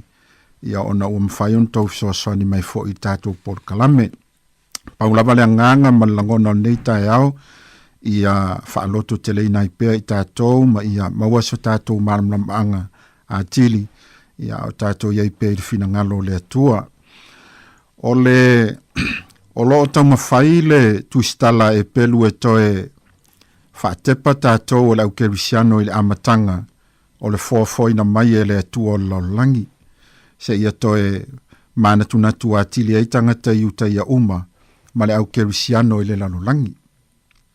O Yesu keriso, sa iei whaatasi malona tamai le amatanga. Au le whaia lava e ia au le whaia lava e ia mea umai laulangi ia pe le whaia fo i le atua se mea tasi o laulangi. A e tanga i le tusia ke nese o lo o tatala le tusia ke nese i upu whaapea. Na whaia e le atua le langi ma le laulangi le amatanga. O lo to mua le tusia ke nese i le upu whaapea. Na whaia e le atua. O le tusile neia e pelu, o lo o tatala fo i upu whaapea, o le atua, o le na whetalai maia na mua, o lo o to mua fo i le atua. Atala noi le upu atua, lona winga, o le atua le tamā, le atua le alo, ma le atua le anganga pa ia. E le o iaise angelu o tā ua i le amatanga, o le urua i whaalia mailea o le siri ese o Yesu keriso i angelu. O le melo na lua o angelu na whaia e le atua a o lona alo Yesu keriso sa whanaua o ia. Wa mai whai upo e fitu o angelu fo i ua whetalai mai ai o ia ua whaia e ia na angelu o matangi ma ana au au na o le afi mu. Wa mai whai upo e lima a wā o ana whea e ana whetalai atuai o ia i se tasi o au angelu o lo ua tali i oe ua au whanaua o i le aso nei. Ia masalo le ana maua mai e tele nisi o fina ngalo le nei tae au. Ae, o le isi vahenga e ta ua i le siri ese o Yesu i angelu e peino moli mawina le tustala. O Yesu keriso na tofia e lona tamā. E whai mea lava mona tofi. Na te le i tofia ina se angelu o lona winga. O ia o le pule ao ao mea lava na ia whaia i le langi a toa ma le langi. O le melo na whae whaupui na whaapena whaia Yesu mea lava i le langi. Whamaitwa upo se fulu lea li ie na e whaavai ina le langi i le amatanga o langi foi o ngā luenga i au a ao. Whaupu e lima o ia o le pupula o lona mamalu ma ua matua tusa lava maia. O ia o le mana malama o laulangi na te wha mana malama ina le pongisa. O le vaenga e ono i fia soani ai. I le sili ese o Yesu keriso i angelu. Whai mai e whaatu mawina mea lava ila na fionga mana. E le aise tasi na te suia mea o le fofuanga pa ia le atua na o Yesu keriso na te suia nei mea pe afina ngalo i ai. Mo se whateita inga i lea vaenga o mea lava o fofuanga le atua na ia whetalai o na iai lava leo mea E lei fo istaimi ua oso mai le lai sifo ngoto i sae ia pe oso mai seisi vaenga lo langi o le lava tātou te mai tauina e oso mai lava le lai sae ma ngoto i sifo. E le fo istaimi ua tātou wa ai tuai ua pe whaasolo atoa le tai e le toi sua Ia lei fo istaimi ua tātou va ai tuai, ia ua le toi oso le masina, ia pe ua le ai fo ini fetu o le langi. O le whailonga le tātou te iloa ai, e le ise sina te suia ngā luenga mamana o le fuafuanga le tua, ona o mea uma, ua whaatuma wina i lana fionga mamana. O le whaiupe vaenga fito te fiefso sane tua i le sili ese o Yesu i angelu. Na ia wha mama ia tātou wanga sala umalava. E le ise angelu na maliu mo tātou, ua na o Yesu ke viso le alo e to tasi o le tua le tamaa. Pei foi ona maua inisi o fina ngalo le nei tae au. Mai o le ngaluenga muli lea Yesu na whaia, ai le itoia fio atu o ia i le langi. Ai ilona fio mai le lalo langi le nei, le tolu sifuru ma le tolu o tausanga, o iai o ia i le tala ino le fina ngalo ma le malolo na tamaa, na ava noa alo na nofo ali i le langi. Ele e fo istaimi ni whape atu ai le tua le tamaa, i se tasi au angelu, aluane ia stasi o tau e nofo il nofo ali i olo uatali, se ito e fo i mai o ia, e le ai lava. Nga ata tau fua le nei vai tau ma le nei so i fuanga, i le tele o swafa ma tai ua avanoa i o tātou watunu o Samoa, ia tātou te tofu langona whaatasi o le tele lavo nisi o lo o vavao, ia malatu tamawhai sa ili po ai le tasi ia e nofoia le nofoa po swafa le ainga wa levan tu fua ma le nofoia. Ai o le tala tu spa ia sa iai lava Yesu le lalolangi le nei. Mai lana ngā luenga wha missionare i le taimi olo na soifua mai se ia o lava ina maliu ilunga le sa tauro o lana ngā luenga wha i ulea. Ai le itoia fio atu la Yesu i le langi o lo o ava noa lava lona nofo ali. E le ise Yesu i tūlanga ai, mai le aifo ise sianga vaa iai, ua na o ia lava e to atasi o le alo le atua. O lana ngā luenga lea, na ia fio mai ai le lalo langi le nei, ina ia wha mamata to wanga sala. E le i wha sele mutuina le ngā luenga le alo le atua. E le i wha pe i fo ilon tama, au ina maia se angelu e maliu, wa au le lavata u averti ngā, ai na i u lava i le sa tauro lana ngā luenga, ma ua toe fo i atu i lona tama, o lona manu ma loa ia ilea. O lo whaila na ngā luenga wha au si taulanga, o le whautua pea i lona tama mo i tātou. O le vaenga valu wha pea ua na o Yesu ke riso, o lo nofo i le i tū taumatau o lona tama i le langi, e ifo fo i angelu le atua i ate ia. O le tasi le vaenga e whailoa mai ate i tātou, o le alo e to atasi o le atua, wana o ia lava e to atasi, e anga vaa e a fio i le tūtau matau o lon tama. Ona o le tusi le nei a e pelu i lon tau pumua e pei o na tātou whaitawina. O lo tā ua ai le a fio Yesu i le nofu, i le tūtau matau o lon tama. Ai wha ai ufo i le tusi le nei a e pelu i lon tau pumua.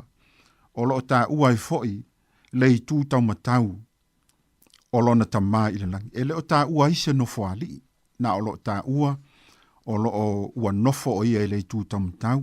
Ona o le langona o le tūstala, ona o le tusi le neia e pelu, e tele lava i ngā luenga whaao si taulanga Yesu, ma o lo o whaali mai ai, le te leo le sao le alo le atua, ma uanga waa foi o ia o le osi taulanga sili, e sili atu o ia nai lo arona, le sa whaia ngā luenga whaao si taulanga, i to tonu o le whalefta whai tua o le whenga inga tuai.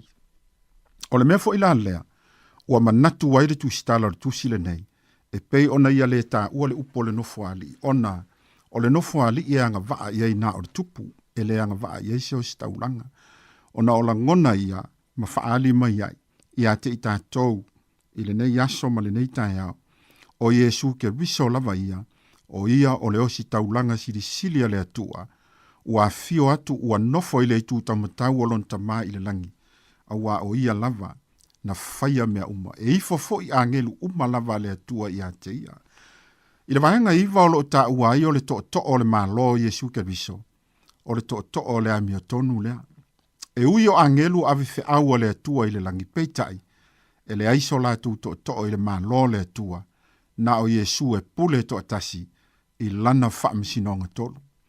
Ma le vaenga se fulu o te fiefso soani atua i le neitai au, ua na o Yesu lava to atasi, ua uma ona wha uina e lon tamai le sua ua oli oli. E sili tangata uma lava i le lalo langi, a toa ma le langi ilunga. O le mea fo ilale nā ina ua fio atu Yesu ma whaila na ngā luenga, tā lai a o iai o ia le nei lalo langi, sa mtua whaatumu wina o ia i le nganga o le atua, ma ua ilunga fo i a te ia le nganga o le atua, e whaatino ai le fina ngalo o lona tamape o na ia fio ma iai i le lalo langi le nei. Samo ai, o fea o iai Yesu i lau whaatula nganga i lo wolanga atoa ai matonu lo ainga, o lo ia te oe lava le tali. A o se so soani al fai por kalame le nei tae au, ta mo fai whaasilisili Yesu i au por kalame maufufuanga umai fai i le aso, ma le aso. Awane i avea mamalu, ma le maualunga, e te whaasilisili nai nisi tangata, ai tuua i lalo o tātou walii, o le na lofa mai mo i tā ua, ma fo ina mailo na soifua pa i e tongi o le inai i tātou. A tono le mafu anga lea na ufiti ai pe telu, ia kopo ma Yohane le ao mai le langi.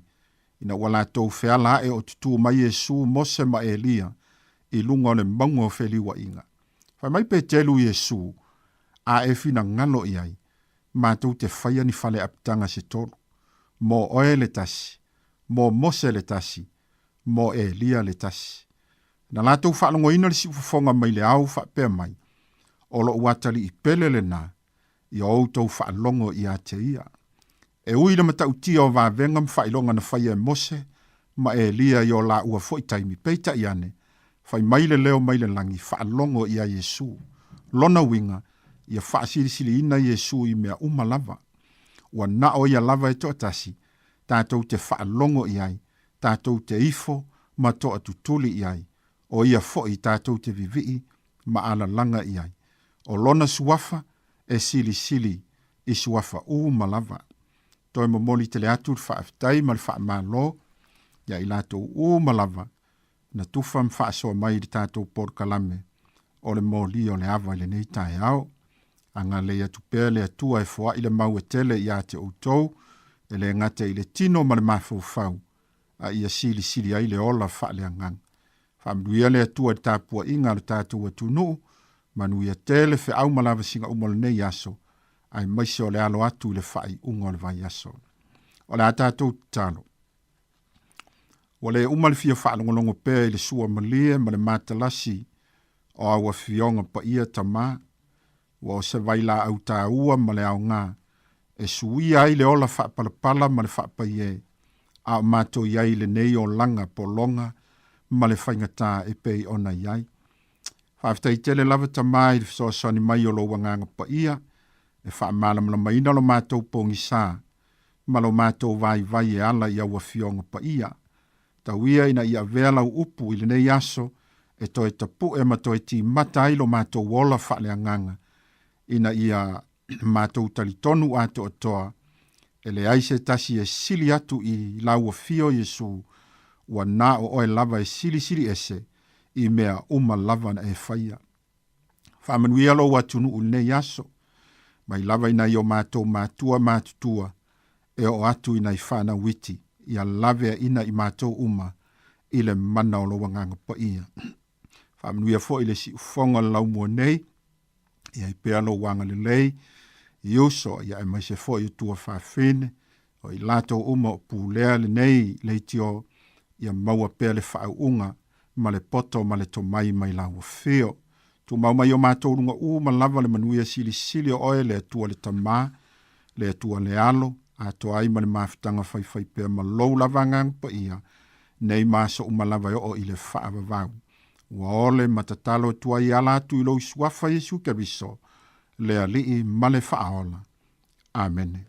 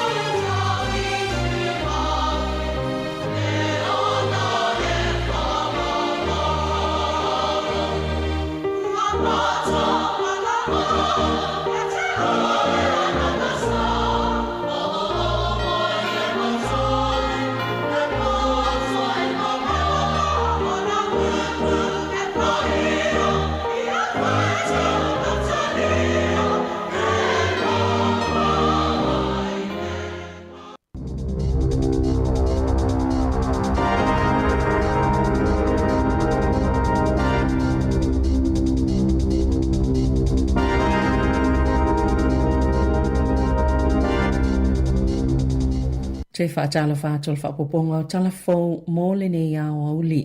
O le aso wharaile talwai na whaataunu ina i se whono whaala potopotonga o whaasalalaunga a maise o le itio whaatase ma le pūlenga o whaamatalanga mō le atunu o pei ona wala au ina i le ofisa whaito malo Wellingtone e na wham whaalawalawe titele whaafosei a maise o le lala le malo e wa aia mata upo tau i whaalawalawe titele whaafosei e pei o whaalawalawe whaale nā tūra e iai mafui e o le aunga o le whono o le tuu whaatasinga o pūlenga o lo mata i tuina le puipuinga lau telo le atunu o mai whaalawalawe whaafosei e tala noa whaatasi ma whaala potopotonga whaasalalau e whaasoa i ala tō ngā luenga i taimi e tutupu mai eia tūlanga e mai se oni mafui e titele sa whaapitoa lava le mata i tū ngai whaasalalau ngai le tio o le ala leo mua ma le au tū lea e awala toa i whaamatalanga mo le atunu o lau tele e tali ai i se whaalawlawe te le lava ia awhiai le atunu o e le o mawhaiona whaalawa i tele au ili ilinga o le afono e tu sai mai e inga le pūlenga na whaatau taia lea wheloa inga. O le vai aso nei o lo whaatawa ina i le Get Ready Week lua wheloa whaa.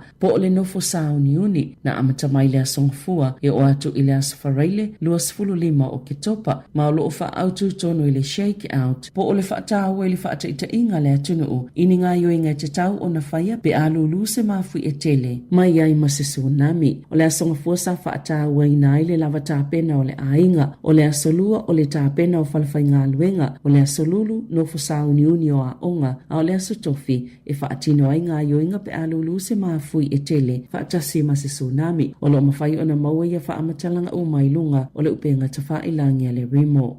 O le atu e whaafo i whaamalosi Lauren Dickerson i Afrika i Saute pea maangalo mai le whale puipui o lo otu leilo na whaasalanga i lo na whaao ino le oti i la na whanau e tolu e whaatolu tau sango le tina mai se fulu walu tau sango lo o whaasala inai pe o na iu i eise whai unga i whaamasonga mawalunga i kalai estete o la na whanau o le masanga teine o meia makala e ta ilua tau sanga malolau so matua o Leanne e ono tau sanga sa maliliu i timaru i le lua whelua tasi na whaao e li tinale o ti i tēneiti. Ina otua na iwa yaso e tolu, talo na taunu umai Afrika i Saute, ma o lana tala sa matua te le lavalo na afianga i le ngasa ngasa o le mawhau. Mai le te tau na tuua ia o i se whainga wha asol tu la fono i le umai o la o le whanau. Na whaalia i le asolua e whaadi a moda wha o le matanga luenga o pisinisi, ma e fau mga luenga ua fuafua le ofisa fe malanga inga New Zealand e wha a wau o na wha fo i wha malosi peti poti. Le tina pe a mai a ona tulilo na whaasalanga i le atunuu. Wale ipoti ele to tele o tangata mai whawhato Hamiltone. Walolofi atu e mai mua mata whawhau i mata anga o tongala au po le Hamilton Gardens. E ui ua amata tutongi le ta ilua se fulu tala e ulu fale ai. Wa maasina talo ona amata whaamamalu le suinga. E ua whaamawina le sfulu whaafe whaase lau pepa. Ua whaatawina e mawhai ona ulu fale tangata taitasi i le aso. Masa mawhai ona mawai le tolu se la wafe tala. E pito mawalunga lava le whai numera i se tasi o aso lena mawhai ona whaatawina atu le lata i le afe, le alfa ingo pepa. O se fiafianga tele le mosu i pulenga anu o Hamiltone. Sa palo tai amata ona tutongi le tupe, ma whaamama avenga i le au whaila fonga po ratepayers. I le whaatupenga o ngā luenga titele māti na ai le to malo. A whai e whaawawai pia lea whai numera. I le isi se fulutasi maasina o lumanai, e lata i le tolu te sima le 5 miliona ta la tupe, o le ahono maua mai i le tausanga. E to tele tangata asiasi e ioe, e matua fia lava i le whai o solato sau, e mai mua i tonga la au pito matango fie o New Zealand.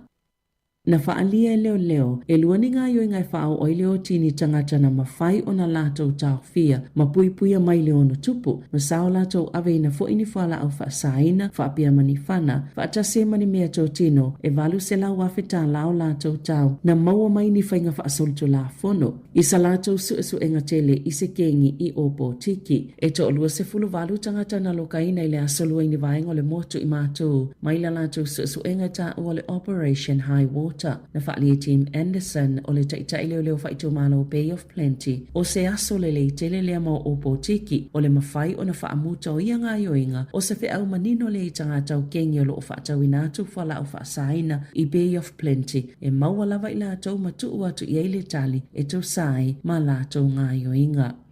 Ua whaaleo popolenga o nisi i le pisio awala pe a tāpuni le wheso o tainga o awala i porirua ma le transmission kali. O le amata se ngā luenga tele le polenga anu o porirua o le kamupani mo elitise le Wellington Electricity whalapotupatonga mo le swavai o le Wellington Water ma le ka inga ora e whaalelei ai le awala i waitangirua ma le awala o lo wheso tai matua o i ma Whitby te araka pehu mai le aso whao Novema o awala i wheso tai ai pitonu o waitangirua ma Whitby anga i le State Highway tasi na ta o le pulenga nuu o le atapunia le awala e o atu i le umi e 5 masina ai whaia ngā luenga e whaalelei e le tūlanga mautu o le elitise ma si iti ai le lei o au nanga mo le suawai mo vaenga i le tu i se sae o porirua le ua mo le mawina le vave whaau popo ina pea o le whaitawa whai o na tangata. Na whaia le whonga whitalai Jerry Brown li le whaasersilanga i le asalua e aloa i le ave sengo le tamaita i whaipule o Darlene Tana mai le pale mene. Ina ua tusi atu le vaenga whaia le Green ia te ia e talo sanga ina i le whao ngalo le tu la fono o le waka champing. Na tuto o tasi tana talo mai le masina i ulai. Ina ua ia tu ua le Green speitai sa muso e wha mawai mai le pale mene. Sa wha malolo le tu mau mai le wha falitu i le Green. I le masina o mati. Ini wha afesili e wha te tau lona le whailoa ina o tua inga e whaasanga i le pisinisi alona tua lua i le leo le whainga o tangata whaingalwenga mai whafo sa ngā lulue ai. Sa whaalia le isi teita e le Green Chloe Swarbrick na tutu whaatasi sui e tua se lau valus fulu limo le Green o lo o whai masui al whaita wafel vaenga wha up whai lea tunu e io e ina le tu watu le talu sanga le fufonga fitalai ma whao ngā i le tu la fono lea ua ta ua le waka jumping legislation e ave ese ai tana. Sa ilonga le tite le Green i le atu la fono i le taimina ulua i fola si el palemene o nei whaapea ua te lea i le malu si anga i 5 o taitai o vaenga wha upawhai. O le toi avea nei tana ma whai pula le palemene o New Zealand ai ua suitu langa atu nei i ai Benjamin Doyle le isi tangata leo lo so atu i le lisi ala vaenga wha upawhai le Green. Na whaino ele malo le swing o le pol kalame o tau mawha ta maiti a onga ma e au fia ini tau mawha po se menu fo e whaape e whaasawa ili silia ma le se lau tolu se fulu miliona ta la i le tau sanga. O le swing o fo e au fia le tau mawha ta o le butter chicken, curry, chicken katsu, lasagna, chicken pasta, salati mo wraps e ta i tolu ta la. Sa whaaleo le whainga malo so whaatasi ni fofanga e toi whaititi ele tupe whaalu il polo kalame o le ka ora ka ako e wafua i whanawa o ngā tau mawha i wasengo le intermediate ma o ngā maululunga i le amatanga o me. O le asalua na whailo i le minister langolangoa o ngā David Seymour le suinga i le polo kalame.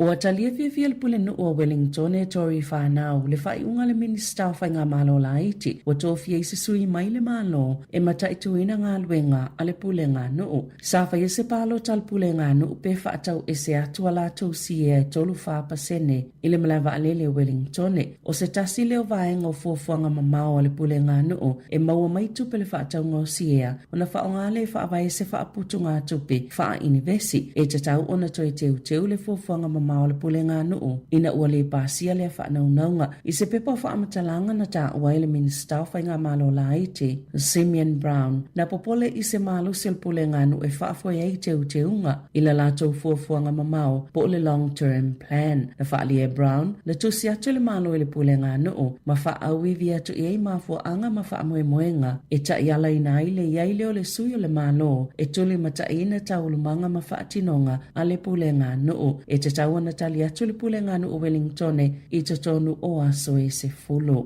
I ta alonga, E iwa se lau 50 kilo kalama le mamafo le laina i luma le olo peleki wa whaatalitali mai ne i aile Brave Blossoms a Iapane i le taalunga whaitaulia le astona i nei i Yokohama o le malanga ta amilo le alo olo peleki le whaiunga le tausanga wa filifilia pasili o tosi ma ta Mighty Williams i le to 15 a mata mai ta i se lau 50 kilo le mamafa o asafo au mua i se lau ma le 20 kilo Patrick Tuipolotu se lau 20 kilo ma Sam Derry i se lau 10 kilo o tua le sikalamu o yei Sam Gain se lau ma le 3 kilo kalama Wallace Titi se lau 3 kilo kalama ma Sami Beni Finau e se lau 15 e fa 15 kilo e sili atuai na ilole mamafa tu ufaatasi o le laina iluma ale ole peleki na ta alo le suenga le siampini o le ipo la langi lua felua tolu na fa alia fa onga Scott Robertson o lo pa leni le leile filifilinga o tama tuai fa apia ma le vaenga fou o wale ta alonga ma Iapane o le awal ole peleki mua ta Mighty Williams lua a safo o mua tolu pasili o tosi fa Sam Derry lima Patrick Tuipolotu o le kapiteni fo ilea numero 1 Sami Beni Finau fitu Sam Gain valu Wallace Titi Eva Cam Roygard se fulu Damien Mackenzie se fultasi Mark Telea se fulu malelua Anton Leonard Brown se fulu tolu Billy Proctor se fulu fa Sever Rees malis fulu lima Stephen Perfecta o le vaenga fa leo George Bell o fatunga fasi Fletcher Newell Josh Lord Peter Lakai TJ Berenara David Havili ma Ruben Lam e amatal talonga ili toi se fulu ili to la fitu ile afiafela sto nai luas fulu ono o kitopa ile malayo le Nissan Stadium i Yokohama.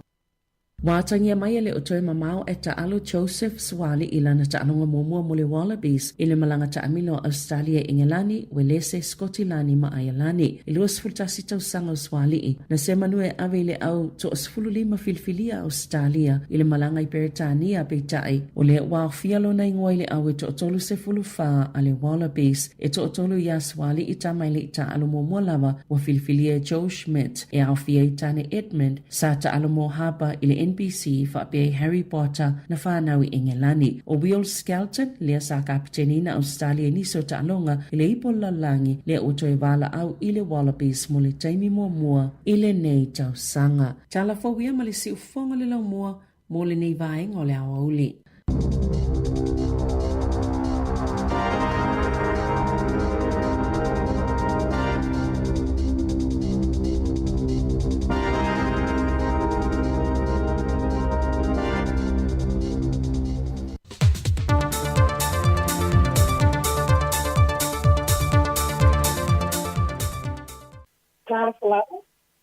Mai ana whaafonga, o tātou tarafou mai Samoa. I le tautua si ufonga le gamoa, a so lulu, lus kusolo o te tauparalua o le whā. O le a tene ni tine, e whaamawai ma mana tua pēr le saringa māloa Samoa. I le whamatanga ka isa i o māloa le taupulenga. I le māsina le rei o te topa, i le tausanga lua o le whā.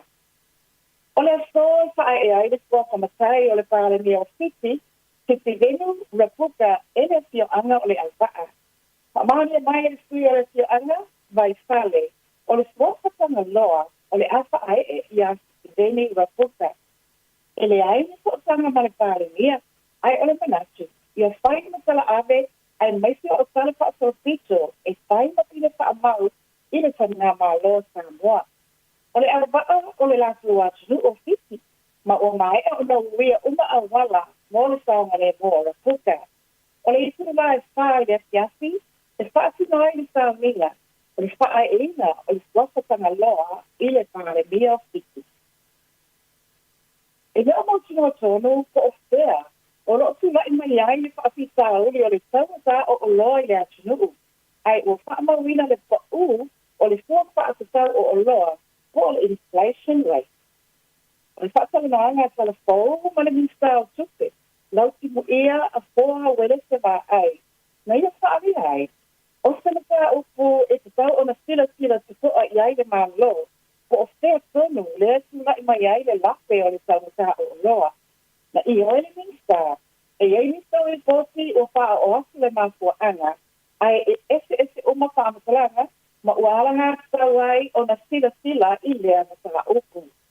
O lo o sila po le minsta. E sautua ina le komisi o lo pulea sa o loa. Ma ia whaatino a ke sina ale a whainga ngā luenga i le tele o pale o loa mati nisi.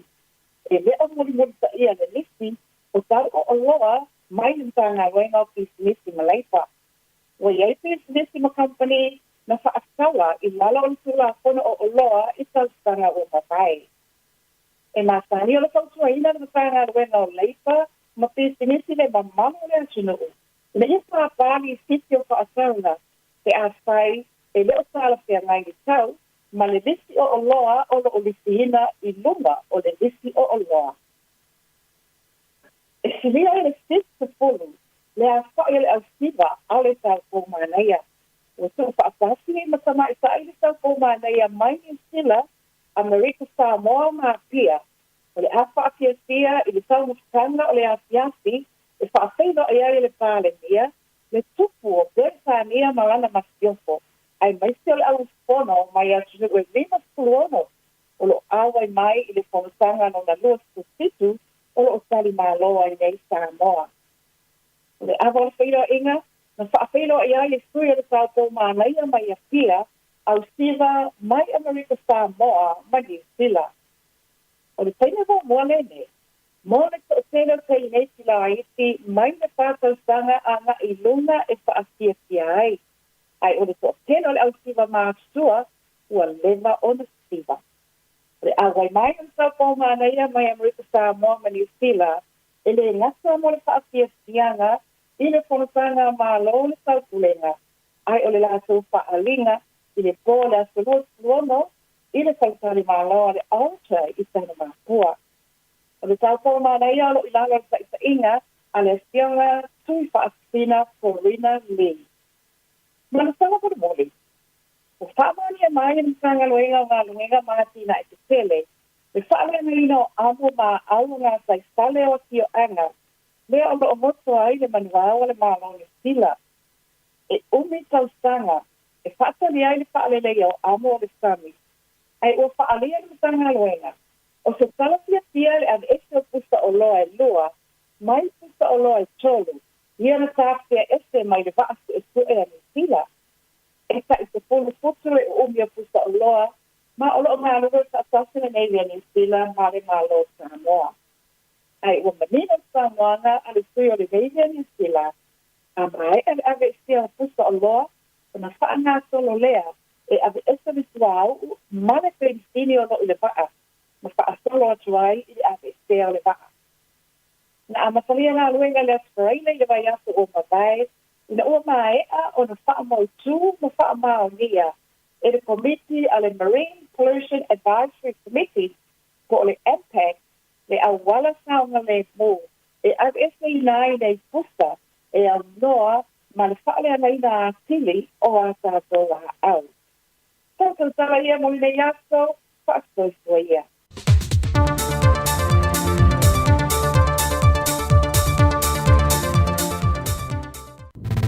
Musika o mano longa ma tau mawhitanga o leo au li si ufofonga o le laumua.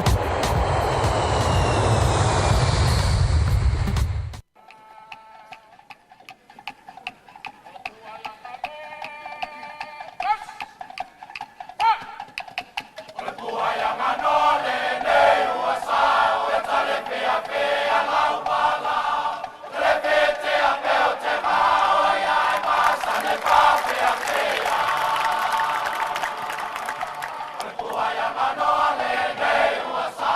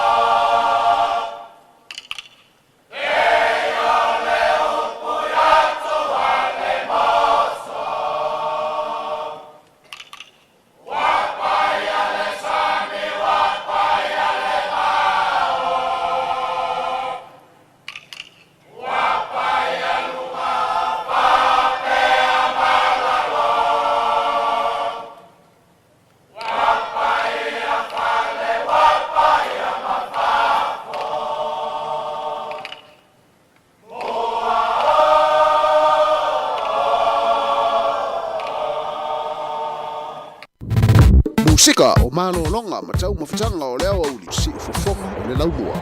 O le whawhianga na ia ma pespesenga fo ia le whianga o wha alai palauli. Ia inisi fo i wha moe le tātou tunu i tausanga e tele ua mawai. Lua sifuru wha minute te enei le tu lai se furu male lua nao mai atu le wha uponga muli muli o tātou talafou o le nei uli mai le si ufonga laumua e Wellingtone. Pe ona tāpenei na Sabrina Kasiano ia mai se o tātou tala mai Samoa.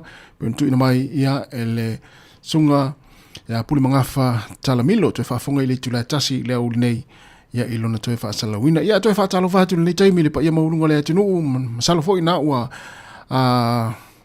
alo itaringa asua fo ile nei uli ia mai fo itau maftanga ia nei matua tau si tono mawata malawa fa pe fo ia tono mawata ngase ia ele mfai fo yon fangaloina ia ila to lo mafuta mai tono ia o so se no fuanga o tangata mātua e le ngata i Samoa, o New Zealand, Australia, Amerika, Hawaii, mso se atunu o lalangi o lo ora iei o nei o tātou mātua ia to e wha malo atu nei taimi wha talofa fo ia i lātou lo ngā lulu e pele nei taimi ia wā fo i le wha uingo ngā luenga o lo whenga ima i lātou ia wha pe fo i lātou o lo o alo i tau mawhtanga o nei taimi ia o le to e wha ui fo i lo ngā luenga disi ufonga neo la mue Wellingtone ma na musika su ififiloi ia awala fo ile fafeino lo to pa ia malo to malu te to luina fo inga luenga lo fega inisi mai se ia fafeingo fi fo itau maftanga fo yo le ni uli ia e pe ona ia fo ia le ala le tau tua ale si fonga la mo man fafi fianga ma na ia le tau lo mo ne Wellingtone ia lo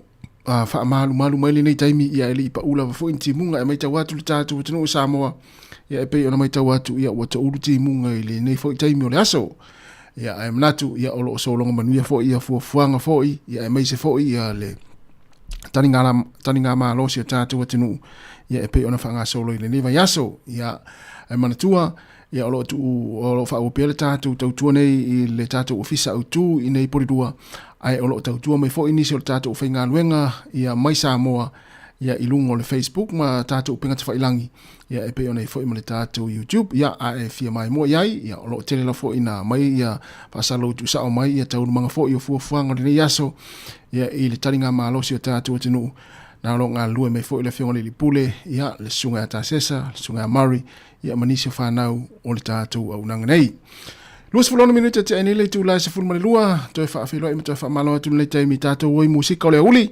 ia ai se vatu mo mola fo fa silanga le fufuanga le anga i tatu tunu le so ata ia i Wellingtone ia e winga le citizen fo ile o lo o tatu tala no ile nei fo vai tau ile soafa manu malo le tatu oli o Yesu Keriso le tatu oli o Yesu Keriso lo tatu faola le li faola matou te fa talo fai ile pa ia mo lungo o siota o Samoa i o lo ala ma papa au i lau mo nei o Wellingtone mo nu tu haoi nu atu ia o tau pa ia fa le atunu fa le tala lei ma fa le malo o le ale nga fa tau li maina e samato fa matalanga le anga e fainga ta o Samoa o le au mamala tu low na lava a tonu ele o to e po malai le tulanga e pe ona yai le faitawina lona lua o le pili wa le fatu mawina o le citizeni mo nai o tātou tangata nuu Samoa sa soifuane i le tausanga e tasiiva lua fa e o i le tasiiva faiva o le o mātou wala aua i ma le nganga fa aloalo tele i lo utou mamalu tātou a wai fatasi i le parlemene o New Zealand i le astofi o lo lumana inei a so lua sifuru ma le whao ke topa i le tula e valu le tae au ma faatino inai siaki masani i le faititoa a wale saonga le mu ona nga ia ile te tonu o le mautafono a ele i taina le tula iwa i le tae au. Mo le langlango ina o le nefa moe mo le silafia o le tātou o tunuu o lo ua iai fo i se potu ua uma o na saunia mo i lātou e le maua ni awa no i te tonu o le mautafono. O le amawhai o na whaasala lautu usao ia taurumanga uma o le fono. Samoae o mai asi o tātou tutu fatasi. Wa se ai ma se manuia mo nei o tātou tua o leva o na whanono manu i le atua mo lātou taiao i le nei atunu. O Samoa e sa ili malo ma le whaalo lava whaaftai o lo sa inia e le laulau a whono o le maaftanga so whaatasi ia whaiwhi au i nei Wellingtone.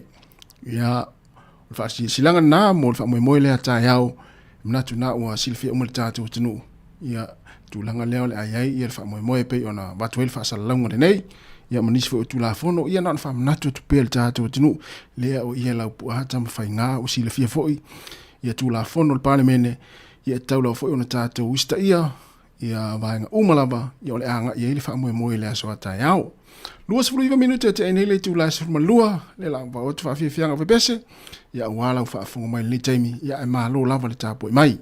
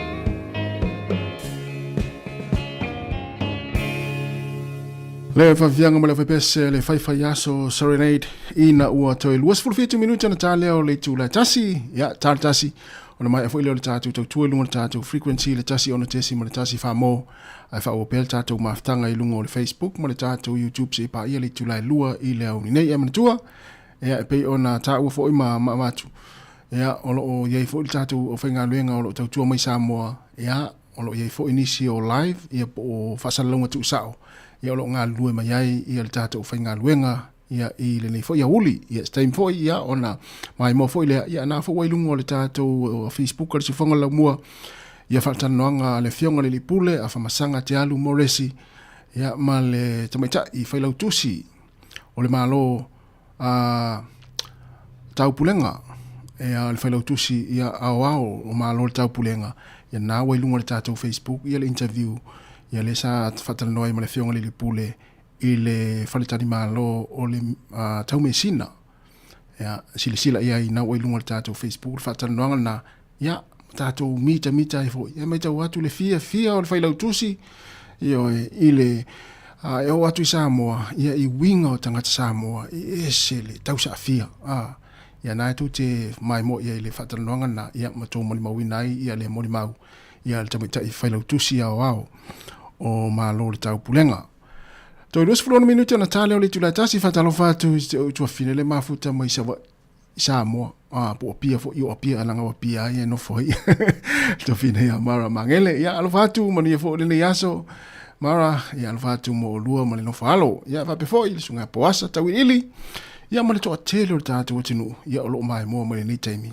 ia ai nisi fo yo lo walo itaringa sua ia ni taimi o le uli au nisi o lo fa o penga luenga mo la o ta vale lo fa lo mai lo la wala fa amna tu pe le saunga le mu ia I le whenga ia I mga luenga I lunga le awala ua fo ini e mimilo tua ia I lunga ina ia ona o le pasese la vala mai mai se lava tātou le ofa taxi ia ma le vaenga le upa ia tasi meo le upa langa ia tusi fo ia ma vaenga e usta ia la tu pasese feve o tātou la ia le ofa taxi ia tila ina mimilo tua I lunga ina pe ana unau e piki le pasese ia tautua nar saunga le mu fai asi pisi o le awala nei taimi pe ona mai tawatu I fafa atu le tatou ofisa faasalau e fa pe au emo ma I ma tawale leo tua ai o ule tuli mai leo nei taimina ola tua I nisi fo fuanga le taia ia le ai o le sta vale na nai o lumatu nana tuli atu leo ia le vanga vale leo mai la faatulanga ina ia tawa ona ia mai la faatulanga ina le ta vale le manga ala ai le fa pe moto way a to ala sawa ia I mga ala fo ile ta isi 10 km le tula ta 5 km le tula talo fatu le sunga alo mamano malo fa tai ia le sunga Pasco Gap malo Pasco ia mania fo le ni uli ia po fea na ta milo solo ia alo fatele tu mo tatu watinu tatu mafuta I fa fia nga sui fulo sia le ai se lunch ki me lau Facebook po lau YouTube le si fonga lau mua ia po lau tasi ono tesi ma le tasi fa mo ele tele I se pito tatou fa fianga ia le na momoli atu o lo faanga ma lo faanga o le si fonga le lau mua ia na paanga o lo mafuta mai le nei taimi a lo fa tele atu mo auto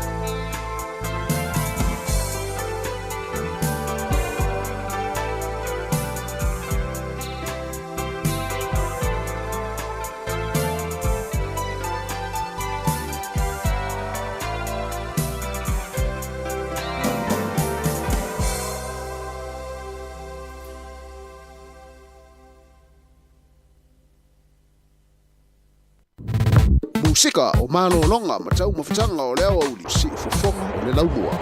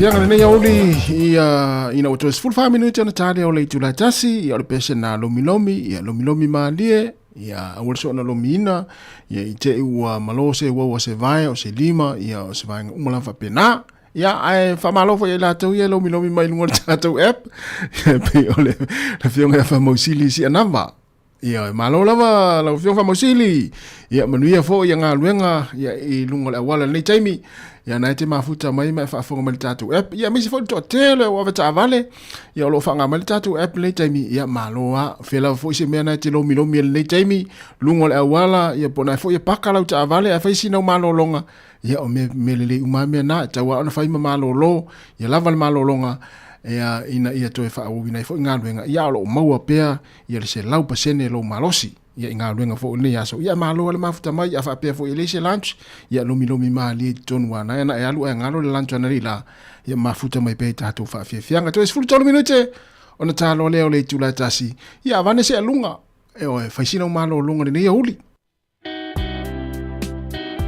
le sunga ia petiki ma le pese se ia mai le lunga se ia miti ane io o tato fa inga miti o le uli talofa tu ya triple famosili ya misi foi Naomi Matamea ya ole Fletua ya Loretta Robert tu le tufunga ya o Aila Samuelu malo lava ya o tamaya motinoa ole ya alunga termine ya faise malo longa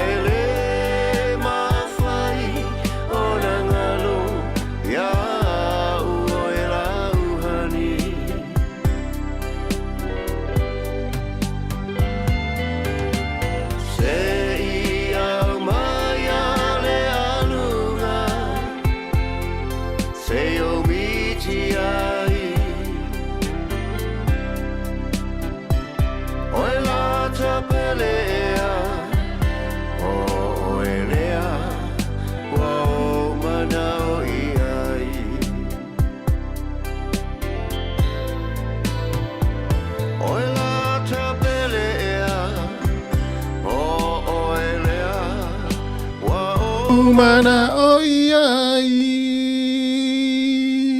le si ufang mali le sunga ia petiki ia male pese se ia umaya le alunga se ia umiti ia le ia uli ia manu le tu ua mai le onga tamaiti ia mamana mai fo martina le ainga ia taula fo ona faisa umalo longa langa leu tialu na ni tu fainga wenga ia atalava tu le ftalinga matafa tau tunu sa lu lo mafuta mai na I fale niu ia pia ui mo ta malo o ia pia ri ai sai I tutuila e felua ai tele to Indonesia le ia alva tu tarsia o sa ole ia le fale na te faye lo malo longa ne yaso tafa ya lo fatu ya monia fo ile ya mo Samoa e tu lang fo ipona yanga ya tia ya fo fuanga fale ainga ya me se fo stato ma pa angale mafuta mai ina inuku alofa I tonga oi taro fai aila Samuelu ya fafta tele lava le mafuta mai ioe e matango fia Samuel taimi nei teunga ya o maota malawa ya me se fo yo fianga ya wele manatu Samoa mai ala tatu tau lunga le ala leo e mo le tuele nga fa afita tele lava le yaso e tu sai o lau tapu mai ya o lau talo le wai o manu ya ile tatu tu ne yaso ya mo le tuele mato nga fa afita tele ya ai pangale ya ya fo ya va nga sasi ai fo le tu ale fa nga luenga fa malulu atu ya fa mangalo so mato fa le tonu nga na fo I wole tau tamali o papa I lau fa fo mai malau mai mo mai le yaso mangala so matou fa le tonu to fela tal tai masani le tula fitu ya le la tatu pese lea ya ona matou mafuta lo le mana vaenga le lungo le Facebook mo le YouTube se pa ya le tula lua ya mana tua ya o lo sau pe tatu fa sala lungo mai Samoa le telo taimi ya lo ngalu mai ni so tatu fa ngaluenga ya a tau tua la vai si fonga la mua le o mai amon le taimi I lungo le ala leo ya ai fa upea ia le tatu tautua I lungo le Facebook ma le YouTube se pa ia le tula lua mai le tatu ofisa autu lima se fun ma le tasi man ke veni por lua pa so ifua ia ya mo le taimi fa amoni tele lava le tua mai al petelea ya ona te fa fonga le tatu telefo ma tala mai Samoa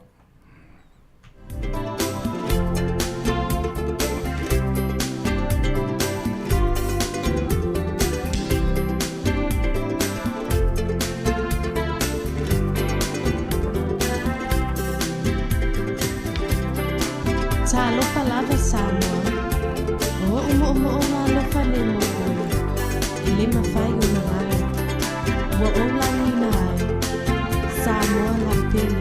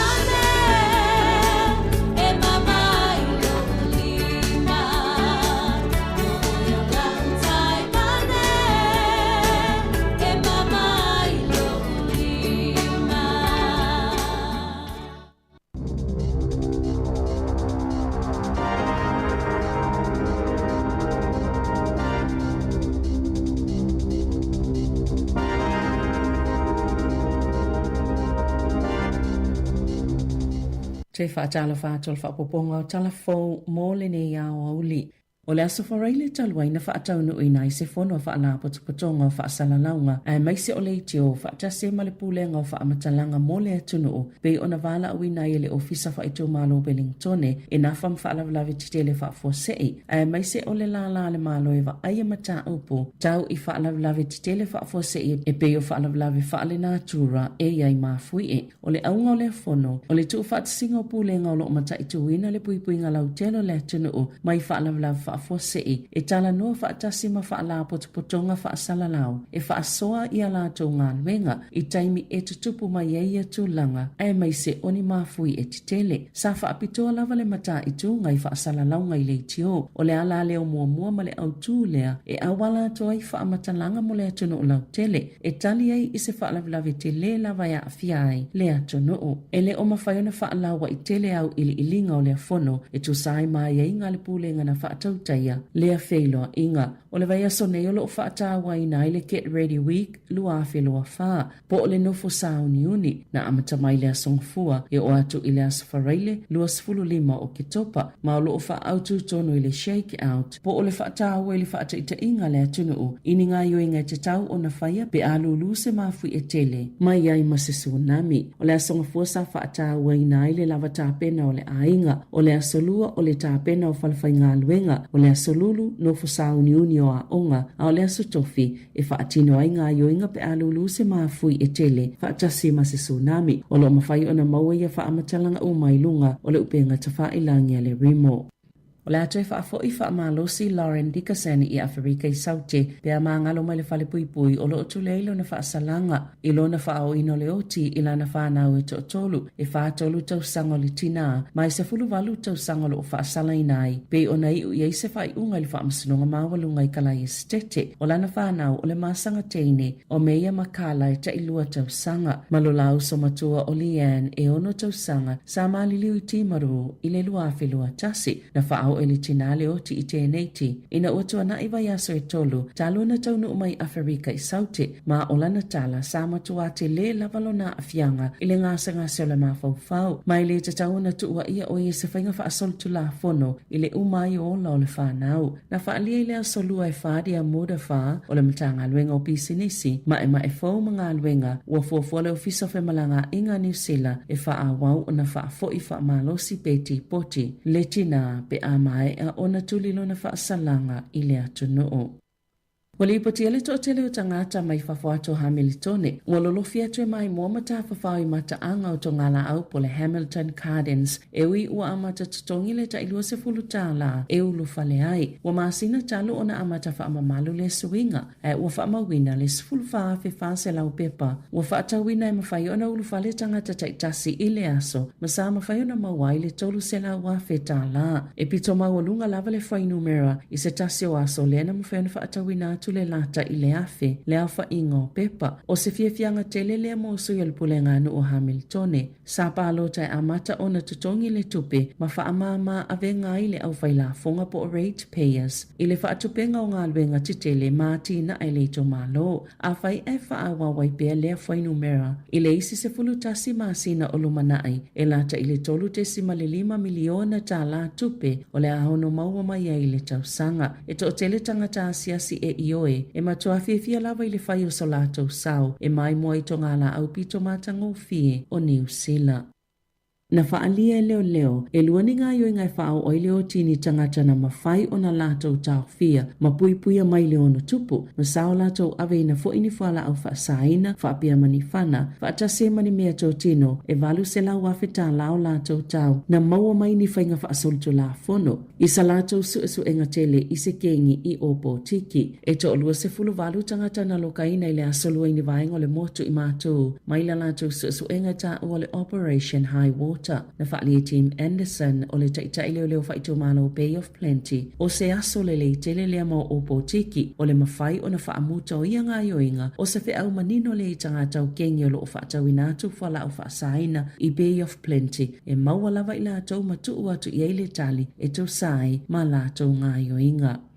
Ua whaaleo popolenga o nisi i le pisi o awala pe a tāpuni le feso o tainga o awala i porirua ma le transmission kali. O le amata se ngā luenga tele le pulenga anu o porirua o le kamupani mo elitise le Wellington Electricity whalapotpatonga mo le swavai o le Wellington Water ma le ka inga ora e whaalelei ai le awala i waitangirua ma le awala o lo feso o tai. Matua o i ma Whitby te araka pehu mai le aso whao Novema o awala i feso o tai ai pitonu o waitangirua ma Whitby anga i le State Highway tasi na ta ua le pulenga anu o le atapunia le awala e o atu i le umi e 5 masina ai whaia ngā luenga e whaalelei e le tūlanga mautu o le elitise ma si iti ai le lelei o au nanga mo le suavai mo vaenga i le tu i se sae o porirua le ua mo le mawina le vave wha au popo ina pea o le whaitawa whai o na tangata.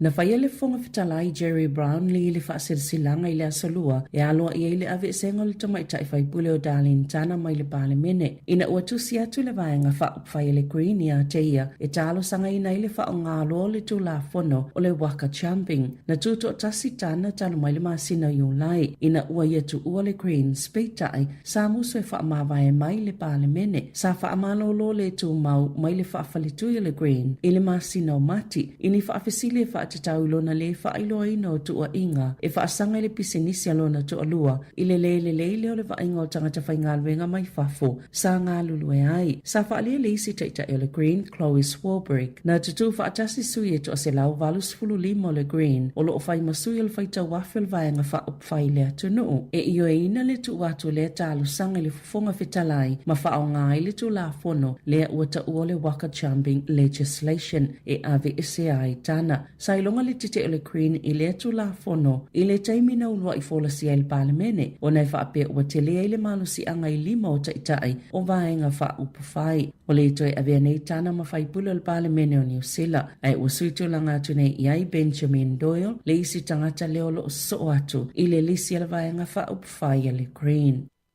Na whainoe le malo le suwinga o le polo kalame o tau mafa ata maiti a onga ma e au fia ini tau mafa po se menu fo e whaape e whaasawa ili silia ma le se lau tolu se fulu miliona ta la i le tau sanga. O le suwinga fo e au fia le tau mafa ta o le butter chicken, curry, chicken katsu, lasagna, chicken pasta, salati ma wraps e ta i tolu ta la. Sa whaaleo le whainga malo so whaatasi ni fofanga e toi whaititi e le tupe whaalu le polo kalame o le ka ora ka ako e mawafua i whanaua o ngā tau mafa i vasengo le intermediate ma o ngā maululunga i le amatanga o me. O le asalua na whailo i le minister langolangoa o ngā David Seymour le suinga i le polo kalame.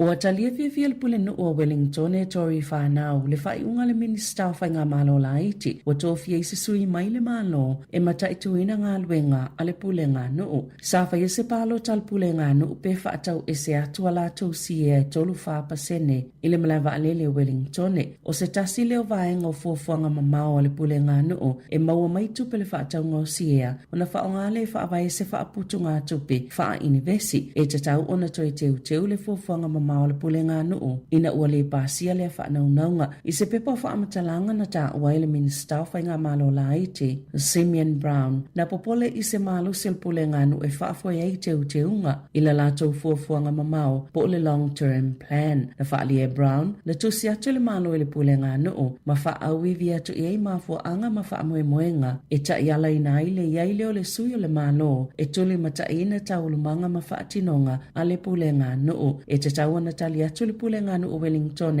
i te tonu o aso e se fulu. I ta alonga e iwa se lau 50 kilo kalama le mamafo le laina i luma le olopeleki wa whaatalitali maine i aile Brave Blossoms a Yapane i le ta'alunga whaitaulia le astona i nei i Yokohama o le malanga ta amilo le ale olopeleki le whaiunga le tausanga wa filifilia pasili o tosi ma ta Mighty Williams i le to 15 a mata mai ta i se lau 10 kilo le mamafa o asafo au mua i se lau ma le 8 kilo Patrick Tuipolotu se lau 20 kilo ma Sam Derry i se lau 10 kilo o tua le sikalamu tamu o yei Sam Gain, se lau ma le tolu kilo kalama, Wallace Titi se lau se fulu tolu kilo kalama, ma Sami Beni Finau e se lau se fulu lima. E fa se fulu iwa kilo e sili atuai, na ilole ma mafatu ufa atasi o le laina iluma ale ole peleki, na ta alo le suenga le siampini o le ipo la langi lua felua tolu, na fa ali alfaya onga Scott Robertson, o lo pa leni le leile filifilinga o tama tuai, fa apia ma le vaenga fou, o wale ta alonga mai apane. O le awal ole peleki, mua tama iti Williams, lua a safu o mua tolu pasili o tosi fa Sam Derry, lima Patrick Tupolotu o le kapiteni fo ilea, numero ono Sami Beni Finau, fitu Sam Gain, valu Wallace Titi, Eva Cam Roygard, se fulu Damien McKenzie, se fulu Tassi Mark Telea, se fulu malelua Anton Leonard Brown, se fulu tolu Billy Proctor, se fulu fa Sever Rees, malis fulu lima Stephen Perfetta. O le vaenga fa leo George Bell, o fatunga fasi Fletcher Newell, Josh Lord, Peter Lakai, TJ Berenara, David Havili, ma Ruben Lam. E a matal talonga ili toi se fulu ili to lai fitu ili afiafela sto nai, luas fulu ono o kitopa ili malayo le Nissan Stadium i Yokohama. Watangia mai le o toi mamao e ta alo Joseph Swali ila na ta alonga momua mole Wallabies ile malanga ta amilo Australia Ingelani, Welese Scottilani ma Ayalani. Ilua sfultasi tau sanga Swali na se manue avele au to sfulu lima filfilia Australia ile malanga i Peritania peitai o le wafialo na ingoi le au to tolu se fulu fa ale Wallabies e to tolu ya Swali ita mai le ta alo momua lava wa filfilia Joe Schmidt e au fia itane Edmund sa ta alo mohaba ile NBC fa be Harry Potter na whanau i Engelani. O Will Skelton, lea sa kapiteni na Australia ni so ta alonga ile ipo lalangi lea uto e wala au ile Wallabies mo le taimi mua ile nei tau sanga. Tala fawia ma le si ufonga le lau mua mo le nei vaeng o le awa uli.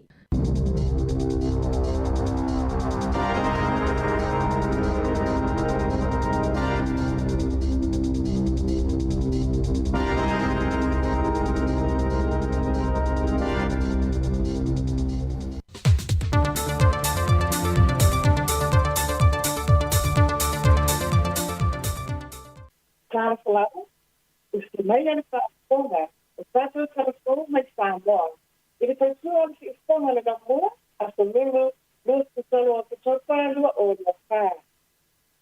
Olha, a televisão, e fama wai, mamãe sua pele, se ele malo Samoa. Ele falou que está aí o malo de seu plenga. Ele masina le dei o topa, ele está ngalo ou da cara. Olha só, fai ele com matai, olha para le New City. Se venu repuka ele sio anga ole alpaa. Pamane mai ele sio anga vai fale. Ole svoka tanga loa, ole afa ai ia veni repuka. Ele ai so tanga male pare mia, ai ole manachi. Ia fai matala ave, ai mai sio o sala pa so pito, e fai matile pa amau, ile tanga malo Samoa. Ole alpaa ole la suatu o fiti, ma o mai o na wia uma awala. Mole sanga le mora puka. Ole isu vai fa le fiasi, e fa si noi ni sa mila. Ole fa ai ina, ole swasa tanga loa, ile pare mia fiti. E le amo tino tono ko ofea. O lo tu vai mai ai ni fa si sa uli ole sa o loa le atinu. Ai o fa ma wina le pa u, ole fa sa o loa, ko le inflation rate. Ole fa na nga telefone, ma le minsta o tupe. Lau ki mo ea a foa wele se wa ai. Na ia whaari ai. O se na ka upu e te tau o na sila te toa i ai le maa lo. Po o fea tonu, lea tu lai mai ai le lape o le tau ta o loa. Na i o ele minsta. E ei minsta o e posi o wha o asu le maa fua anga. Ai e ese o ma wha amakalanga, ma uala ngā tau ai o na sila i lea na ta upu. O lo o sila po ile minsta. E fautua ina le komisi o lo pulea sa o loa. Ma ia whaakino a ke sina ale a whainga nuenga i le tele o pale o loa ma te isinesi. E lea mori sa ia le nisi o tau o loa mai ni tanga nuenga o te isinesi ma leipa. O iei te isinesi ma company na whaakawa i lala o tula kono o loa i tau stanga o matai. E masani o le fautua ina le tanga nuenga o leipa ma te isinesi le mamano le atunu. Le ia whaapani siti o whaasauna te a whai e leo tala whea ngai ni tau ma le lisi o loa o lo lisihina i lunga o le lisi o loa. E silia e le sisi pulu, le a whaia le au siva au le tau kou mānaia. O tu whaapasi e matama i sa i le tau kou mānaia mai ni sila a Marika Samoa mā pia. O le a whaakia sia i le tau mutanga o le a fiasi e whaafeino e ai le pāle mia, le tupu o Bertania marana masiofo. Ai mai se o le au spono mai a tunu e lima skuluono. O lo awa mai i le whamasanga no na lua susitu o lo tali māloa i nei Samoa. O le awa o whaira inga, na whaafeino e ai e sui le tātou mānaia mai a pia au siva mai Amerika Samoa mai New Zealand. O le taina wa moalene, mōne to tēnā tei nei sila aiti mai na whātau sanga anga i lunga e whaakia kia ai. Ai o le to tēnā le au siva māsua ua lewa o na siva. O le awai mai na tāpau mānaia mai Amerika Samoa mai New Zealand e le ngasa mo le whaakia kianga i le whanasanga mālo le taupulenga. Ai o le lātou whaalinga i le pōle a Suluono i le tautari māloa le aota i tana mākua. O le tāpau mānaia alo i langa sa isa inga a le sianga tui whaasina Corina Lee. Mana sanga por moli. O whaamani e mai ni sanga loenga ngā luenga mātina e te tele, le whaamani marina o amo mā aunga sa sale o tio anga, lea o lo o moto ai le manuawa le mālo ni sila. E umi tau sanga, e whaatani ai le whaalelei o amo o le sami. Ai o whaalea ni sanga loenga. O se talapia tia le an ese o pusta o loa e lua, mai pusta o loa e tolu, ia na tāpia ese mai le vaasu e sue a ni sila.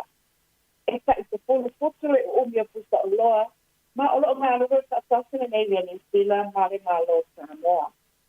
Ai o manina Samoanga a le sui o le veivia ni sila, a mai e ave sia o pusta o loa, o na wha ngā solo lea, e ave ese ni suau, ma le penisini o lo i le vaa. Ma whaasolo atu ai i le ave stea o le vaa. Na amasalia ngā luenga le asfaraina i le vai aso o mabai, i na ua maea o na whaamautu ma whaamaunia e le committee a le Marine Pollution Advisory Committee ko le impact le awala saunga le mō e ave ese i nai nei pusta e au noa ma le whaale anai nā tili o a tātou a au. Tātou tala ia mo nei aso, whaasoi ia.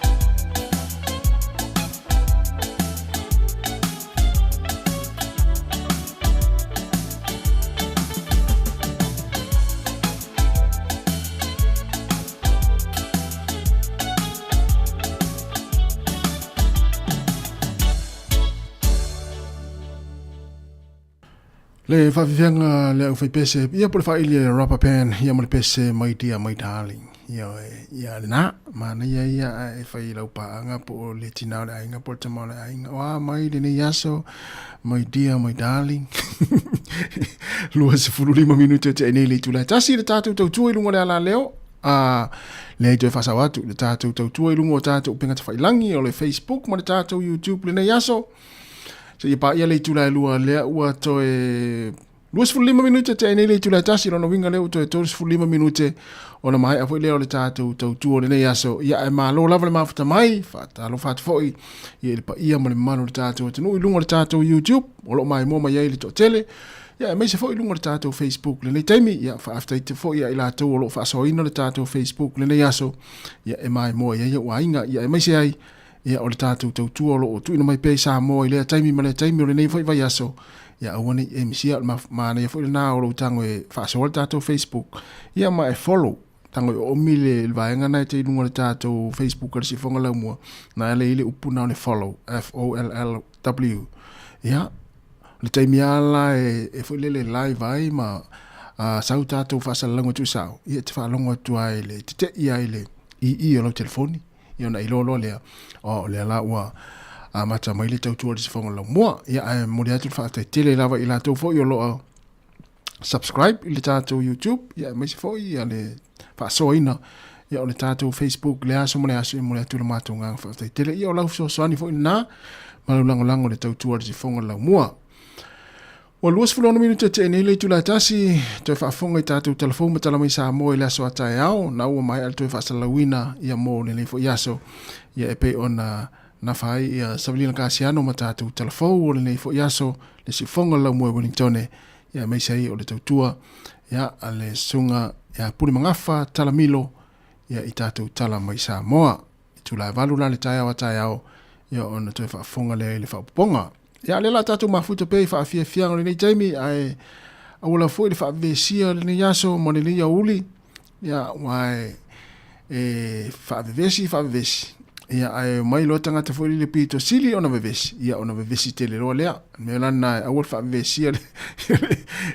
uli ia le lia uli ia e whai maalie tal no maalie ma whaasoa maalie fefewa fia tal no fia ma mafuta fia ia e umane nei aso ia na olo fia ia fa no lo i tala foi lele e veatu le istangata ia te oe i lua tala noanga i lunga telefoni ia ona e le fia i la foi lele nei aso ia o la to foi lo mafuta mai tonu o ngā luenga nei taimi ia malo la fa malosi ona sai o le ua te alistas ia talo foi tolu ia ona mana foi le o tatou ia me se foi nei fa na wa onga i le tu ua ia onga ia ile tula tolu ale ole a wa ya pe tātou whaafianga sui whiroi nei taimi ia awala fo ila mai mo mai lungo tātou penga te whailangi ale si whongo le lau mua i Wellingtone Le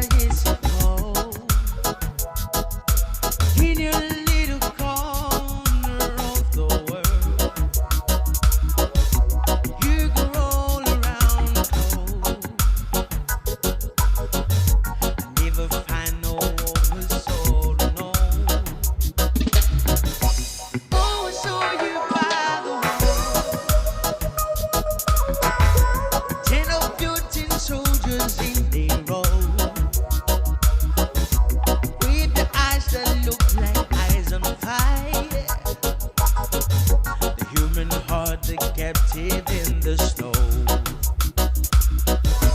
Oh, Nikita, you will never know anything about my home.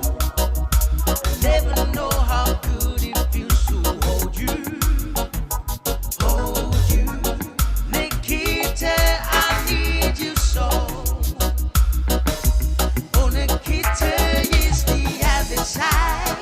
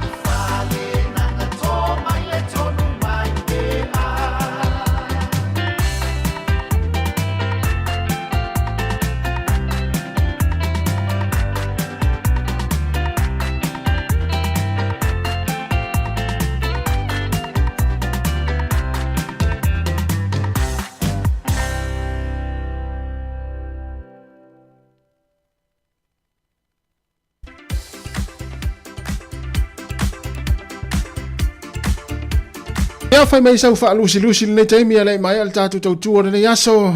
Stoi se fulfitu minuti na tā leo le tūrai lua. Whawhianga marasunga ia whai ia kopo talo. Eo e whawhianga ia whai mai le upure pese so ia tau tala ititi.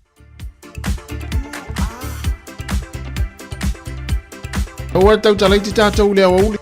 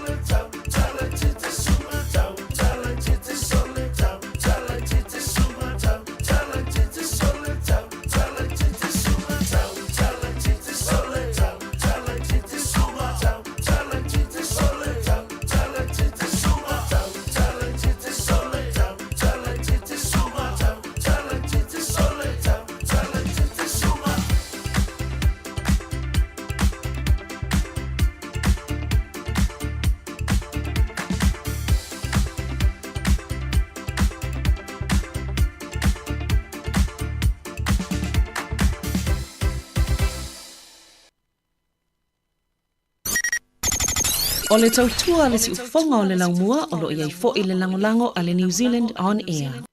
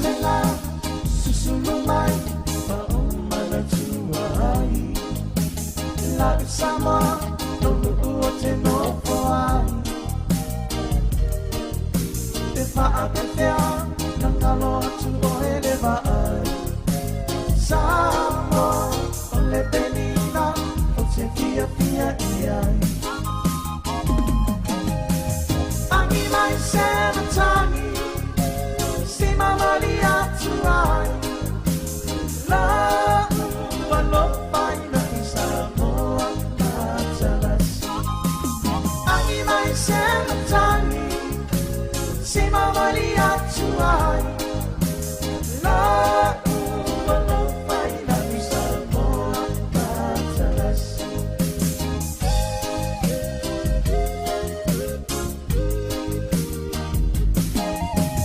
Wao lelea Solo solo Volia lona paolo Esami ila Desulunia ele masina Te whaatetea, ngalo tu oea ita. Sama, ole penina, ole vasa pasifika. Wow, lelea, na solo solo, na foia lona paolo. Te sami ikina, te sunuia ele masina. Te whaatetea, ngalo tu oea ita. Samo, ole penina, ole masa pasifika. Ani lai sematani, sima mali atu ai. La ua no fai na Samoa Patalasi. Ani lai sematani, sima mali atu ai. La ua no fai na Samoa Patalasi.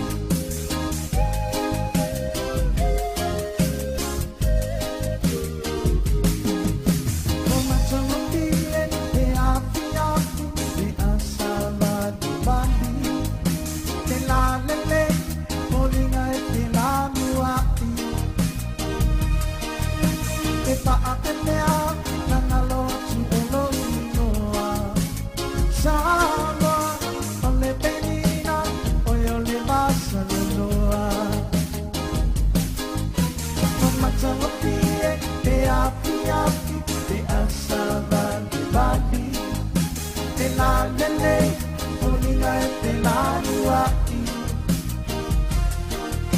Te paapenea na ngalo tu olo inoa. Sama ole penina ole masa loa. Ani mai sentani sima mali atu ai.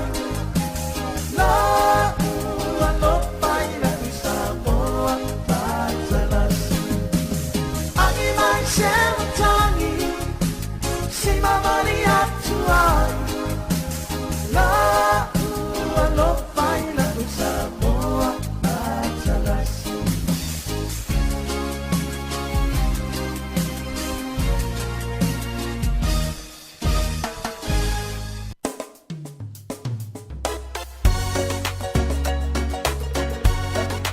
Ia ole fata fitin nei ole tātou tautua nene yaso o alofa anga mōri pō to e iwa minuta na tālea o le tūlai lua. Mai e role pese lea, ia on tātou wha mawai lo lea mō nene yaso. Ma lore mawhita mai le tātou tunu.